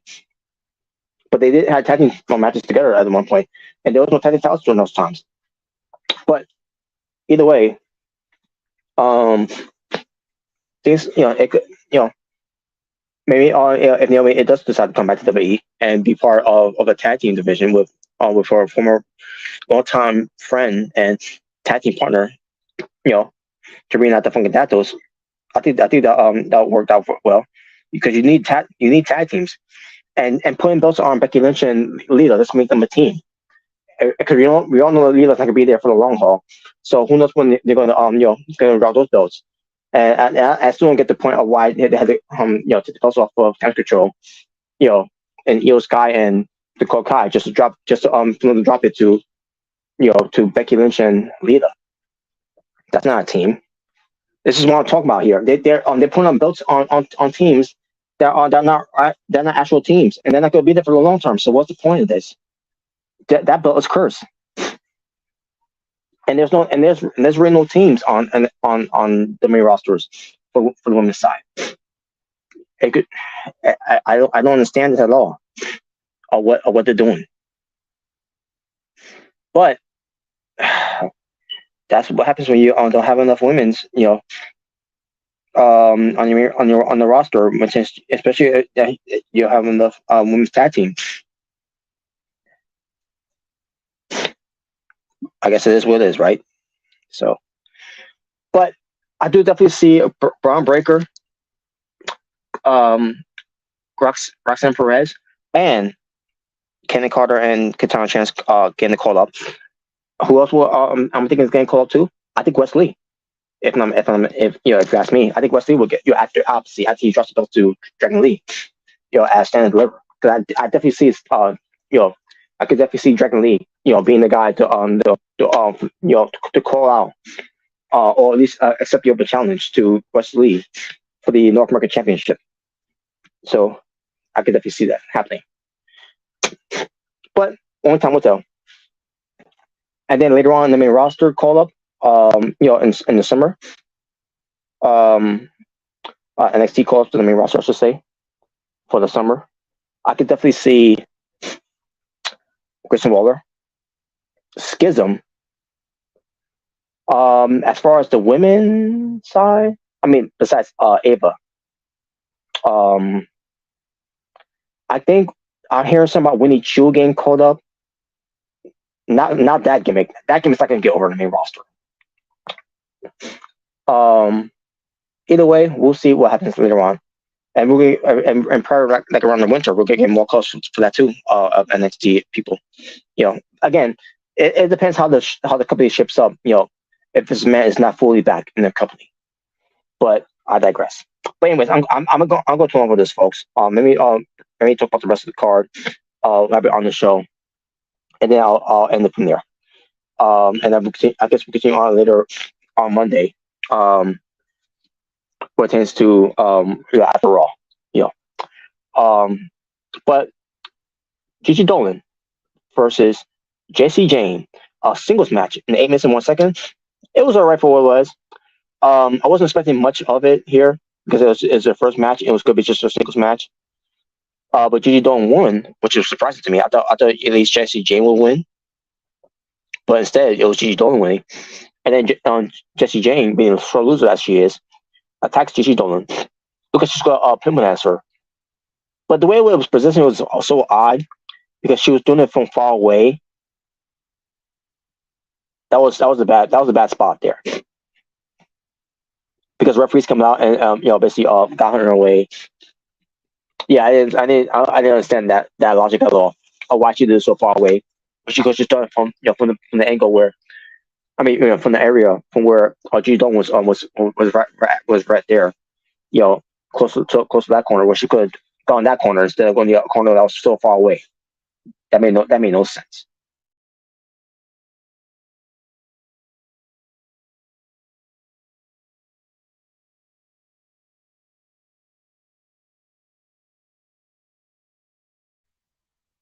But they could continue this, probably a stand and deliver, where it's gonna be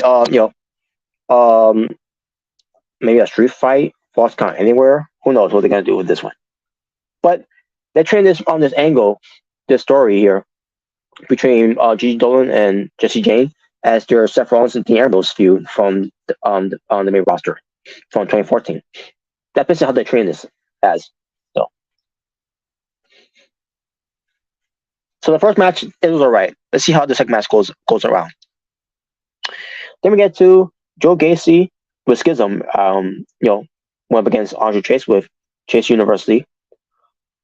I did a segment where Thea Hale was being what was it? Meditating. Yeah, she was meditating with Tyler Bate to overcome her fear and to confront the bullies of Schism, especially pertains to Ava. So, I got something here. It's Jalen. Hey, what's up? Hey, what's up? Yeah, not much. Yeah, dozed off. Yeah. Now I don't know what happened with Rick Red, but I'm assuming he part those off too.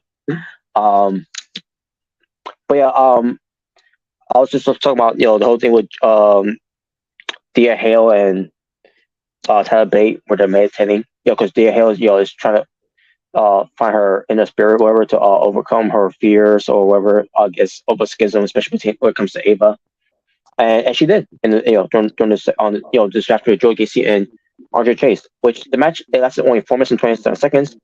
Didn't really care for the match that much. But in the end, it was Thea Hale finally overcome her fears, whatever. But didn't matter because Joe Gacy ends up winning. against Andre Chase. Okay. Now I did bring up the whole thing with the Grayson Waller effect. Omega Red was with me on there, but Omega Red when I mentioned Gargano, he went boo. And then at that I didn't hear from him after that because I think at that point at this point he cut out. But I'll explain on there where Gargano has nothing to do for WrestleMania. So I said he probably played politics with Triple H by to be at WrestleMania weekend because they got nothing for him for WrestleMania on the main roster. So he's like, how about you call your old buddy HBK to have me on stand deliver. It's like a very Grayson Waller, the new up and coming guy. But and that was my humor side in that. But in reality, I thought it was great. Yeah, me too, man. Because I mean, Grayson Waller was, storyline wise, he was the reason why Better was gone. He took him out. So yeah, and that was for Johnny to get some payback. Makes sense. Yeah, and I was saying that too. Where they're picking up where they left off here because Gargano is now back in WWE, and I thought to myself too. Some people were saying, "Oh, this is long-term booking. This was all part of the plan." Like, no, it wasn't because Gargano was gone during those times. He was never coming back because this man Bruce Pritchard sabotaged what NXT was. Yeah, but and I thought and I thought of Vince, and with Vince being there too, there was no chance for Gargano to ever get over the main roster. No chance in hell. Exactly. Yeah, man. Especially reference of saying, "Oh, this guy's small" on Raw with Gargano on there. It never ends with this man. Even when he's not control, he still lingers his way to backstage, in Gorilla, just to say these things about Gargano. I mean, am I wrong? Look at him. Wow. I mean, yeah, he's small, but like seriously, like what the hell? Exactly. I am looking forward to Gargano versus Waller at Stand and Deliver. Yeah, at the end of the day, it's gonna be so yeah, I can really say with this, they're picking up what they left off here because Gargano back now and Grace Waller. And again, I didn't agree with this whole thing where he's being disgruntled and all that. Going to Shawn Michaels, I like this makes no sense because Grayson Waller, he won the Iron Survivor Challenge. He got two opportunities to try to be the champion and fail. Now one that was I thought was stupid, with the rope collapsing. Yeah, the ropes, yeah. Yeah. So yeah, I didn't agree with how they went about with the story, but it's whatever. But at least this match will definitely will deliver once we get there. I see what you did there. Because the story, because the story is there obviously. Because again, Gargano, his moment was ruined. When he was leaving, it was ruined by Grayson Waller. Because he say so. Yep. But yeah, that's so yeah. And I thought to myself too, if what's going to be Dragon Lee, because Dragon Lee was shown before all this happened, then because I also thought to myself maybe he's going to be the one to accept the open challenge to Wes Lee after Wes Lee beats Axiom. They'll probably make it like a ladder match, and he'll probably be part of it. So we'll see what they do. It'll be awesome to do that. I know what both guys are capable of. Obviously we both seen them on wrestling before. So, but I mean, they're never sure before. Right? I've not that I know of, but I digress. But But in my mind at the time, like, think to myself, if it's not going to be Greg Lee, who could it be? Could it be Shinsuke? Because Shinsuke not doing nothing either. Could it be maybe the return of Tyler Breeze, who's NXT legend? Mm-hmm. Because again, Michael said, you're gonna face someone who loves NXT more than I do. Because the whole thing was that Michael was gonna come out of retirement to face Chris Moore, and they were teasing that, but like, even I was saying, nah, it's not gonna be Michael. Michael's gonna bring someone. It's gonna have someone right on his behalf. Once he said he's gonna face someone who loves NXT more than I do, I was like, no, is it gonna be him? No way. And it turned out to be him. Oh man. It was the heart and soul of NXT himself, Johnny Gargano, and he wanted to get some revenge. Yeah. And you know what? And it makes sense. Cause I certainly didn't see this coming, but I should have known. But when it did, I was like, holy shit, it's Gargano. Yep. This Rebel Heart is Gamer's revenge. Yep. And it was great. It was great. Oh man, yeah, it was. Oh man. I mean, unless you're Omega Red. Yeah. Like, oh my god, he's playing politics, Man, I wish he was here too. Because he didn't hear the part what I was saying earlier when I was talking about playing politics. They're going to play politics. Yeah. But that was that. So now we get now I want to talk about the final match here. And it's Roxanne Perez defending the NXT Women's Championship against Meiko Satomura. Mm-hmm. 13 minutes and 59 seconds it lasted. And the first time they had a match was good. The second time they had a match here for the title was pretty good as well. Now, but since Meiko doing what she did with Roxanne Perez here, when they had the first match, she wasn't the champion at the time, and it was just a friendly competition. And in a way, in a way, it was kind of that too, but because it was about the title, Meiko didn't care. It was about friendship because she used to be the champion, and she basically took Roxanne Perez to town, and Roxanne Perez she held her own too, but she's no surprise there because Roxanne Perez she's elsewhere and she's wrestled of women's that are on that level like Meiko Satomura as well, and John Frost was one of them.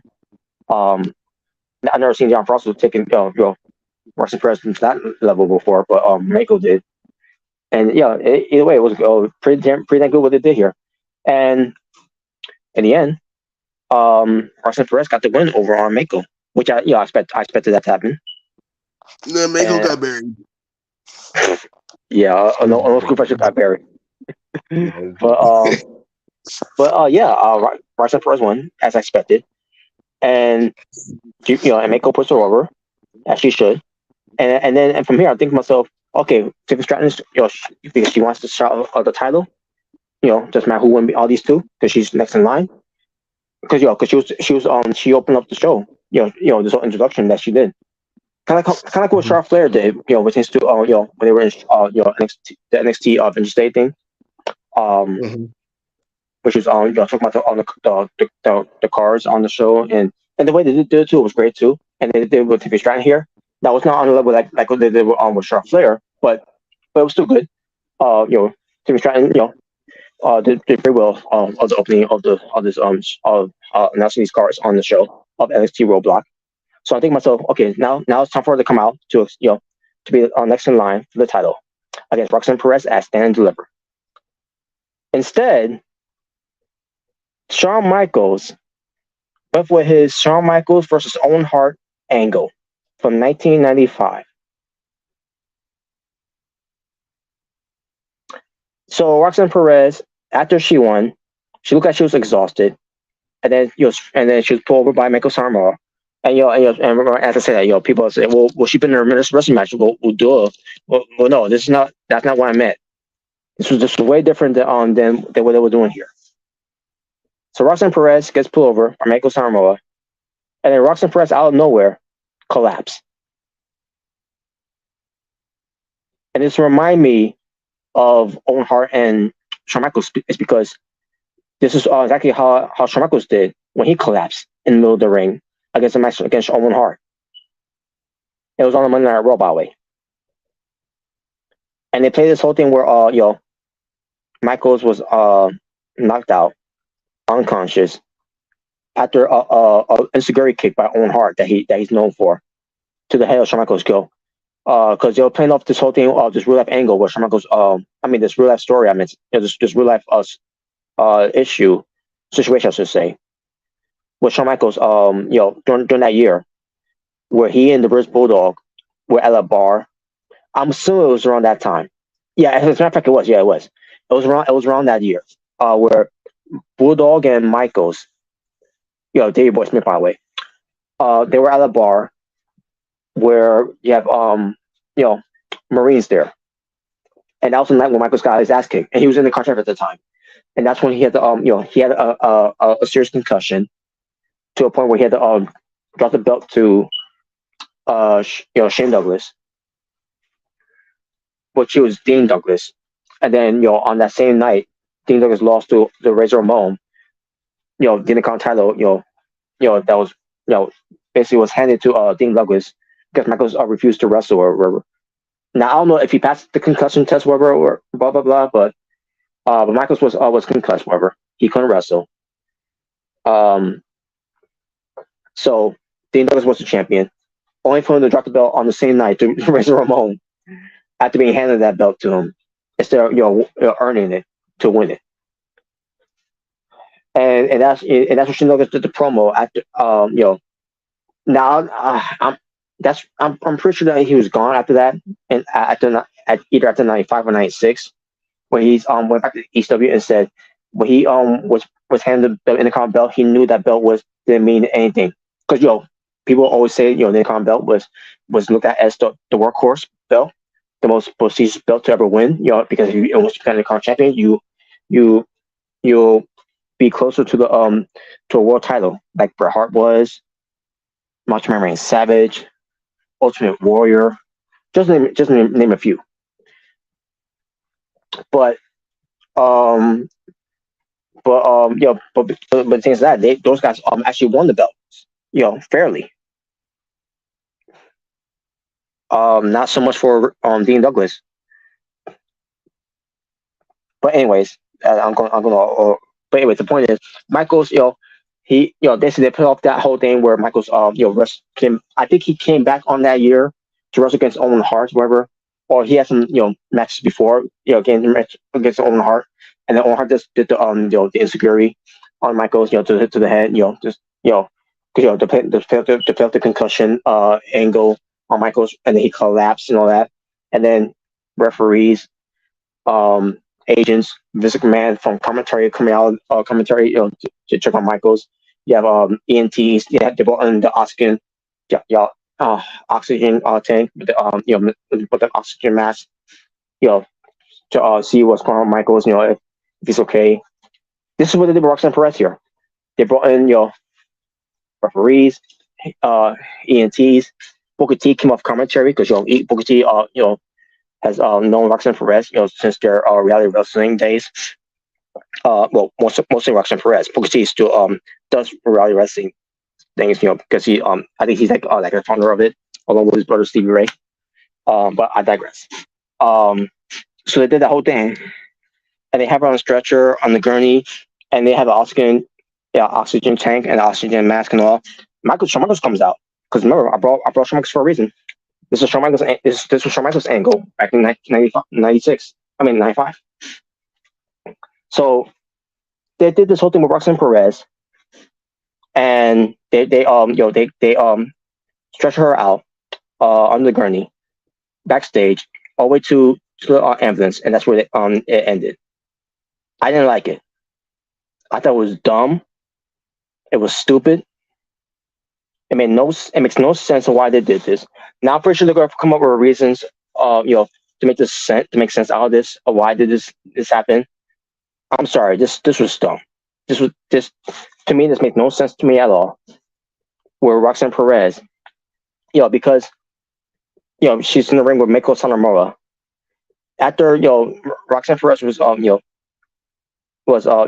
pertains to building this whole thing up with these two, where Roxanne Perez and the other trainees with Meiko Sanomura, where they're all being exhausted, because they couldn't do this or do that or that. Roxanne Perez, she managed to it. Even that was all a warm up. Roxanne Perez do end up being in the ring, or Meiko Sanomura, doing their wrestling, whatever, in training, so Roxanne Perez could have collapsed from there too as well. I mean, again, that was not a real wrestling match because that was just training, to do wrestling moves and whatever. But I guess pertains to what happened on NXT Roadblock here, because they were in a wrestling match where Meiko was give some stiff shots to Roxanne Perez. I guess that was too much for Roxanne Perez to the point where she held on to it until the end of the match that she won, and then she couldn't hold it anymore, and then then all of a sudden she passes out, she collapses. I'm sorry, that was dumb.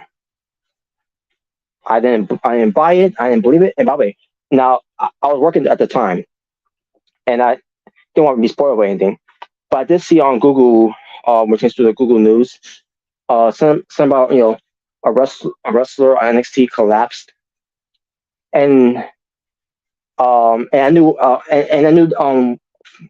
was that one, because I saw on Instagram first. It was because I got on Instagram first, and I saw something someone something about ENTs and whatever in the ring checking on Roxanne Perez. I couldn't really see who it was because the person was being stretched and all that on the gurney, whatever, and also I see Booker T get up, and as soon as I saw Booker T get up, I thought to myself, okay, it's probably Roxanne Perez, but again, I didn't know what happened. I don't know, maybe Tiffany Stratton did something to her when she came out, after her match and basically destroyed her, whatever. I don't know.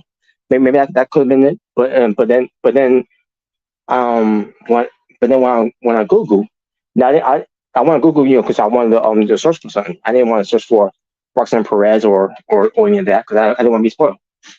So I went on Google to search for something, and also I see the first headline news there: a wrestler collapsed in the ring on NXT Roadblock, and I said to myself, oh no. It's probably Roxanne Perez because Booker T got off the commentary and all that. And I thought to myself, oh no, they probably did the Shawn Michaels own heart thing.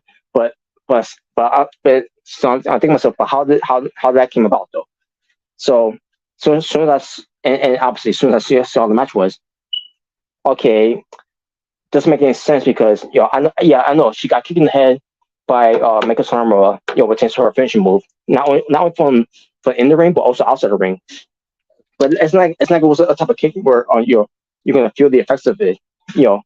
It makes no sense. And this whole thing on her collapsing makes no sense either.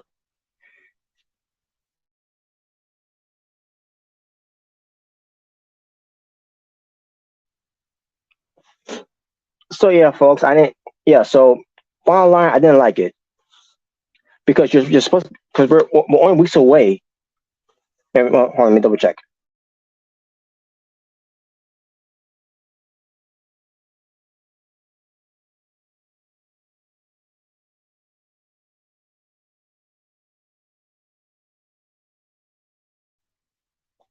Yeah, I'm still checking folks, by the way. And also I had that news for good reason.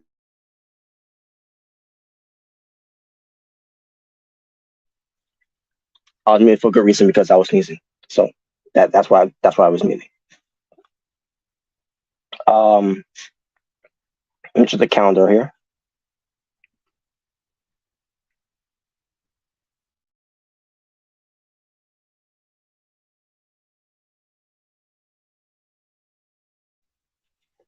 All right, so we're about 2 weeks away, or at least 3 weeks away, or yeah. In this case, 2 weeks away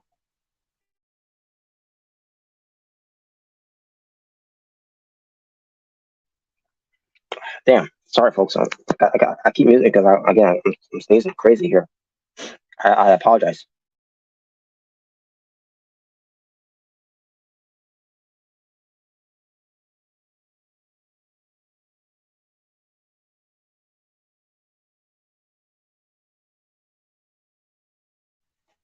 All right. So yeah, so we're basically 2.5 weeks away, folks, to Stand and Deliver, which is gonna be on the same day, like WrestleMania is on a Saturday, because Stand and Deliver is gonna be in the middle of the afternoon.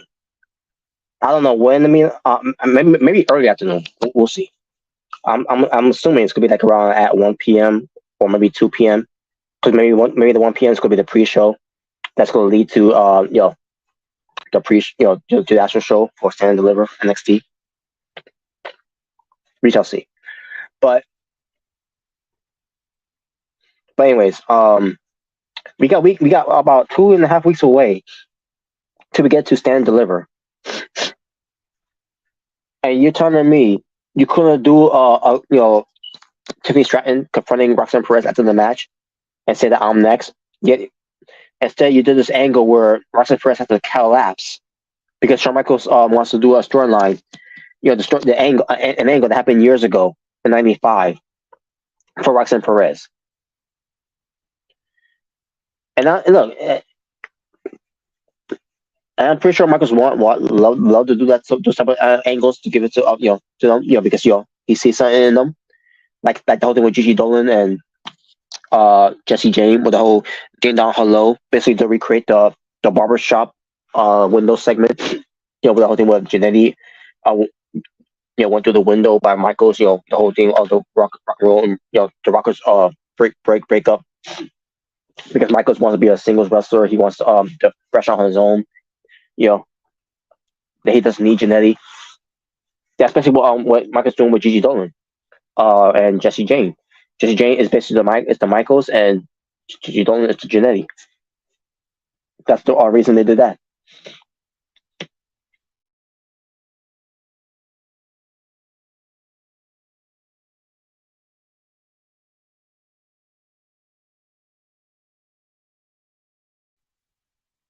And now we're doing it with Roxanne Perez, where she's collapsing in the middle of the ring after a match.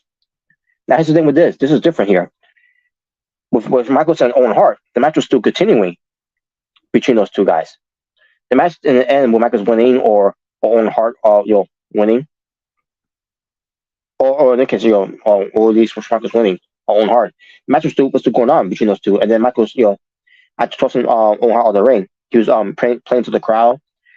With them cheering for him and all that, and all of a sudden he starts feeling the effects of his head because again with the insecurity kick by Owen Hart from earlier in the match, and then Michaels collapsed. He couldn't hold it together anymore.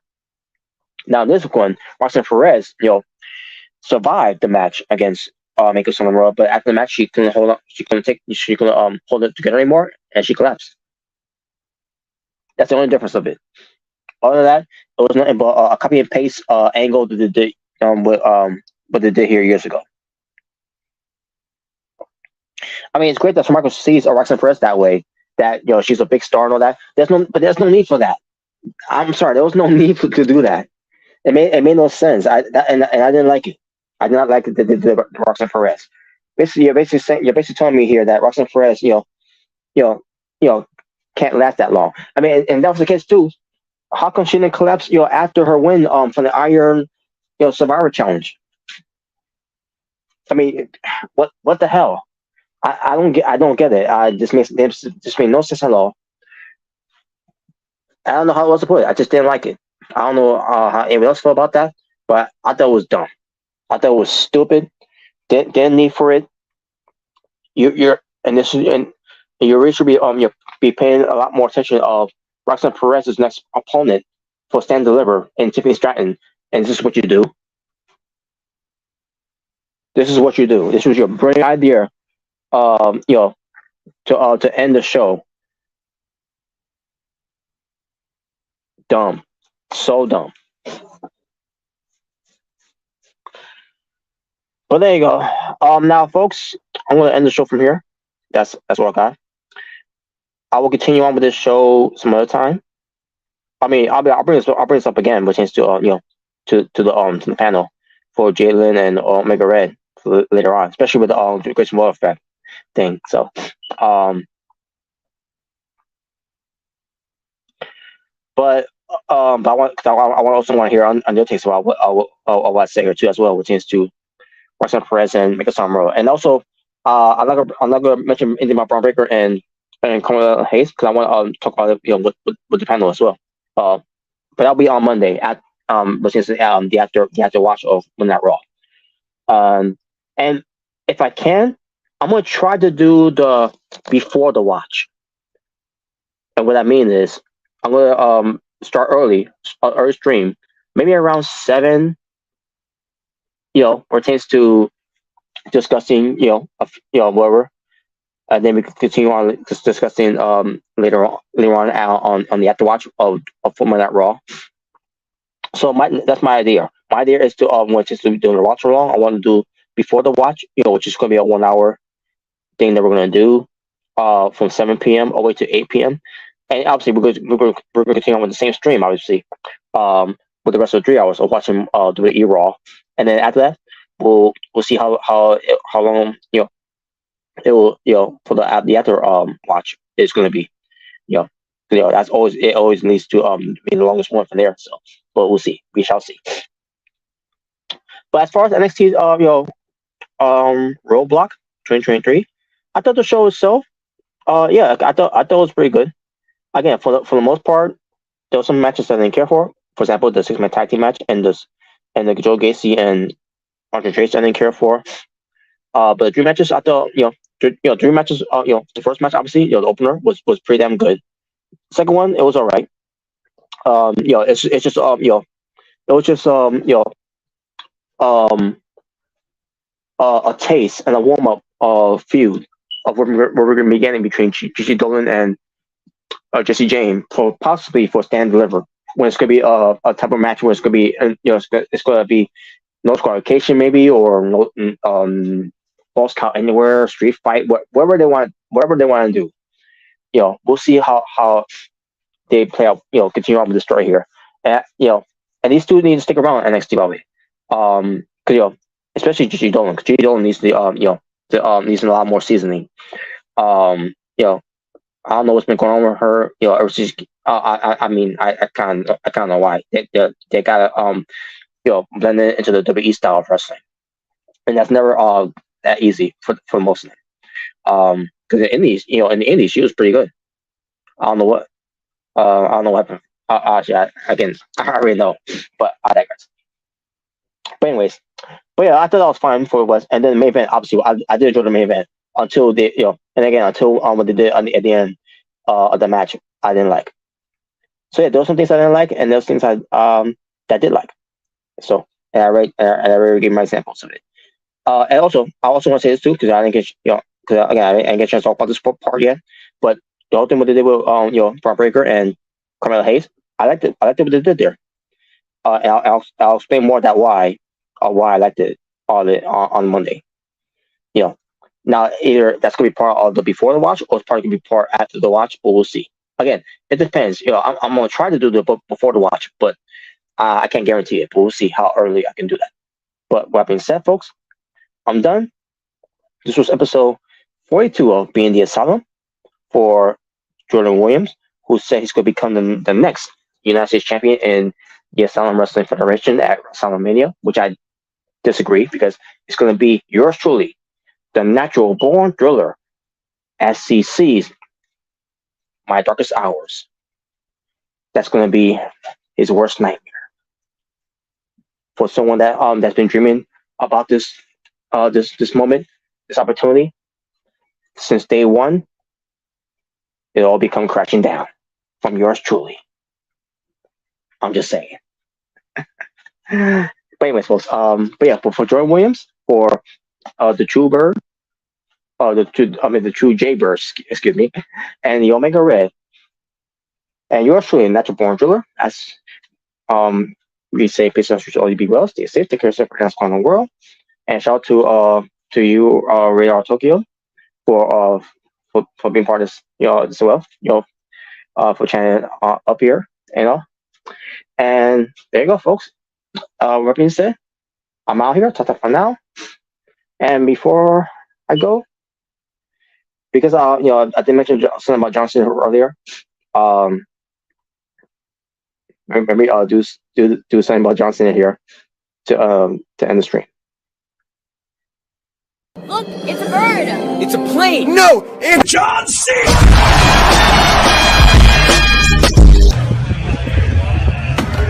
Whoa, that was John Cena.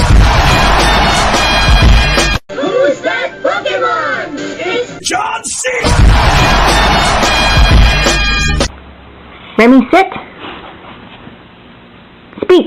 John Cena. Settle down. Take it easy. What the John Cena. I'm in your arm, but I'm looking for the one. Have you seen her? The one, have you seen her? Seen her? Seen her? Of course, you probably won't feel that way about it after he's beaten you. What's that? I said you probably won't feel that way about it after he beats you. A bold statement. You certainly seem to have a lot of confidence in this mystery fighter of yours. Huh? All right, guys. I'm afraid that I can't win this fight. I need someone to take over. And his name is John Cena.